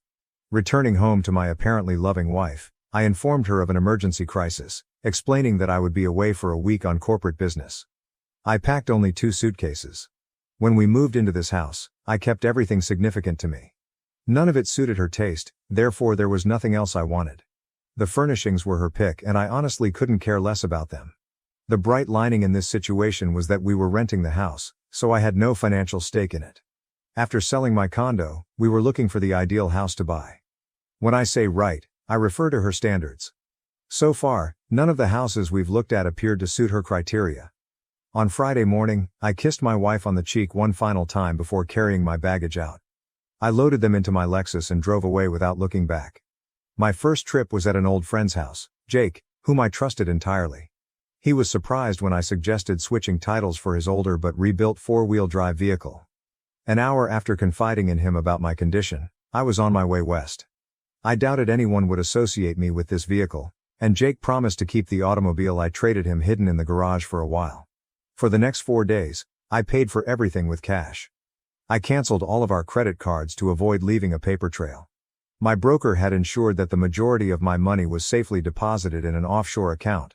I have a system in place with him to handle fund transfers as needed. I had enough money hidden in the SUV to last a while. The nights alone in motels were the most difficult. For the preceding week, I had been too preoccupied with carrying out my plan to think about what had occurred to me personally. I had adored Janice. I would not have married her otherwise. I ran through several what-if situations in my head, but I eventually realized that there wasn't much I could have done differently. Even if I knew her ex-boyfriend had returned, I doubt I could have kept them away. I came to 2 conclusions. She had probably never truly loved me, and it was my own responsibility for marrying her. On my 5th day away from home, I found myself seated in a mom-and-pop cafe in a small Montana town. I wondered what my purportedly devoted wife was up to, as she must have found that all of her credit cards had been canceled and our bank account was empty. My thoughts were interrupted by an elderly couple at the adjacent table, whose hushed chat I couldn't help but listen. The man, who appeared to be in his late 50s, was telling his red-haired wife about his desire for additional help on their farm. Unfortunately, they could not afford to hire anyone until their present calves were market-ready. Even still, finding someone ready to work for a price they could afford was difficult. After finishing the final mouthful of my dinner, I rose up and approached their table, apologizing for eavesdropping but offering to help them. The elder man examined me, sizing me up. "I don't understand how you could do it. If you heard what we were discussing, you'd know I can't pay you anything." "What if I just need a place to stay in exchange for my labor?" I proposed. His eyes narrowed. "Colleen, excuse us for a moment while I speak with this young man outside," he told his wife. He stood up and waited for me to follow him. He turned to face me once we were at the parking lot, where our chat would be private. I guessed him to be around my height, 6 feet, with broad shoulders and no fat. His once dark hair was mostly gray, and his face bore the rough lines of years spent laboring outside. "Who in the hell are you? Are you a part of that Wilson ranch?" he inquired, his tone hinting of mistrust. I lifted my hands defensively, saying, "Hold on, mister. I know nothing about any Wilson. I moved here from Texas 4 days ago and arrived this morning. I figured maybe we could help each other out." He said, "If what you claim is true, why would you want to help us? I cannot afford to pay you. What is in it for you? We don't need any difficulty if you're fleeing the police." I responded, "I'm probably on the run as you put it, but not like you may think." I went on to tell my story about my unfaithful wife wanting to take me to the cleaners and how I needed a place to stay for a time. "I have not robbed or killed anyone. I'm simply attempting to keep what is rightfully mine. If you have a location where I can remain, I will compensate you with my efforts. I'll pay my own way, and if you don't think I'm much assistance, let me know, and I'll be on my way with no hard feelings." He scrutinized my face and replied, "If what you're saying to me is true, I think I'd be a fool not to give you a chance. However, I must inform you that the Wilsons are attempting to convince me to sell them my land. They haven't done anything illegal yet, but I wouldn't put it past them. You might be taking on more than you can handle." I told him that was a risk I was willing to accept. He then asked about my ranching experience, and I was honest, stating that I had spent a few summers on my uncle's ranch in Texas, but I was not a cowboy. He extended his hand and we shook hands to confirm our agreement. He advised me to call him by his first name, Bill, and identify myself. We returned to the diner, where Colleen waited. He yelled out to her, "Colleen, this is Carson. He'll be working for us if he can handle it." She stood and extended her hand. I shook it and she greeted me cordially. "It's very nice to meet you, Carson." Her voice was clear, with possibly a tinge of Irish accent. She was as trim and fit as her husband. "It's nice to meet you too, ma'am," I commented. She said, "My last name is Buckman, but you can just call me Colleen. Formality isn't particularly useful in this section of the country." I was quickly drawn to this charming lady. Bill suggested we go back to the ranch. Before leaving town, he stopped up to a general store, where we both got out of our cars. He suggested I get some ranch-appropriate clothing. When he entered the store, the proprietor greeted him warmly, clearly recognizing him as a regular customer. I purchased a coat and a set of Western-style riding boots. It sufficed for a week. It took around 20 minutes to drive from the general store to the main gate, which was arched with the words Rocking Bee Ranch. Bill's brand name was Rocking Bee. Another mile of private road led to the main home, which was set on a rise. Their 2-story house was well kept and newly painted. Behind it, a barn and several outbuildings became visible. The pickup they drove was partially laden with grocery sacks, indicating a weekly trip into town for supplies. I pulled up behind them, loaded my arms with bags and followed the Buckmans inside the kitchen. In 2 trips, we emptied the vehicle. Bill directed me to drive around the back, where he showed me a little cabin for my stay. As I drove around, I noticed him standing in front of the cabin. When I got out, he pointed to the cabin and indicated that Sam used a similar one a few yards away, adding that Sam was out doing the rounds and I'd see him later. After unpacking my baggage, he waited while I settled into my cabin. It had a single spacious room with a bed against one wall, a table and 2 seats, a potbelly wood burner in one corner, and a bathroom with a single stone shower. It wasn't extravagant, but it was clean and provided me with a good place to remain for the time being, allowing me to hopefully escape being discovered by Janice. When I returned outside, he was sitting in his pickup, telling me to get in. He gave me a tour of the ranch, which included over 6,000 acres of grazing with a few hundred acres dedicated aside for planting winter feed. The ranch's back half, which was mountainous and covered in forest, led to mountains and a stream that ran through the property and was only accessible by horseback. He explained that he used to have 3 full-time employees, but Sam was the only one who remained during difficult times. Sam had been working at the ranch for about 30 years. They employed additional personnel during roundups to pick cattle for the market. He dropped me off at the small cabin. By the way, I noticed you have a laptop. I have a satellite connection with a router, so you can use the internet wirelessly. Supper is in the main house, and we usually eat at 6, he explained before driving away. I was settled in less than 30 minutes, giving me enough time to load up my computer. As he had said, I was able to establish a Wi-Fi connection and rapidly check my emails. Jake sent one message claiming that Janice had reported me missing to the police, who were investigating my absence. It gave me something to think about. Jake was the only person I had told about leaving, and even he had no idea where I was heading. I mailed my resignation to my old company but did not inform them in person of my departure. Just before 6 p.m., I approached the main home and knocked on the door. Bill motioned for me to enter, and as I did, I noticed Colleen preparing lunch as Bill stood to the side, speaking to a man I believed was Sam. Bill motioned me over. "Hi Sam. This is Carson, the new hand I mentioned for today. We'll see how he feels about it tomorrow after a day's work," Bill added, smiling broadly. "Carson, meet Sam." Sam smiled warmly at me and offered his hand. A huge man, at least 6'3", who, like Bill, appeared to have worked hard his entire life and appeared to be about Bill's age. One important detail. He was African American. I shook his hand and felt the power in his grip. "Well, young fellow, we hope you enjoy it here." "I could use some help," he remarked. At 28, I was roughly half his age, so he considered me youthful. I responded, "I intend to give it my best shot." Colleen called us to sit down since supper was ready. Bill and his wife sat at opposite ends of the table, leaving Sam and myself sitting between them, across from each other. On the table was a large platter of pork chops, a large dish of mashed potatoes, another with fresh green beans, and a plate piled high with clearly baked biscuits. "We don't eat fancy here, Carson, but there's plenty, and it's filling," Colleen told him. "It looks great," I said. As we ate, I asked Bill if he had been here his entire life, and he said, "Yes, my grandpa started this ranch and passed it down to my father. It now belongs to both me and Colleen. However, when I was younger, I wasn't sure she'd be a part of it. I had to fight off every man to get her." He looked at his wife, and I could see the intensity of his feelings for her in his eyes. She replied, "Now Bill, you know you're the only man I've ever had feelings for. I just needed to make sure you wanted me enough." Bill subsequently stated, "My wife has been responsible for the 3 happiest days of my life. The day she agreed to marry me, the day she did marry me, and the day she gave birth to our daughter Caitlin. I hadn't seen any signs of a daughter, and Colleen must have seen my curiosity. Our daughter is away right now. She is completing her PhD degree in veterinary sciences at South Dakota State University. She has only been able to return home for the holidays and we are eagerly awaiting her graduation," Colleen explained. "She's supposed to be home in a couple of months," Bill told me. "It'll be nice to have a vet in the family, should cut down on some of the expenses."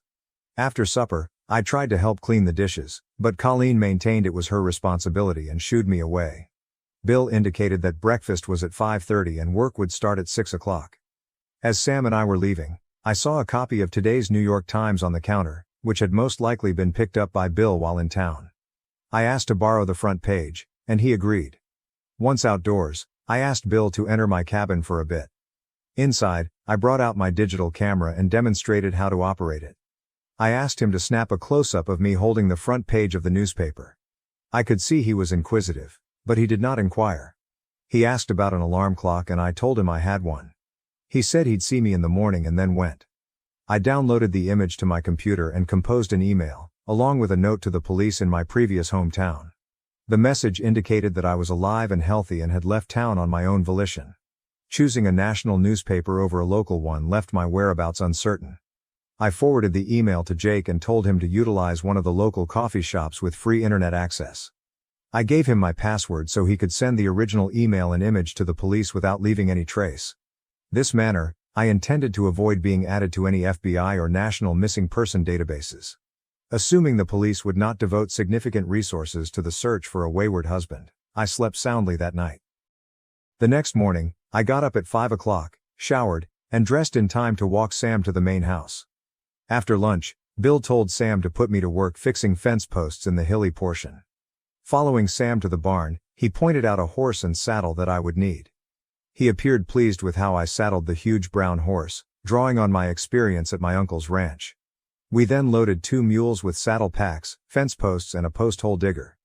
Bill arrived at the barn with a Winchester Model 94 and a saddle scabbard, stating that it was mostly for the rare occasion when we would need to put down a sick cow. Sam and I mounted up and led a mule each, heading up the creek toward the hills. As Sam and I rode, we talked and got to know each other. I told him how I wound up in Montana, confident that he would not violate my trust. In reply, he shared his own experiences. He had married shortly after high school, only to find his ex-wife in bed with another man. In a moment of wrath, he nearly killed the guy, earning a 5-year prison sentence. When he was released, Bill was the only one ready to give him a chance, and that was how he had spent the previous 30 years. Sam praised Bill and Colleen, calling them the salt of the earth. We arrived at the fence that marked the property borders about half an hour later. Sam pointed out that not all of the posts needed to be replaced, but simply those that had decayed or were close to it, which was about every third one. He stayed with me as I replaced the first 2 to verify I was doing everything correctly. He proposed working until around 4 o'clock, giving me enough time to go home, care for the horse and mules and get to dinner at 6 o'clock. His parting advice was to follow the stream back down, so I wouldn't get lost. He went back, leaving me alone with my task. I continued along the line, replacing old posts with new ones. At noon, I took a break and collected the pork chop sandwiches Colleen had given me earlier from my saddlebag. I finished my sandwiches and went back to work. My watch's alarm went off at 4 p.m., and I realized I had set all but a few of the posts that the mules had carried up. Leading the mules, I went back down the fence line until I reached the stream and started descending, right before leaving the trees. I found a natural pool where the water ran in and out. I paused to take in the view, recognizing it as the most beautiful and quiet area on the ranch. Back at the barn, I was able to unsaddle the animals and get them fed on time. While I was looking at the horses, Sam came into bed. We rushed to shower and change before dinner, where we ate steaks. That night, weary, I made little contributions to the discourse and excused myself quickly after supper to go to bed. Sleep arrived fast, and I slept deeply. I woke up hurting all over.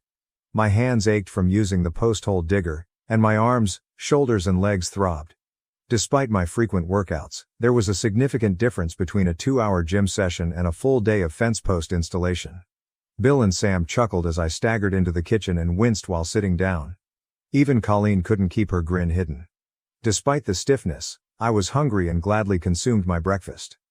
"Ready for another day of fencing?" Bill inquired as we rose from the table. I moaned and said, "Yes, sir," trying to sound more positive than I felt. Bill laughed. "I guess you can take it easy today. I would prefer you to ride the rounds with Sam." I nodded gratefully. The first step was to clean the stalls and restock the hay. After putting the horses and mules in the pasture and filling their feeders, we loaded into the pickup and began our ranch inspection. Our major goal was to keep no calves down or removed from their mothers. Sam's knowledge of the ranch appeared instinctive, as he effortlessly predicted where the cattle would be and roughly calculated their numbers. After 30 years, everything appeared to come effortlessly for him. As we approached the far end of the ranch, Sam paused the truck and looked around. Something on one of the hills piqued his interest, so he handed me his binoculars and pointed to a certain location. After a minute, I noticed 2 calves, presumably alone. I asked, "Where are their mothers?" He motioned to 2 cows along the tree line. "That's them over there. Their calves must have strayed into the trees, got lost and continued on. We'll need to pull them down." I inquired, "Are we hiking up there?" "No, it's too far. We'll go back and load up a few horses." The trucks had 2-way radios, so Sam called Bill and told him what we'd observed and that we were on our way to rescue the horses. When we returned to the stable, Bill had already saddled 2 horses and loaded them onto a trailer. All we needed to do was stock up and go. Sam guided us close to the forest line below where the calves were, and we unloaded the horses before riding up into the hills. Sam's 30 years on the ranch became clear once more, as he knew the land like the back of his hand. Half an hour later, we eased up behind the calves and gradually began pushing them back down the slopes. I couldn't help but grin when we cleared the trees and the mischievous kids spotted their mothers. They went wailing to their mothers and instantly found a teat to suckle on. The larger cows stood peacefully, letting their calves to eat. I was struck by how different it was from my childhood. That night's dinner was fried chicken, corn on the cob, and mashed potatoes. With renewed zest, I spoke more than the night before and learned more about Colleen. Her parents moved to the United States from Ireland when she was 5 years old. Her father, captivated by tales of the Old West, had brought the family to Montana, which explains the Irish accent in her speech. Growing up in America, she nevertheless felt the influence of her parents. The next day, feeling much better, I returned after breakfast to replace fence posts. Sam helped me load the mules, but this time I went out on my own. Following the stream took me directly to my objective. This day was easier than the first because I had learnt certain techniques to make the labor less stressful. Just before 4 o'clock, I finished the last post and returned to the barn. With some free time, I worked some of the stalls before cleaning up for dinner. On my 4th day, I assisted Sam in repairing some of the buildings, and the next day, I installed more fence posts. The next 2 months went by, and now it was my turn to ride the ranch and check on the cattle. I was in the best physical form of my life. We worked out a timetable in which Sam took Saturdays off, Bill took Sundays off, and I took Mondays off. I spent my day doing laundry and running into town when needed. I'd become fond of everyone on the property. Sam was kind and easygoing, and we frequently sat and talked after dinner. I had a lot of regard for Bill, who was honest and diligent. We got along well. Colleen was lovely to Sam and me, but I could tell she had some fire in her. She and Bill made a wonderful couple. Colleen and Bill were getting thrilled. Colleen informed me over breakfast on Friday that her daughter would be going home in 1 week. It was my job that day to ride a horse around the wooded area, looking for livestock that had wandered into the hills. A little after 4 o'clock, I made my way to the creek, turned to follow it down, and arrived at the pool below the waterfall. I came to a stop, dismounted, removed my shirt, and knelt beside the stream. I dipped my bandana into the cool water and began washing the perspiration and dust off my face and neck. A whinny from downstream drew my attention, and I turned to my right to see a horse and rider coming. At first, I assumed it was Colleen, but then realized it was a younger version of her. This stunning woman could only be Caitlin, who has the same crystal blue eyes and red hair as her mother. She rode up and came to a stop a few feet away from me. As I rose up to confront her, she replied in a chilly tone. "Who are you and what are you doing on this property?" I said, "The name's Carson, and I work here." She responded, "I do not believe you. My father said he couldn't afford to pay another hand." Despite her beauty, I was growing annoyed by her unpleasant demeanor, so I answered, "Yeah, I heard that too. I guess that's why I chuckle all the way to the bank on payday." She looked at me, reined her horse around and kicked it in the flanks. I chuckled to myself, pulled my shirt back on, remounted my horse and rode towards the barn. Later I discovered there had been a misunderstanding between Caitlin and her parents. They expected her to return the following week, but she arrived just a few hours after I left. She had spent the morning and early afternoon with her parents before expressing her desire to go for a ride, which she had not had time for at school but enjoyed doing. So she saddled up and headed to her favorite location, the waterfall and pool of water. I suppose after 2 months I was old news, and Bill and Colleen had forgotten about me. Just as I returned to the barn, I noticed the redhead's back vanish inside. I dismounted and left my horse inside. Caitlin must have been looking for her father and eventually located him in the barn. I could hear her loud voice as she inquired, "Who is that man that was up at the waterfall?" Bill paused for a moment and said, "That must have been Carson." She went on, "He said he works here, but last time I was here, you told me you couldn't afford to pay another hand." Bill responded, "Well, he's correct, he works here. I don't think it's your business how much he's paid. I'm still running this ranch, young woman." She grumbled, "But he said you pay him so much that he laughs all the way to the bank." By that time, I'd entered the barn. She had her back to me and did not notice me, whereas Bill did. He smiled and continued, "Is that true, Carson? If you believe you are overpaying, I can correct that." She turned around and locked eyes with me. I took off my cap with one hand. I removed my hat with one hand and scratched the back of my head with the other, adding, "Well, I wouldn't want to take advantage of you, Bill. How much are you planning to lower my wages?" At that, Bill and I both burst out laughing. Caitlin, on the other hand, continued to stare at both of us, unable to see the humor. "Sweetheart, just so you get that bee out of your bonnet, Carson gets to stay in the cabin next to Sam's," Bill told her. She answered, "And what else?" Bill replied, "That, and he gets to eat your mother's fine cooking." Caitlin persisted, "So you're claiming you're not paying him? Why should he work for nothing?" Bill said, "He has his reasons, and it's not my place to tell you. I continued. Working to have a chance to taste your mother's cooking is worth a lot, and I don't think she would like to hear you say that it's nothing. She gave me one last sneer before storming out of the barn. Bill shook his head and commented, "She reminds me so much of her mother when she was younger. I never thought I would be able to tame Colleen." Caitlin joined us for supper that night. She sat next to Sam on the opposite side of the table as me. When I entered the kitchen, she shot me another piercing glare. Before speaking, I waited until everyone's plates were full. I remarked in a nice manner, "Your mother informed me that you have completed your doctorate in veterinary medicine." "Yeah," was her one-word response, delivered without looking up. I added, "Sam claims there's only one other vet in the area, and he's well than 30 miles distant. I'm sure you'll be a valuable asset to the people in this area." She looked up at my compliment and I think I noticed her eyes soften slightly. "Yes, that's Dr. Harrison.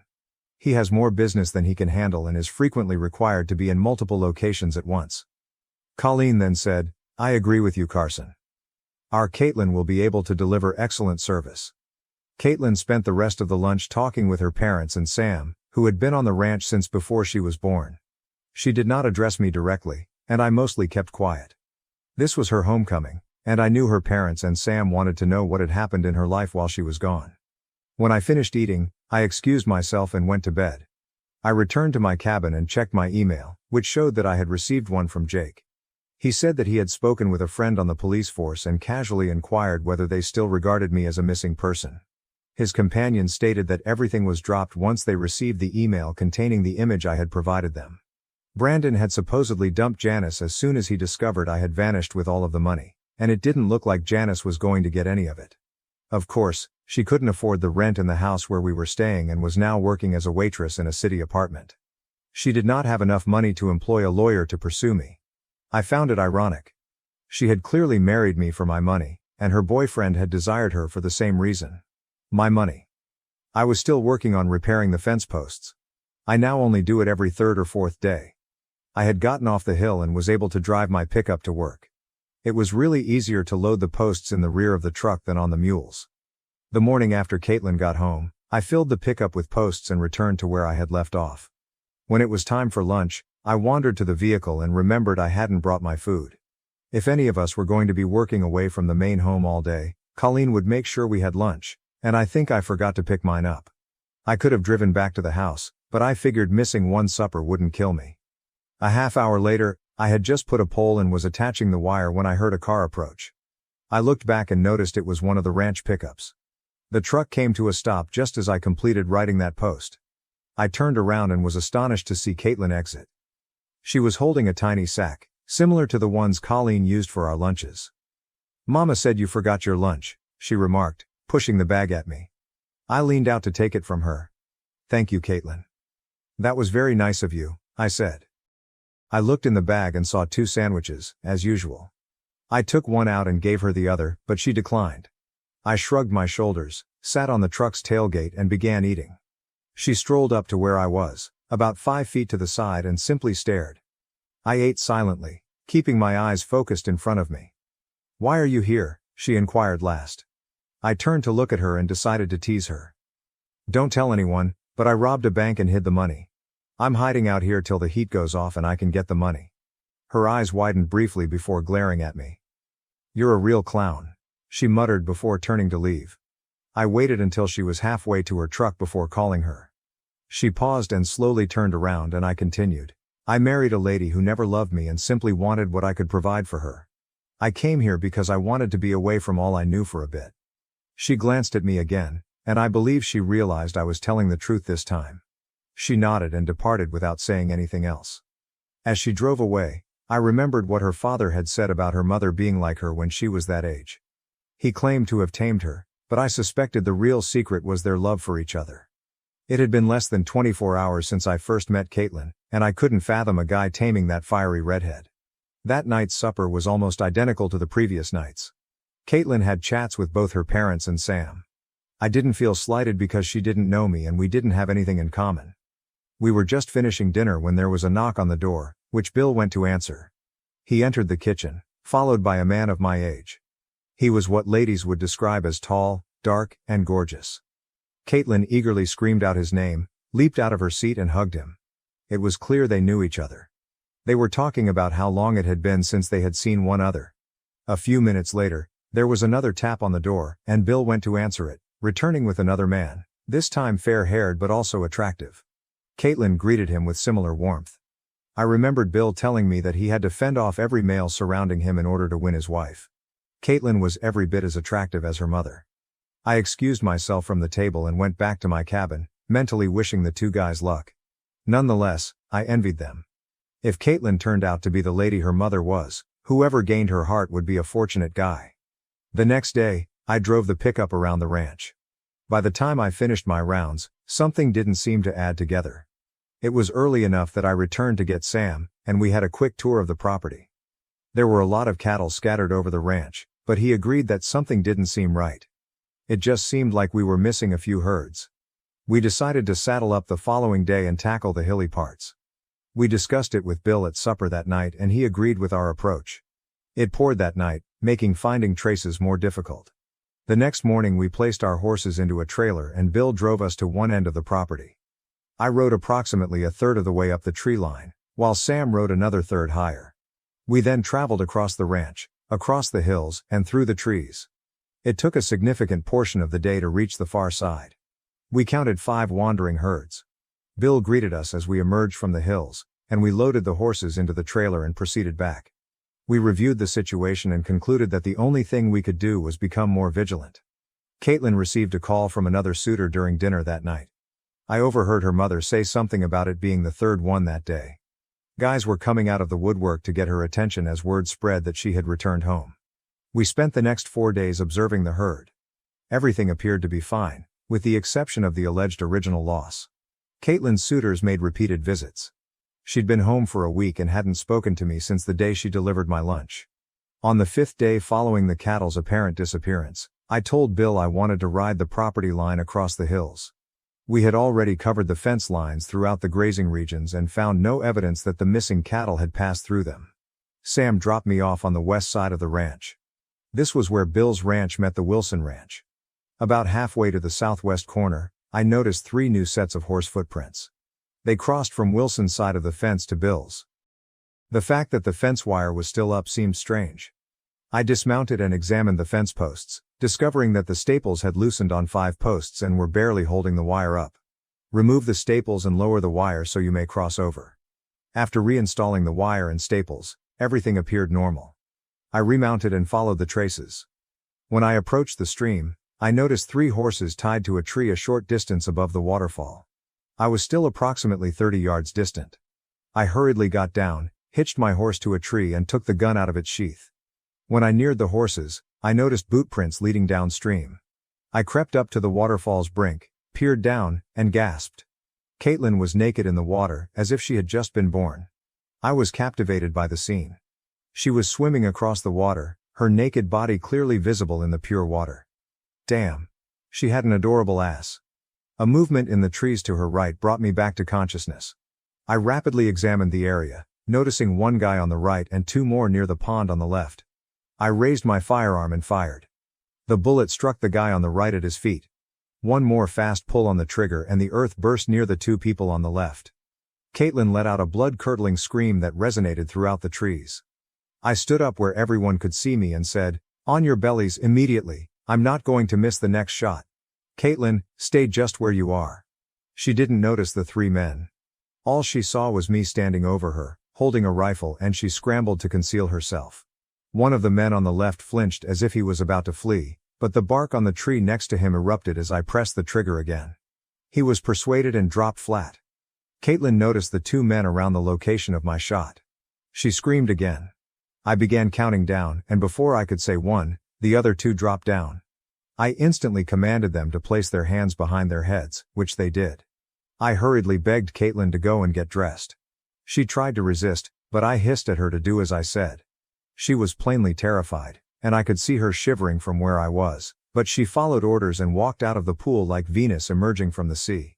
Even though she had her back to me, I couldn't take my gaze away from her. I'd never forget her alabaster skin and wonderfully rounded buttocks. She slipped on her jeans and blouse, swung up upon her horse and disappeared through the trees with a single kick. When she left, I told the men to get up, lie down, and put their hands behind their heads. Only when all three laid before me did I let out a sigh of relief. I thought it was time to bluff. So, what will I do with you three?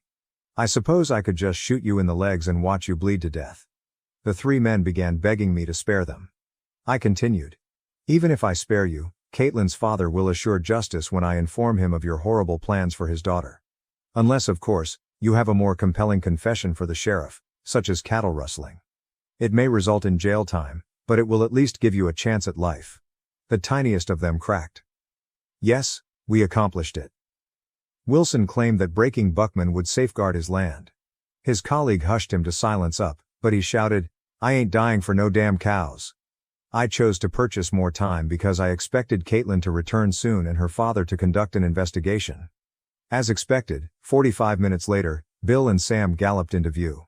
I signaled them down, and they dashed up to join me atop the rise. What in the hell is happening? Bill required.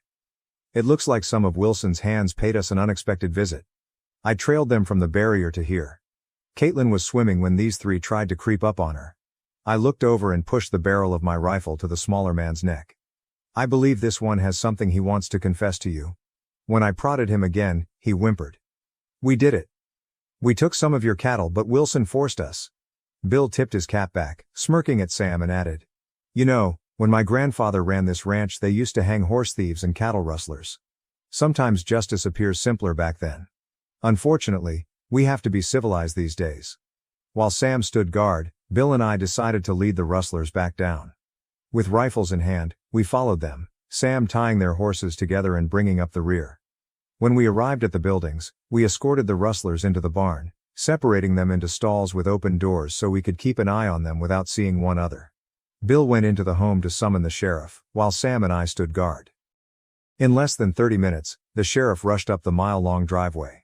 Bill met him and briefed him on the current occurrences.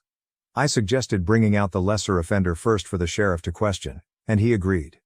I instantly took my prisoner outside. Initially apprehensive, the small rustler appeared to reconsider his quiet and began speaking. The sheriff glanced at Bill and stated, It appears we have a straightforward case of trespassing here. Honestly, it's a waste of my time, but I suppose I could leave them in your capable hands. Forget I saw them, and I'll let you handle the situation. The terrified rustler's eyes widened and he abruptly opened up. The sheriff soon discovered the truth and called for assistance. Soon, a convoy of sheriff cars rolled into Wilson's huge ranch. Despite its vast size, the sheriff pinpointed the spot provided by the rustler and discovered nearly 100 stolen cattle with the rocking bee mark. Wilson and his cohorts were jailed before the end of the day.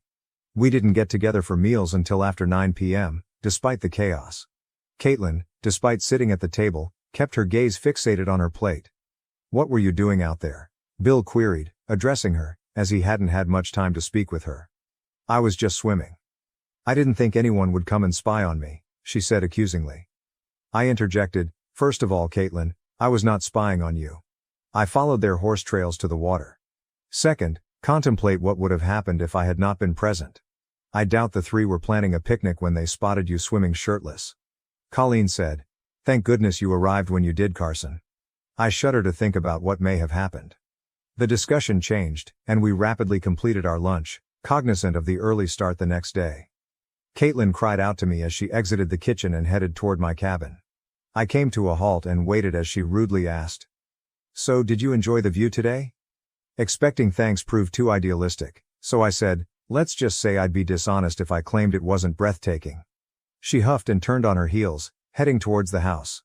I stood there, shaking my head, admitting that there was something about me that always drew her in. The next day, Bill had to travel into town to submit formal charges against Wilson. Returning the stolen animals to their appropriate place would take many days because the prosecutor needed to fully document the case first. Sam and I spent the day renewing the paint on a few of the barns. We had lunch in the kitchen, but Caitlin elected not to join us, which suited me perfectly. Bill arrived in the early afternoon, but waited until dinner to discuss the developments. He stated that because this was not a capital case, Wilson and his accomplices will be released on bond. While he did not foresee any further trouble, he advised us to be cautious. He looked at his daughter, grinned mischievously and added, If you're planning another naked swim anytime soon, maybe you should bring Carson along for protection. Her face flushed pink again, and she sputtered as she stood and dashed into the room. Bill and Sam burst out laughing, and Colleen couldn't help but giggle. I laughed along with them. After the laughter died down, we resumed our lunch. Bill continued his light-hearted mocking. "I sincerely want to thank you, Carson. Wilson might have gravely damaged the ranch's finances. You are worth every penny." We all had another round of laughter. 3 days later, Bill received word that he could retrieve his livestock. We loaded 3 horses into a trailer and traveled to Wilson's Flying Doll Ranch with a sheriff's escort. Colleen came along to drive the truck and trailer back after we unloaded the horses. Bill, Sam and I began pushing the cows back to his ranch. As we approached the Rocking Bee Ranch, I rode ahead and loosened a portion of the fence line, allowing the cattle to cross. After verifying that all of the cattle were back where they belonged, we secured the fencing and rode back to the main house, pleased with our day's labor. During this period, Caitlin applied for her veterinarian license. Because the licensing process generally took around 45 days, she could only care for the animals on her father's property for the time being. I'd see her throughout the property and, of course, around dinner. Despite her continued silence, if I managed to catch her eye, I'd give her a huge grin and wiggle my brows, which would always make her blush. 2 weeks after the waterfall event, we found ourselves in the barn together and I inquired, "Have you been swimming lately?" She approached just inches away and glared at me. "Why are you such an hole?" I shrugged, grinned and asked, "Why are you such a b*****"? Her right hand aimed for my face, but I moved quickly, seizing her wrist before she could strike. Undeterred, she attempted with her left, but I caught it as well. I pushed both hands behind her back, trapping them and pressing her body against mine. I slowly dropped my face toward hers. She stared at me, making no attempt to break away. I continued. "If you were mine, I'd put you over my knee and spank your butt." She attempted to back away, saying, "You wouldn't dare." I loosened my grip and she went backward, resting on her buttocks. "I'm not saying I wouldn't dare, I just got rid of one woman who doesn't care about me, and I'm not going to waste my time with another one." Normally she was the one to storm out, but this time, it was my turn. I left the barn and left her sitting on the ground. I didn't see her again till supper. She didn't say anything to me, as expected, but the look she gave me was incomprehensible. Not that I ever claimed to understand women. My marriage to Janice showed this. The next day, I was in the barn caring for the stalls when Bill entered. Knowing it was his day off on Sunday, I assumed he wanted to talk. I wondered whether Caitlin had told him about the previous day's episode, and if he had come to urge me to leave. I paused my work as he approached. He continued. "I heard you and Caitlin had a little showdown yesterday." That addressed my query about whether Caitlin confided in her father, but I observed a twinkle in his eyes. "Well, I suppose you could say that." "Probably my fault," I said. He went on to say, "Maybe not. I believe her problem is that she doesn't know what to make of you. She believed you were here for something, but you ended up being the hero who saved her and the property. What she can't understand is why you aren't pursuing her like the other local young men. Caitlin, like her mother at her age, is used to having boys wrapped around her little finger. She's had several boyfriends, but none of them lasted. I don't believe she truly respected them. I hope you don't let her chase you away. In my opinion, you are welcome to stay here for as long as you wish." I said, "Thank you, Bill. That means a lot to me. As for Caitlin, I'll stop taunting her, and perhaps we can live and let live." He exited the barn, and I resumed my job. I had the rest of the day to think over Bill's statements. If Caitlin wanted to understand me, she should act civilly and engage in conversation rather than her current approach. Pursuing her like the others was simply not an option. She did not join us for supper that night, a topic no one brought up, and I did not investigate. The next day, I stuck to my schedule, waking up at 5 a.m., despite the fact that it was my day off. After breakfast, Sam and Bill left for work, and I went to get my laundry. Bill had invested in a large commercial washer and dryer, which allowed me to wash all of my clothes in one load. The laundry room was next to the kitchen, so I ate and talked with Colleen at the kitchen table while my clothes were being washed.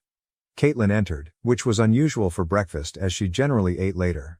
Colleen inquired about my plans for the day and I informed her that I was thinking of traveling into town. I then inquired if she wanted me to pick up anything for her. She suggested that if I didn't mind, I could get a few things for her. I assured her that I didn't mind at all. Just then Caitlin said, "Cool, I'll bike into town with you." I had planned to go to the general store for a few items, and it seems like a waste of petrol for both of us to go separately. I looked up in surprise and replied, "Sure, I'd be happy to give you a lift." After yesterday, I didn't expect her to talk to me, let alone want to go somewhere with. I responded, "I'll be leaving in about an hour and a half after my laundry is done and put away." She told me she'd be prepared. She finished preparing something to eat and sat at the table, sitting quiet as Colleen and I talked. As I stepped out of my cabin, she appeared from the back door, dressed in a turquoise sundress that complemented her red hair. It was clear she wanted me to notice her. I held the passenger side door open for her and watched as she slid into the car. We set out, and for the first half of the journey, she sat peacefully, admiring the scenery. Suddenly she said, "I thought you were going to kiss me yesterday." I looked at her, but she appeared to be staring out the side window, so I couldn't see her face. I responded, "Well, while that may not have been unpleasant, I do have a rule about not forcing unwanted affections upon unreceptive females." I noticed her head swivel around in the corner of my eye and knew she was looking at me. She sat silently, but I saw her occasional peek in my direction. We parked into the general shop and stepped inside. I needed to get a couple of new pairs of jeans and shirts, and she had a list of what her mother wanted. An hour later, we had everything loaded. I had one more stop at the hardware shop to get a few items for Bill, but it was midday and I was hungry. I suggested we stop for a bite to eat and she agreed. We parked into the same cafe where I'd originally met Bill and Colleen. We chose a table across from one other and ordered our meals. As we sat in silence, I began to wonder if I should have simply gone to the hardware shop and returned to the ranch. Just suddenly the door slid open and 3 men entered. I recognized 2 of them as the guys who had come to see Caitlin. They rushed to our table, with 2 taking seats on either side of her and a third standing behind me. They ignored me and began talking to her. I rose up and motioned for the third person to have a seat as I proceeded to the next table. When the waitress brought our meals, I motioned for her to place my dish in front of me. I ate quickly and paid no attention to the talk at Caitlin's table. I stood up after tossing some money on the table to cover our lunch. Caitlin had barely touched her lunch, yet her plate was still full. "I'm going to rush to the hardware shop.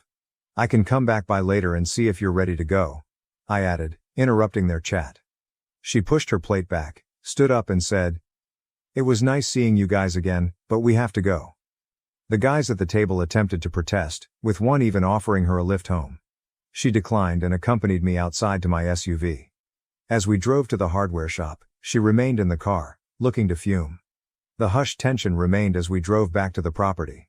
She turned off the highway onto the mile-long road and questioned, "Why did you do that?" "What?" I replied, unsure of what she was pointing out. "Moving to the other table," she said. "Oh, that. Well, I assumed you'd rather spend time with your buddies. Besides, I didn't want to be in the center of their battle for your attention." "You really are an *** hole," she exclaimed. I wisely chose to keep my mouth shut. I had no desire to avoid her slaps while driving. As we approached the main home, she grabbed whatever she could carry as soon as I opened the SUV's back door. I collected several more bags and followed her inside the house. As I walked in the back door, she put everything on the kitchen table without saying anything to her mother before storming out of the room. Colleen glanced at me quizzically. I shrugged and said, "I guess I'm an *** hole." Colleen laughed and stepped closer, placing her hand on my arm. "I have never seen anyone have the effect on Caitlin that you seem to have." "I guess I was born to just piss her off," I told her. "I'm not so sure about that," she said, confusing me. I returned to my cabin and stored my new clothes. I decided not to stay indoors and went to the barn to saddle a horse. Setting out, I ended up at the top of the waterfall. With the weather beautiful, I tied the horse to a tree and sat on the edge of the falls, staring down at the tranquil pool. Caitlin rode up underneath me after about a half hour, if not more. I got off her horse, not wanting to be accused of spying in case she went skinny dipping again, and flung a stone into the water, making a splash. She looked around for the source of the noise and found me. Anticipating her departure, she mounted her horse and rode up to where I was sitting. She hitched her horse next to mine and approached me. I rose up, moving a few steps away from the edge in case she intended to shove me off. "You're an *** hole," she exclaimed, stopping inches from me. "And you're still a B****, I replied. This time, I wasn't waiting for her slap. I grabbed her waist and kissed her. I quickly released her and attempted to proceed towards my horse, but she grabbed my arm and turned me back around. I was surprised when she reached behind my neck and drew me in for another kiss. We found ourselves in a passionate kiss again. As the passion mounted, our garments went, and we had a great time. Our breathing gradually returned to normal, and we lingered silently in each other's arms. We got dressed, mounted our horses and went back down. After stabling our mounts, she turned and headed to the main house without saying anything. In a fog, I returned to my cabin and slipped into the shower. One thing became clear.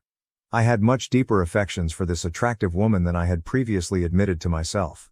I hardly had time to dress for dinner.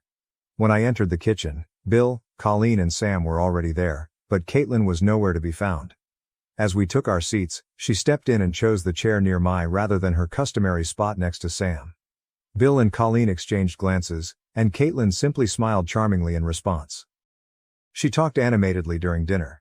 Despite their interest, her parents did not inquire as to why their daughter was in such a good mood. After supper, Jane helped her mother clean the kitchen as Sam and I returned to our cabins. Just as I was getting comfortable between the sheets, a quiet knock on my door rang out. I opened the door, wearing only my boxers, and Caitlin crept inside, finding her way into my arms. We exchanged a sweet kiss and she led me back to my bed, joining me after taking off her clothing. Again, we made love before falling asleep in one another's arms. The sudden arrival of 5 a.m. forced me to groggily reach over and deactivate the alarm. With much reluctance, I got out of bed. I illuminated the bathroom and dressed for the day, kissing her on the head before leaving the cabin. During breakfast, I couldn't avoid Bill and Colleen's scrutinizing eyes. I wondered if they were aware of their daughter's nighttime activities. Following the dinner, I loaded the pickup for another day of fence post installation. Working alone on a ranch provided plenty of time for thought. My mind strayed to my recent past, shocked that it had only been 3 months since I left my wife. It seemed like an eternity. I reflected on the relevance of Bill, Colleen and Sam in my life. Then my thoughts turned to the lovely Caitlin and the shared experiences from the previous day. I considered the idea of discovering the love her parents embodied. At lunch, I discovered I hadn't brought my dinner. As the thought crossed my head, I heard a pickup approaching quickly. Caitlin jumped out, racing toward me with a suitcase in her hand. She threw herself at me, commencing a passionate kiss before handing me the bag. I ignored the dinner and drew her in for another passionate kiss. Although I did not lay as many fence posts that day, I did place my post in her a few times. In between our passionate times, we found time to converse. I revealed information about my prior life, including how my ex-wife had betrayed me. "I'll only leave if you tell me to," I promised her. She ultimately returned home, and I finished the day's work. She was in the kitchen when I arrived, having just showered and changed, and she had chosen the seat next to mine once more. A knock on the front door interrupted our dinner. Bill answered it and returned with the same person who had first called Caitlin. Caitlin gazed at him with an unreadable face as soon as he sat down. "I was wondering if you'd like to go for a drive," he proposed. In this region of the country, where options were limited, taking a drive was effectively a euphemism for going on a date. "I appreciate the offer, but I don't think my boyfriend would like it," Caitlin said. She leaned down and kissed my cheek. Mr. Tall, dark and handsome reddened and stammered before hurrying out. With that exchange, our relationship was officially out in the open. I noticed Bill and Colleen smiling with satisfaction. One had a huge grin. We had officially formed a pair. In the days that followed, Caitlin received no further visits from local men. She made it obvious that she was unavailable. I found a way to help her with her ambitions. She was looking for a bank loan to buy equipment for her veterinarian practice. The bank was hesitant to make an unsecured loan, so the only option was for her father to pledge the ranch as security. She hesitated to question him. I advised waiting a few days. I could have a solution. I phoned my offshore bank and opened an account in the name of a bogus loan company. Caitlin completed a loan application on my computer, which I had set up to send to my email. After a few days, I notified her that her loan was accepted and that a wire transfer will be made to her account. She was overjoyed with the news, but she wondered why the loan had only a 2% yearly interest rate. I mentioned that they were a non-profit philanthropic organization that made loans to persons they believed would benefit the community. I might have just offered her the money, but I knew she was too proud to accept it. After obtaining her degree through hard effort, she was determined to achieve on her own terms. By the time her license was accepted, She had purchased a new van that had been converted into a mobile veterinarian office, equipped with all essential medical equipment. As word spread about her licensed position, local ranchers began requesting her services. Caitlin and I spent several nights together in my cabin. Although Bill and Colleen were aware, they appeared to have no objections. At 27, she was grown enough to make her own choices. It took 3 months for Wilson and his crew to stand trial. The case was rather easy. The tiniest man cooperated with the prosecution and was sentenced to 2 years probation with no prison time. Wilson's other 5 employees were sentenced to 5 years in jail each. Wilson, the mastermind behind the rustle, received the maximum 10-year sentence and a $50,000 fine. When he was transported to prison, I began an inquiry into him and his ranch, discovering that he was unmarried and had no family in the region. With all of his hands incarcerated, no one was left to administer the property. This prompted me to devise a fresh idea. However, before I could get started, I had some unfinished business to attend to. I needed to formalize my divorce. I couldn't accept Janice taking half of my money. To accomplish this, I went to my friend Jake for assistance once more. Instead of sending an email, I called and requested him to speak with Janice. I wanted him to know that I had sought out and offered a settlement in exchange for a divorce. The offer was straightforward, $50,000. If she declined, she would never hear from me again or receive any money. Initially acting innocent, she demanded to know why I had left and why I would not return. Jake disclosed that I was aware of her affair with Brandon and she intended to divorce me, bringing the charade to an end. With her game revealed, Janice, who was still working as a waitress and struggling financially, agreed to my offer. To proceed, I needed to return to Texas and hire a lawyer to prepare the divorce paperwork. Caitlin was not pleased when I informed her of my departure. I stated that I needed to end this chapter in my life and told her that I would return. She persisted in taking me and waiting for me when I returned, despite my initial plan to leave my vehicle in long-term parking at the airport. Leaving behind my SUV and most of my stuff, with the exception of what fit in one suitcase, appeared to alleviate her anxieties. I left on a Sunday, and when I arrived, Jake met me at the airport. I called Caitlin every night while I was staying with him and his family. By Friday, all of the paperwork was completed. Jake accompanied Janice to my lawyer and explained that she would receive a $10,000 check right away, with the rest $40,000 due 60 days after the divorce was finalized. She signed the paperwork, and my lawyer handed her the $10,000 payment. I never had to confront Janice. Then I realized I had personal goods in storage, including souvenirs and antiques from my parents, yearbooks and other sentimental belongings. I didn't want to return for them later, so I rented a moving van and loaded it up. Caitlin was surprised when I told her I wasn't flying back, but once I explained that I was bringing back everything significant to me, her joy rose. It took me 3 days of unrelenting driving to complete the distance. On Tuesday evening, as I arrived at the Rocking Bee Ranch, everyone greeted me enthusiastically. That night, Caitlin extended her warm greeting until early in the morning, when we finally fell asleep, fatigued.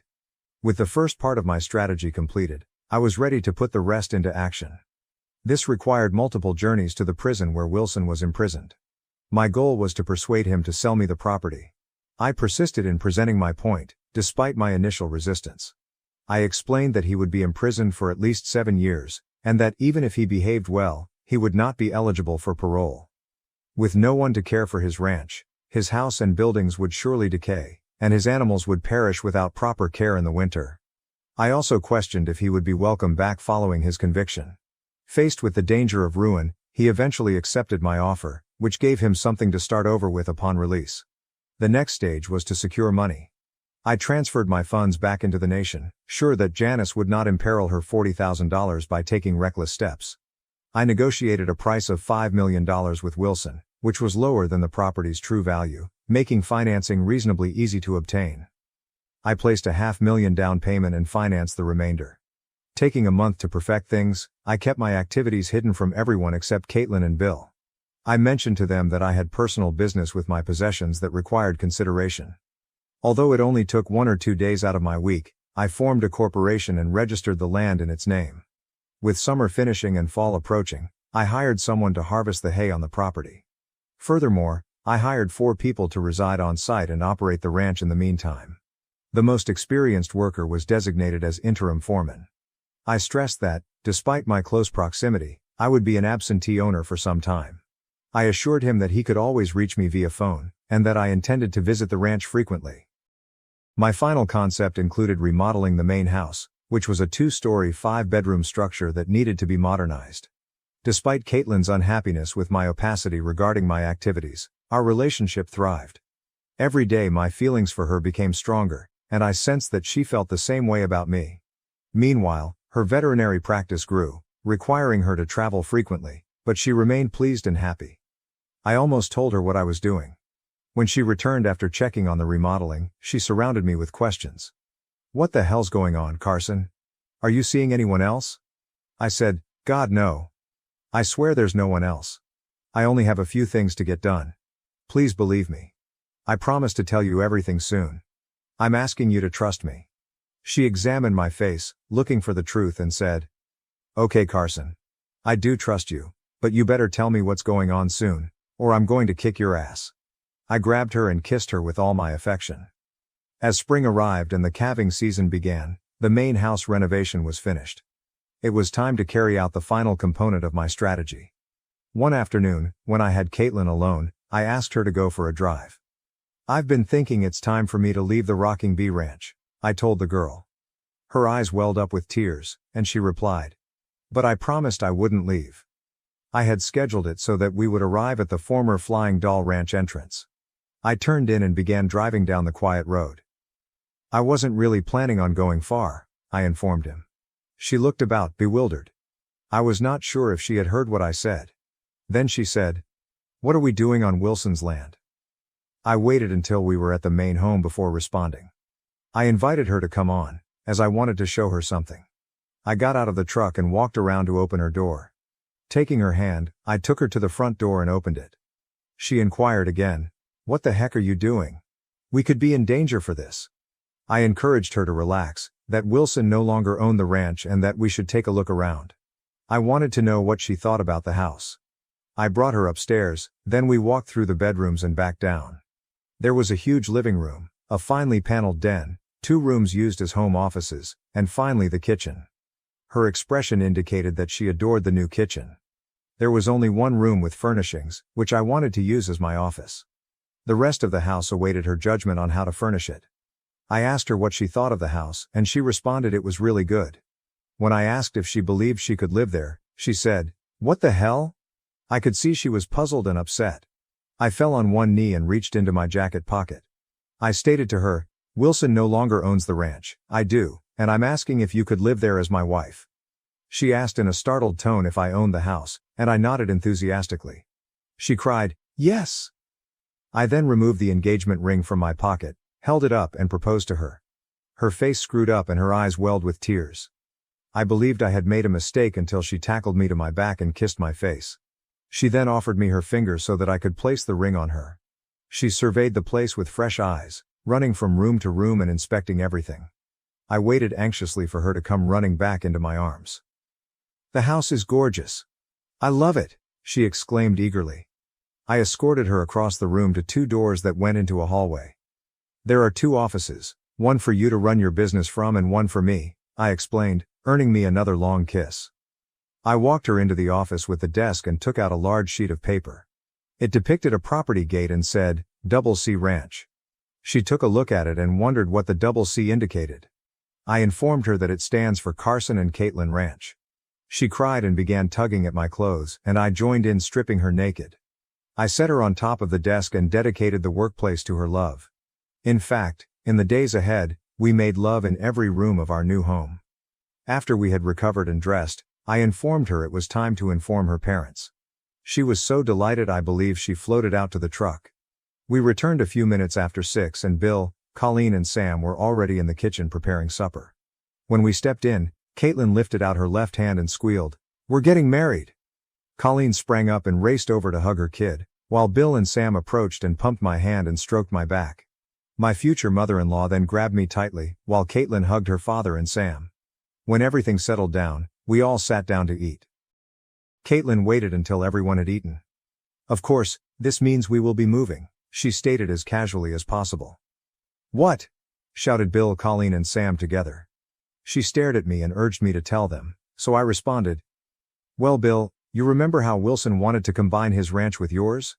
I was thinking it may be a good idea.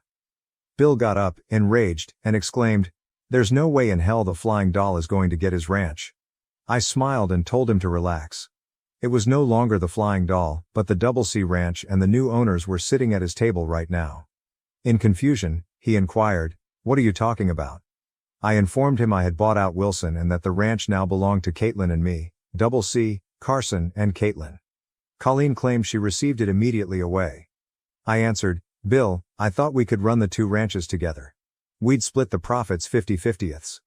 He continued, "But the Double C Ranch is over twice the size of my ranch, and it brings in a lot more profit."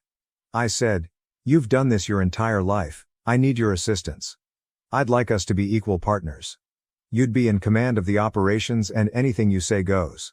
Besides, it's also part of Caitlin's property. It will be keeping everything inside the family." He sat down and gazed at Colleen.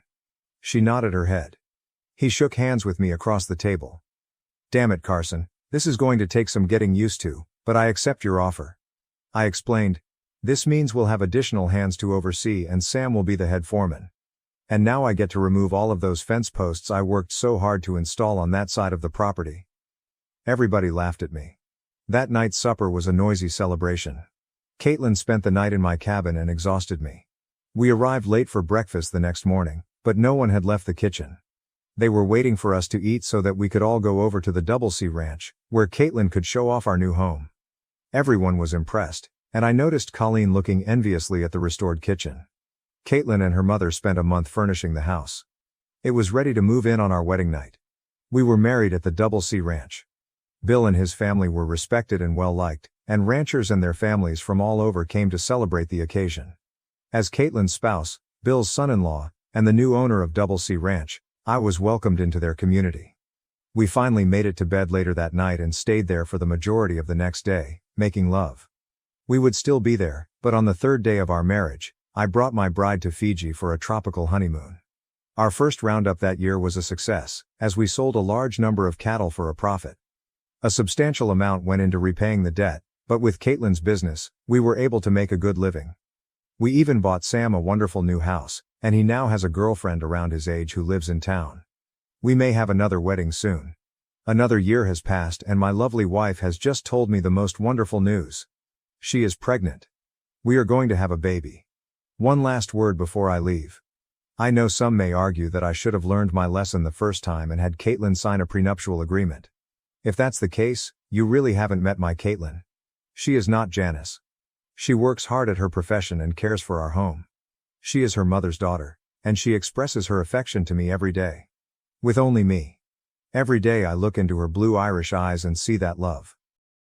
My fiance's quirky food choices are ruining our meals. Now she's disappeared after a fight. Am I the asshole for reaching my limit?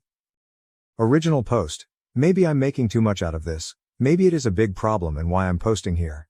This has been going on since we've dated in college. I'll use last night as an example. I'm always a safe order guy, meaning I get chicken tenders, steak, a burger, orange chicken, etc. It's not that I dislike other food, it's that if I'm doing something crazy I want to buy it, prepare it, cook and serve it, be in control of the whole process. She always orders the special, the catch of the day, the taster's menu, etc. And she invariably says, "I don't really like this, I should have just ordered what you got, let's switch." And she grabs my plate. Sometimes I'm able to eat her food, sometimes it really is bad and then I go hungry. I've brought this up with her and she has upfront told me she thinks it makes her quirky and fun, and I've known this since dating her. Last night we went to a sports bar after our league beach volleyball game and we're starving. I just wanted food so I ordered chicken tenders and fries. This dingy sports bar was having a snow crab special, which of course she wanted. I begged her to please just order something they couldn't mess up and she accused me of being so boring. Food came, her crab legs looked, smelled and tasted like they were rotting wax and of course she didn't want it and wanted my tenders. I finally stood up for myself and said no, she could send them back and order her own food. Cue massive fight. She accused me of wasting food, of not cooperating with her and not reading the room, whatever they meant. I told her that no, I was not doing it this time. She started crying and demanded to go home. I said no, I was so hungry I was eating my food. I think she got an Uber to a friend's house and I have not seen her since. I'm fed up. Is this breakup worthy and what should I do about this? Edit. We are engaged and live together. We also share credit cards and bank accounts. Top comments. Comment 1. She sounds insanely entitled and the mentality and temper of a 4-year-old. Why would anyone want to date someone like that? Comment 2. Because she's quirky and fun as seriously though, she needs to act like an adult. Comment 3. I'm very Joey doesn't share food and if someone pulled this shit with me and expected me to let it slide because they thought it made them quirky and fun, I'd be gone. She sounds annoying AF, extremely entitled and also very slightly psychotic for expecting OP to go hungry. All because she's playing the part of a quirky, fun and adventurous foodie. I expect this has more to do with her testing his limits than just food as evidenced by her blowing up when he suggested, quite logically, she order something else. It's like she wants him to suffer to prove how endearing he finds her. OP. To be fair to her, I don't think she expects me to go hungry. In fact, I'll bet she's never noticed if I finish her meal or not. Comment 4. That's telling if she doesn't even notice. Makes you wonder what else she isn't noticing about you in the relationship. OP. I don't want to sound like a crybaby because I have made a choice with her, but yes, I do more of the labor in the relationship. Comment 5. It's only quirky and fun if she eats what she fucking orders. I realize you already know this, but why in the hell should you have to give up your food because of her bad gamble? At the core of it, it sure seems like a, let's see how much of my bullshit he will indulge test. I would say no more would be the correct answer. You haven't seen her since. I suspect she'll be back in touch, and you can give her an opportunity to apologize, but that shit is unacceptable. She owes you an apology, and I sort of doubt you're going to get one. OP. Your second paragraph was what I've felt for a long time put into words. Thank you. Comment 6. If she's the one labeling it quirky and fun, it isn't. I want to try something, but she needs to order her own food. Who pays the tab? OP. I mean, technically we both do since we have shared credit cards and bank accounts. Update. Reddit. I don't remember the exact timeline of how things went down on Sunday as far me posting, but original was locked when she texted me at 6 p.m. telling me that I owed her a huge apology for the way I behaved at the sports bar and the volleyball game. I still don't know what that is about. I asked her where she was. She said she would tell me when I apologized. I said I was not going to apologize. She said she needed some time to think whether this relationship was right for her. I told her that I was just exhausted by so much of what she does that I couldn't do it anymore. She hung up and I haven't heard from her since. She hasn't even been by to pick up a change of clothes, so I don't know where she is. I canceled all my credit cards we shared and opened a new bank account and took half out of our share, but she hasn't taken any money out or used her debit card, so I guess I'm a little concerned since for all effect purposes she's disappeared. I'm not too worried now, but if I haven't heard anything by Friday I'll call her parents. I kind of think she's doing this disappearing act for attention. Relevant comments. Comment 1. Wait, so to sum this up, she ignored your reasonable request to order food she knows she'll like, publicly threw a fit when you wouldn't give up your own meal despite being warned that's what would happen, yelled, stormed out, and has been MIA for days. Over a meal? That she could have easily sent back herself. Holy drama, bruh. Like, wow. Bullet dodged, huh? Can you imagine a whole lifetime of ridiculous public tantrums over easily resolvable stuff? Yikes. OP. Well, the meal and whatever it is I did to make her mad at the volleyball game. Comment 2. Text her to pick up her things by X date or you will have it sent to her parents. I think she is doing this for attention and all the more reason you were right to dump her. Tell her parents you broke up and she has not been in contact. Tell them that she did not tell you where she was, but could they check on her? Don't wait on that. The sooner you do this, the sooner you can get her out of your life. OP. Okay, I can do this. Probably a good idea. OOP made a final edit. Edit. I called her parents, they haven't heard from her either, and me calling them now has them worried because they thought she was with me. I'm going to drive her important things over to their house and wash my hands of her. Whatever happens to her is of her own making at this point. Am I the asshole for telling my morbidly obese patient that we need a team of people to help roll her to avoid hurting our backs? Hi, med-surg nurse here. I got a new patient last night. She is a 450-ish lb woman in her 30s who just had a major surgery. She is also a body positivity influencer who wanted to record everyone to document her journey. We had to explain to her that in our state, she cannot record any hospital employees without their consent, and all of us are refusing consent because we do not want to be in her videos. Anywho, she needed to use the bedpan. She could not lift her hips, and her legs were too wide for me to wiggle the bedpan between them. I explained to her that she would have to roll on her side, and then I would place the bedpan under her, and then she would roll back. She tried to roll but couldn't do it. I told her no big deal. I will go find a few staff members to help and we will roll you. The only person who could help at the time was the CNA, who is pregnant. I explained to the patient that we just don't have enough staff free right not to roll her, it's just me and the CNA, so we will have to wait a little bit for more people to be free.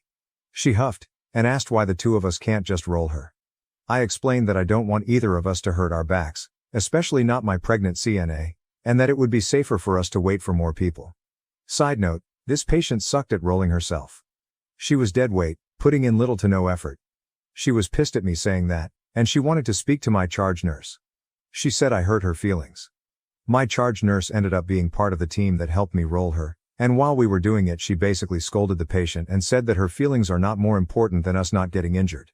She still thinks I'm an asshole, and I happily offered her the phone number she can call to file a formal complaint. Those do literally nothing, by the way. Karen yells at me in Walmart over apple juice and demands both bottles. My mother had to visit Walmart a few days ago to pick up a prescription and some food.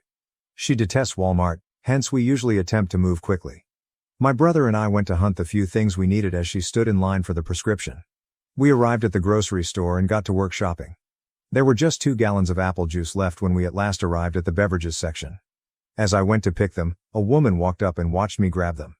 Turning back, I asked her whether she was likewise searching for apple juice. She agreed, thus I gave her one. We would take the other. Things started to get fast.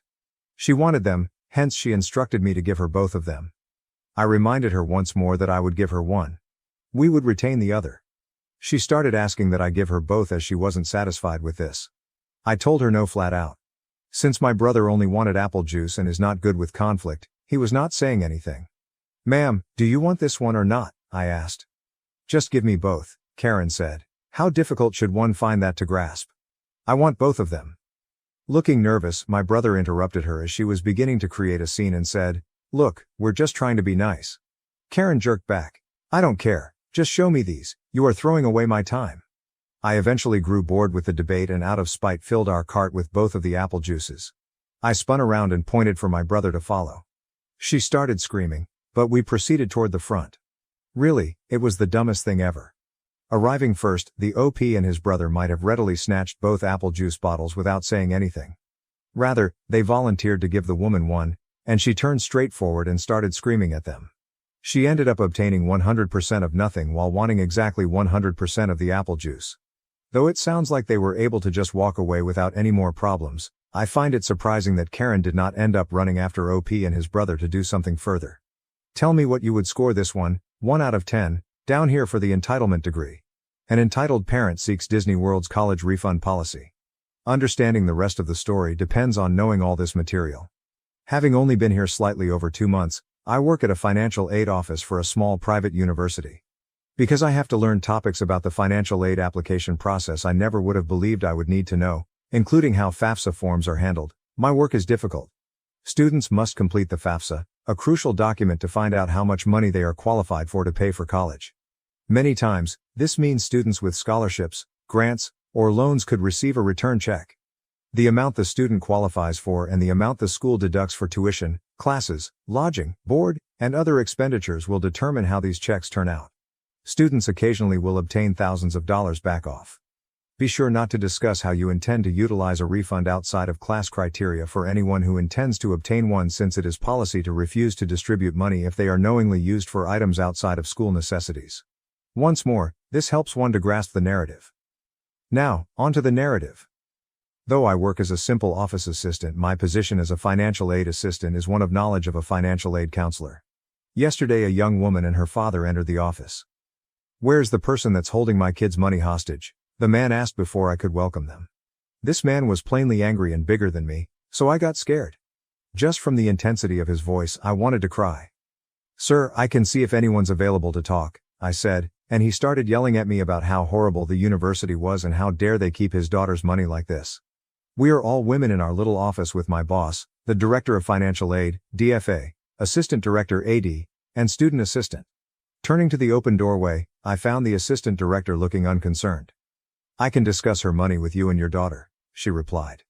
Side note, since we have no control on how it's distributed, first call the billing department, not the financial aid office, if you're seeking a refund. I heard everything discussed since the entitled dad and the girl entered the office left the door open.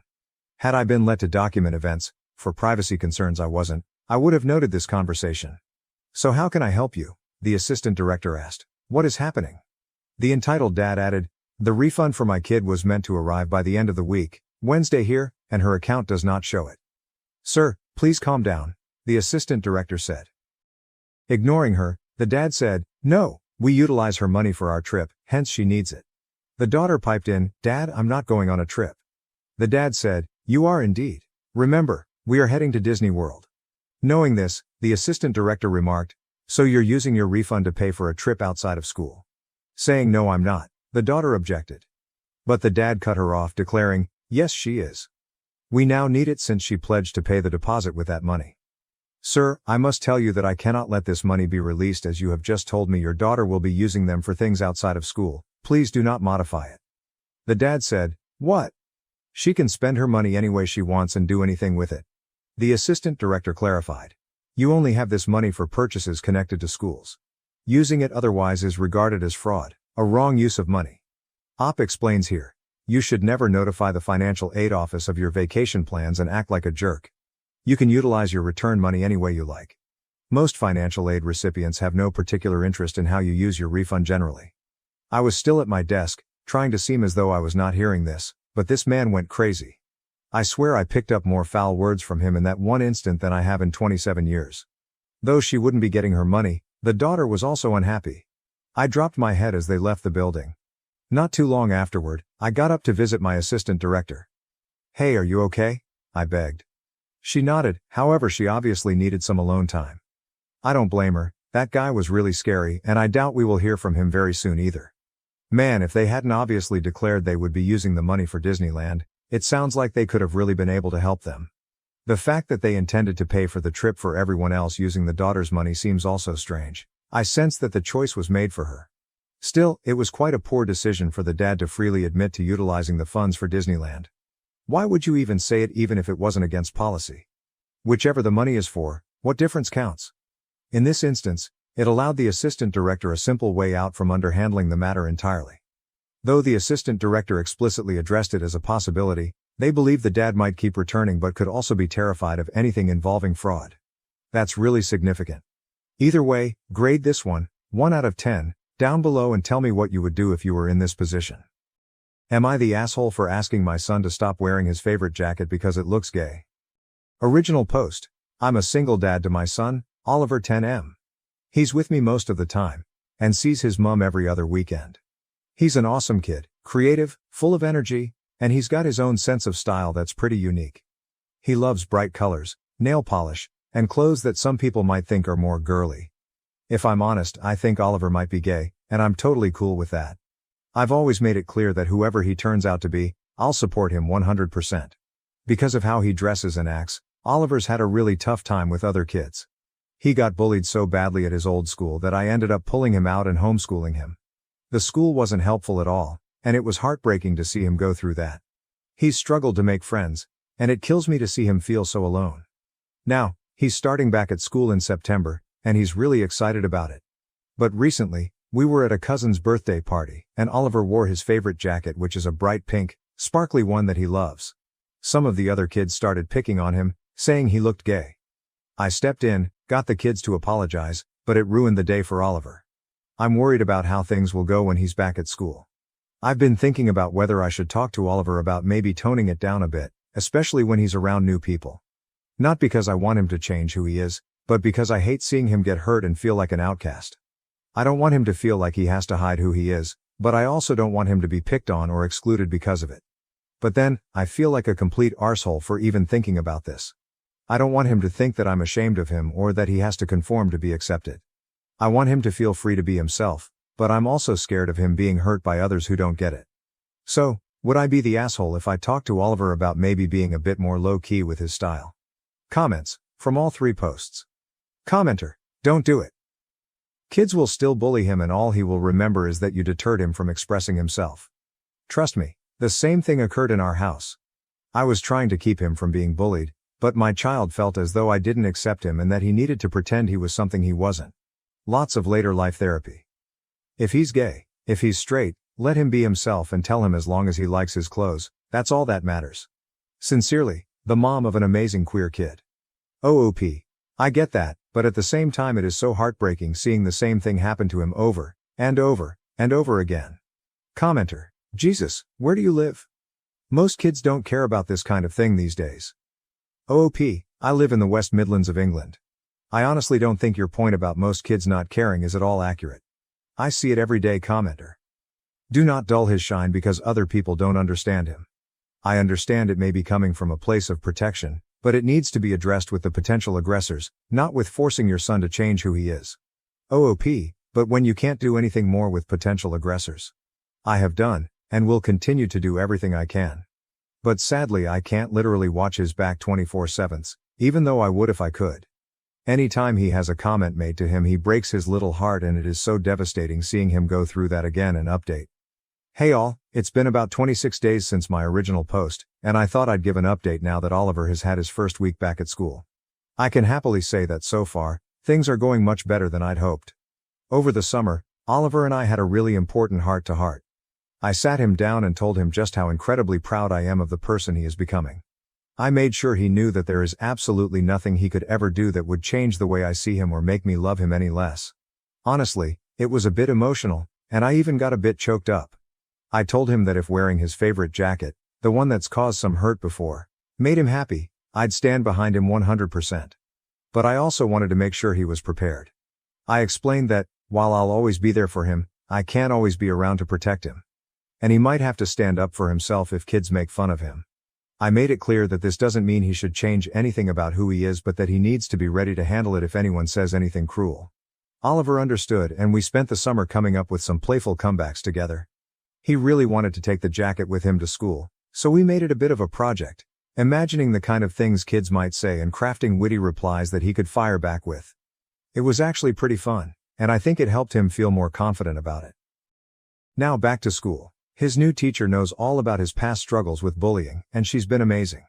She's keeping a close eye on things and making sure he feels safe and comfortable. It's made such a difference already, and Oliver's first week couldn't have gone better. He's even made a friend, a boy named Sam, and they've really hit it off. They're planning to meet up tomorrow at the wacky warehouse, and Oliver can't stop talking about it. It's been a long time since I've seen him this excited about spending time with someone his age. I know it's still early days, but seeing him come home happy and smiling each day has been such a relief. Thanks to everyone who gave advice and encouragement on my original post. I really took a lot of it to heart, and I think it made a big difference in how I approached all this. Update 2. Hey, I just wanted to hop on and give a small update about Oliver's playdate over the weekend. Firstly, when Oliver was getting ready he wanted to wear all his flamboyant clothes.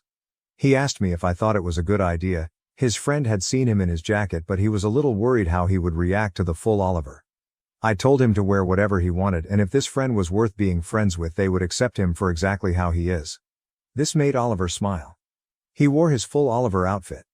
When we were walking in I could feel Oliver getting a bit nervous. He was bullied so much in his last school for how he was, so I understood why. I held his hand tight and gave it 2 squeezes. This means I love you, something I learned to teach him from Reddit actually.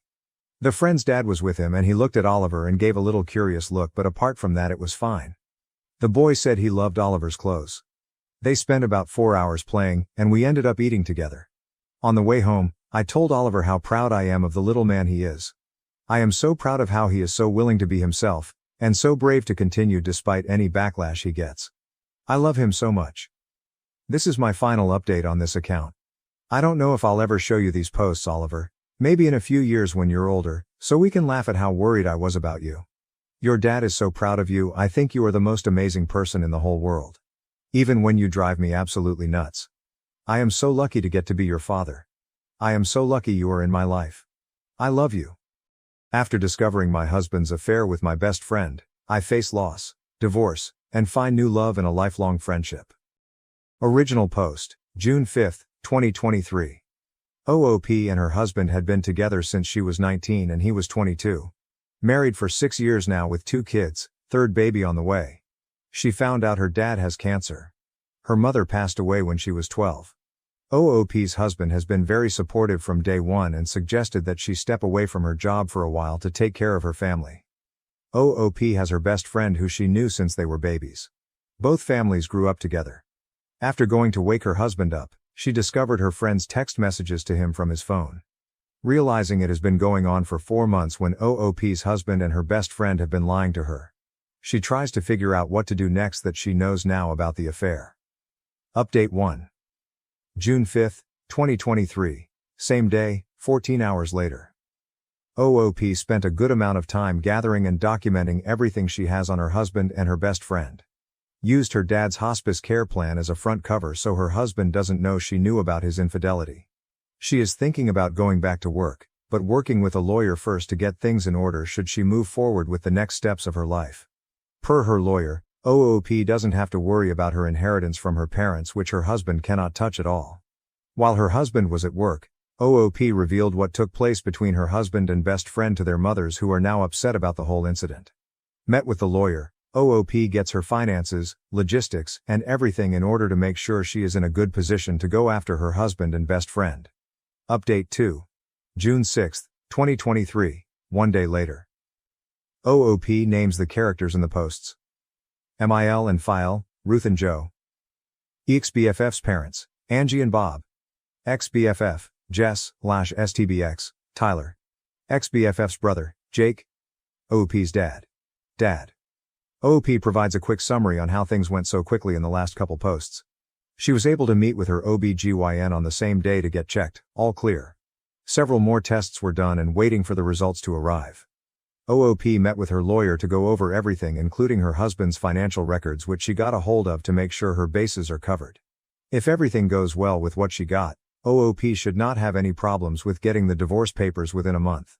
Ruth and Angie, MIL and ex-BFF's mothers, told OOP what happened after both sets of parents confronted Tyler, EX, and Jess, ex-BFF. All 4 parents are very upset with both Tyler and Jess for the affair, and they have been cut off from their families. Tyler discovers OOP has moved her stuff and their children's stuff to her dad's to get away. Damaged the house and went to look for OOP.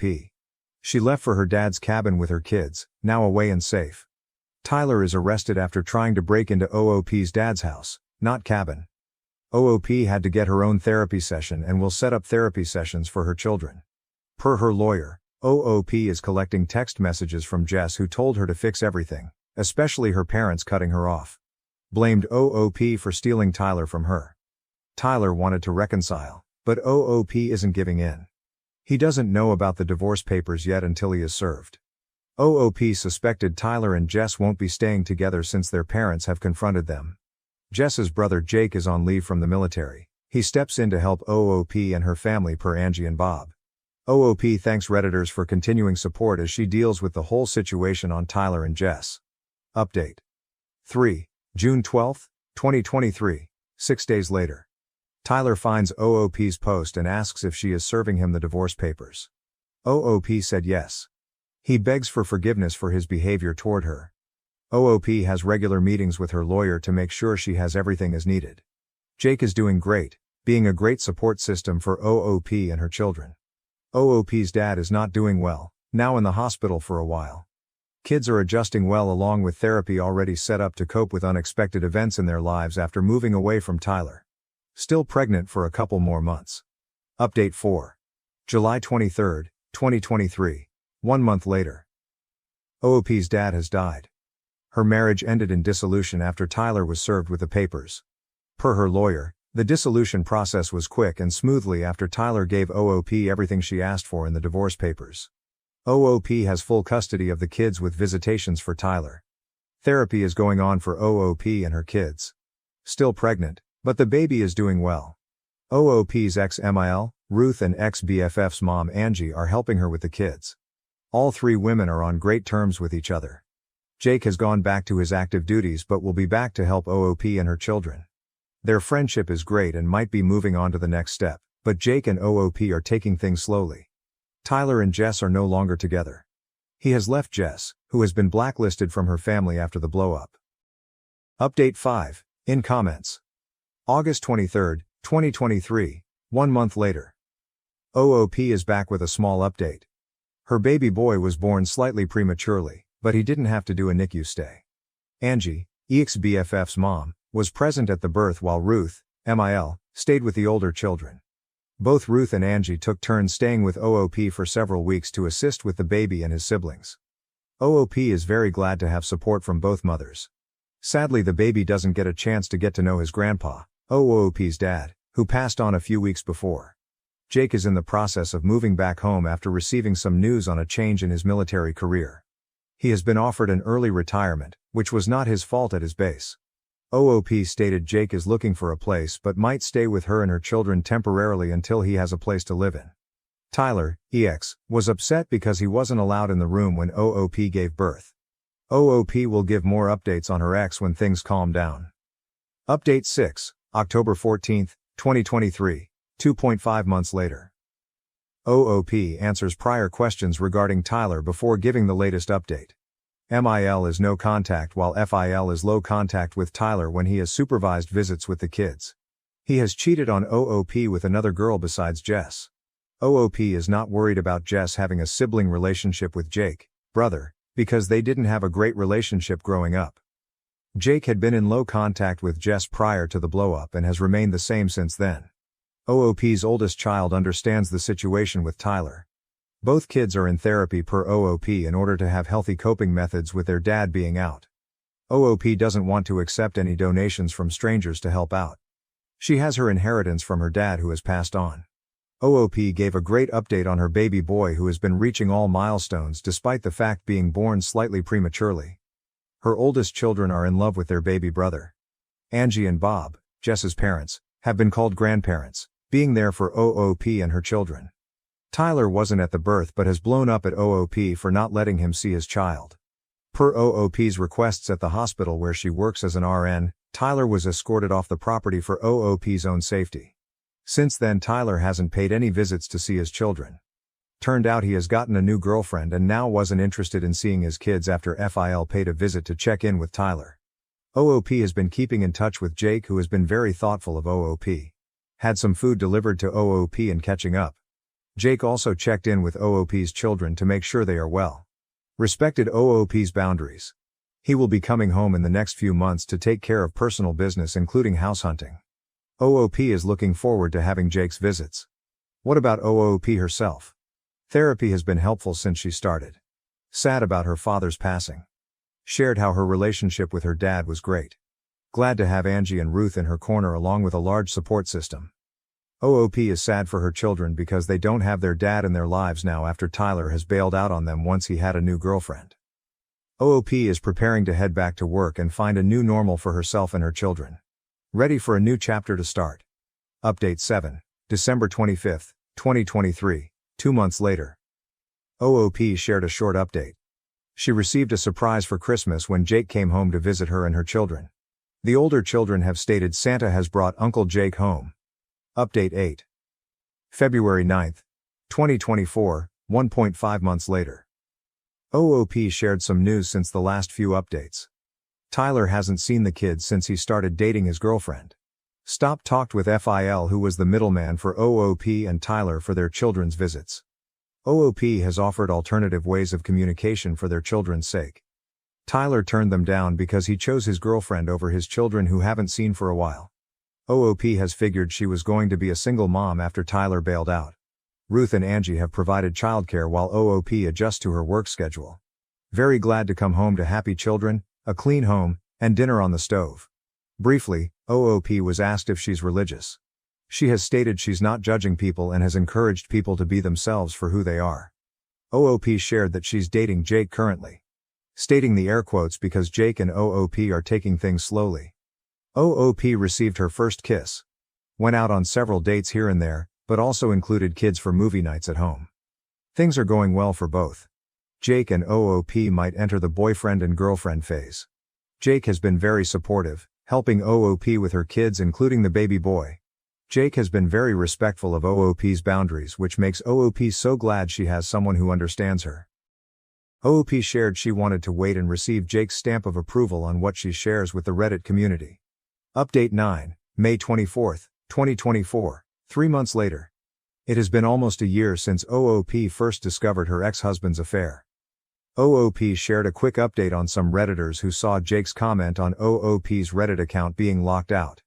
Turned out it was Jess who changed the password. OOP explained from the beginning how she found Jess walking into her house while Jake was outside in the backyard with the kids. Jess has tried to make threats against OOP while in the kitchen. Jake managed to get inside after hearing OOP's screams. He got Jess out of the house before the police were called. Jess made up a story to the police and accused OOP for threatening her. It backfired at Jess as OOP had cameras everywhere and showed the police the evidence. Jess was escorted off the property. That was when Jess hacked into OOP's social media accounts including Reddit, but OOP managed to stop Jess from accessing Reddit. Jess later spammed OOP's job, resulting in a week's suspension. OOP was cleared after the evidence showed OOP was telling the truth and Jess was falsifying everything. What led OOP to get a restraining order against Jess was when she tried to pick up OOP's oldest son from school without anyone knowing about it. The school was well aware after meeting with OOP regarding Tyler being violent in front of the kids prior. They escorted Jess off the school campus and kept OOP's oldest safe until OOP came for the pickup. OOP has an emergency order in place, but will be at the court to request for a permanent one within the next month or so. Locks were changed immediately after the incident with Jess and the police. Angie and Bob are very angry with their daughter for what happened. There is no update on Tyler. OOP shares that she hasn't heard from him since he last bailed out on the visitations with their children. OOP realized her oldest has wanted Jake to be the dad instead of Tyler. She knew the kids were moving forward and accepting the fact of Tyler not being in their lives anymore. OOP learns from Ruth and Joe, Tyler's parents, that Tyler has remarried and is expecting a baby with his new wife. Ruth told OOP she and File got invitations from Tyler and his wife. That is how OOP learned about Tyler. OOP's 2 children are still in therapy and was informed her oldest is ready to call Jake dad instead of Tyler. Her middle child seems to move on and forget who Tyler was since both children have been bonding well with Jake. Now on to Jake. OOP realized she has been feeling so much happier now when Jake has been around and creating a healthy relationship. It is a blessing for OOP to have Jake there because he checks in regularly when he is at work or anywhere away from OOP and her kids. It showed OOP Jake cares about her and her family. Jake told OOP she is his girlfriend practically the whole time. Update 10. June 26, 2024. 1 month later. OOP is back with a new update. This time, it's on the restraining order she has against Jess. OOP wasn't approved for a permanent one, but did receive a 7-year restraining order. Where she is located, it appears to be very difficult to obtain a permanent restraining order without any additional and hard evidence that could result in a life or death situation. If Jess resumes her harassment onto OOP after 7 years are up, OOP can take her back to the courts for another restraining order. OOP requests no more questions regarding Jess as she is ready to move on after she has the restraining order in place. OOP made an additional comment to confirm her children are also included in the restraining order against Jess, so all good. Per OOP, Jake is doing great, and has moved in with OOP and her children. They are all thrilled with the next step. OOP again stating the fact she has known Jake all her life so she's not worried. There's nothing new with Tyler since he has made no contacts with his children. The children are doing well. Part 1 of 2 updates. September 10, 2024. If you are triggered by mentions of death and drug use, you should probably skip this update. I will be making an entirely different post for the life updates so you won't miss anything. Please take care of your mental health first. Hey guys, I have some news. I'm not entirely sure on how to say it, so I'm just going to say it. Jess was found deceased in her apartment from a drug overdose at the end of July. To say it was a shock would be an understatement of the century. Jess was the kind of girl who never touched a drug in her life. Even back in the day when I would partake in smoking weed from time to time, she would pick a fight with me about it. A part of me is devastated. She was my best friend and we went through so much together, we had so much history. She wrote me a letter. I'm not going to go into every single detail about it, but I will highlight one main part of it. She told me she saw I was trapped in an unhappy, loveless marriage and she wanted to help me get out of it. She didn't know what to do, so one night when she started doing drugs, she decided to get rid of Tyler. The only way she knew how was by sleeping with him. From there things spiraled and she fell in love with him, and became jealous because he would fill her head with pretty white lies and then go home to me. While I don't forgive her for what she did to me, I get it. I do. Jake has been blaming himself of sorts. Yes, he was pissed at her, but he didn't want her dead. None of us did. He's been having a hard time with things, but in true Jake fashion he's been shoving his grief to the side to be there for everyone else. He stayed with his parents the first month after everything happened to take care of them, and then would come check on me at least twice a day. He still won't really talk about it, so I try to be there for him in every way possible without the use of words. Angie isn't doing well. She lost a child, and even though she cut her off, that's still her daughter and she still loves her. I've been stopping by their house once a day to check on her and bring her meals to ensure everyone is eating. Jake's dad. Well, he's been handling it much better than I thought. Jess was always closer to him, but he told me, maybe I'm a heartless bastard, but once I saw the woman she was becoming I stopped thinking of her as my daughter. I already grieved the loss of my daughter a long time ago. So there's that. Just to put it out there, nobody is blaming me. They made the choice to cut Jess out of their life of their own free will, and I made it clear to them when all of this first came out that I wouldn't blame them if they wanted to keep their relationship with their daughter-sister. Angie even made it a point to tell me it's not my fault, and we hugged and cried together. We're not sure if she did it on purpose or if she had letters for everyone as a backup in case she happened to overdose, but the letters weren't out in the open by her body. They were tucked away in a drawer. To end this update, I just want to make it clear that though I had a lot of hate in my heart for Jess, there was also a lot of love there too. She hurt me and betrayed me, but had she not done that I would still be stuck married to a man I felt indifference towards and would not be as happy as I am. She did it in a fucked up way, but in a sense she did free me from my shackles. I will always love her, and this loss is one that will stay with me for the rest of my life. Relevant comments. OOP on how Jess's parents and brother, Angie and Bob, and Jake are taking the news of her death. OP. Angie and her husband are in grief counseling, but it's not something Jake is interested in. I did try to push him on it, but he said he'd rather deal with the loss in his own way. I've been respecting that choice, but I do bring it up to him from time to time to ensure no one will think any less of him if he needs help processing. I did manage to get him to attend one of my therapy sessions with me about the grief, and he did get some things off his chest, but he'd rather handle his grief quietly, so I haven't been too overbearing about it. What has OOP know so far about Jess getting into drugs? OOP, personally, I don't think Jess started doing drugs until after the affair was discovered. I think that's what triggered her into finding this new escape.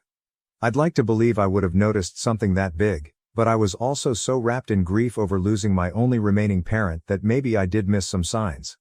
I know without a doubt I would have noticed if she was high around me though, so if it was pre-discovery she didn't do them around me or hang out with me if she was high. OOP on if Tyler has known what happened or not. OOP, if Tyler knows, he didn't say anything to me about it. I also didn't reach out to him and freely offer the information. I really hate to say this, but her obsession with Tyler ran much deeper than I initially realized.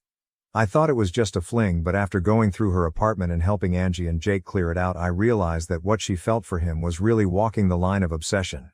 There's a part of me that feels like this was her cry to him, to see if he would run back to her and rescue her from herself. OOP's thoughts on if Jess had always wanted what OOP had. Being jealous of OOP in her life. OOP. I think you're pretty close, and this is me making an educational guess because only Jess truly knows, but I like to think I know her well enough to answer this. Had Jess and I fallen out any other way, her parents wouldn't have cut me off unless I did to her what she did to me. They would have distanced from me, and helped Jess through it. This is the first time they made this decision. We've had our fair share of arguments and her parents would take her side, even if she was wrong. Jess was very close to her dad, and while he was like a dad to me as well, we didn't really have that father-daughter bond. Angie always looked after me because my mom was her best friend, and she did mother-daughter things with me since I lost mine so young. But she did more with her own daughter than me, which I never felt ill will towards. Jess and Angie were also close, and Angie always made sure Jess never felt unloved or left out. And Jess even made comments over the years that she was glad that her mom stepped in for me, but never overstepped. They had countless talks about it to the point Jess would come to me and joke about it, saying, "Mom's having one of her moments where she wants to make sure I'm not jealous or upset that she did this and this with you, lol." Her and Jake were never close growing up. More so because all of Jess's friends used her to get closer to Jake, though I'm the first friend of Jess's that Jake actually made a move on. He would ignore the friends and Jess would blame him for it. I'm going to try to word this as gently as possible without trying to sound like a complete asshole. Jess was always boy crazy, the girl who was constantly vying for a man's attention. While I don't think there's anything wrong with that, There is something wrong in how Jess went about it. She saw men as a way to prove her worth. However, teenage boys and even men can be pretty shallow, and the men Jess typically went after were pretty shallow. Jess was always bigger. I wouldn't say she was full-out fat, but she had a belly and hips, and I didn't stay over 100 pounds until I had my first child, and even then I was still skinny. So of course, these shallow-ass men, when they saw her and I together, they would divert their attention to me instead of her. I of course always ignored them, but I think that had set a deep-rooted insecurity in her, that she was always second best to me when it came to men. I never saw it that way, and I never went after the men she liked. I married Tyler, and shortly after I married Tyler, Jess got married to the guy I had a crush on in high school. I truthfully didn't care because it was an innocent crush and I never acted on it, but the guy was an ass and in his wedding speech made a comment about how he got second best to what he really wanted, and everyone hated the guy. All of us begged her to not marry him once he showed his true colors long before that wedding speech. But she saw it as me being jealous and we actually stopped talking for a while because of it. So I think getting my husband to sleep with her was her way of proving she wasn't second best. Only when my husband didn't pursue a relationship with her like she hoped, she became obsessed with the idea of him and trying to prove she was the better lover. I don't know what the end goal was truthfully, but I just hope she's at peace now. Part 2 of 2. Updates, September 10th, 2024, same day, 1 hour later. Hey guys, I know the last post was heavy, so if you need someone to talk to, please feel free to reach out. I understand stuff like that leaves its mark. Here's to a more cheerful update. Tyler is still MIA from the kids' life. Still hasn't reached out, and I'm not chasing after him to be involved with the kids. They deserve more from their dad. The kids are doing just wonderful. They've really taken to Jake, even the baby calls him Dada, and once he and I had a long talk about it, I've decided that if the kids want to call him Dad, I won't intervene. My oldest made the transition from Uncle Jake to Dad. My middle child still calls him Uncle Jake, but that's completely fine with me. How they want to pursue that relationship, I will let them. Jake actually started coaching their indoor soccer league and they love having him there. The house just has this sense of peace now, and all of them are just so happy that it makes my heart so full. I did have a conversation with them about Aunt Jess being in heaven with Papa, and they took it well, probably because they've hardly seen her in the last year. Tyler's parents have still been just as involved and are actually really close to Jake's parents. They've all been so wonderful that sometimes I feel like I'm dreaming. Angie, and I think the fake name I assigned Angie's husband was Bob, please bear with me if I'm wrong. Bob has retreated a little from the kids' life to deal with their grief, which I completely understand. They do still see the kids at least once a week, and Angie mentioned it helps her, spending time with them. Roughly 2 weeks after Jess passed away, Jake asked me to marry him. I told him I wasn't saying no, but I wanted him to sit with this a little longer and make sure this was something he actually wanted and he wasn't making a hasty decision in the midst of grief. A month later, after the dust had started to settle and things were slowly falling back into our routines, he asked me again. He had this whole speech about how he's wanted this for as long as he could remember, and even mentioned how when we were kids he said he would marry me when we grew up. It's true, he did say that to me when I was like 5 LOL, so I said yes. We are having a long engagement. I don't want to jump right back into a marriage, so we're taking our time and haven't even started wedding planning yet. Maybe come 2025 we'll start the plans. To be totally honest though, we've just been debating on an elopement, something small with just his parents and the kids. Who knows though, we have time to figure it out. Life has been a whirlwind full of ups and downs, but I'm so lucky to have so many wonderful people who love me and my kids. As always, thank you for being here with me throughout this journey. I love you guys. Until next time. Relevant comments. OOP on how Angie and Bob are taking the news of her engagement. OOP, Angie is very thrilled. She's actually been doing some wedding planning, and I've been letting her do her own thing. I think it's helping keep her busy. When we told Angie and Bob, Angie actually started crying. She said that her and my mom used to joke about us growing up and getting married, and they were thrilled about the idea of them becoming actually related by marriage. Bob is happy because he knows Jake is a good man who would, in his words, take care of you and the kids, and if he did anything to hurt me, all I needed to do was call him and he'd put the fear of God in Jake, LOL.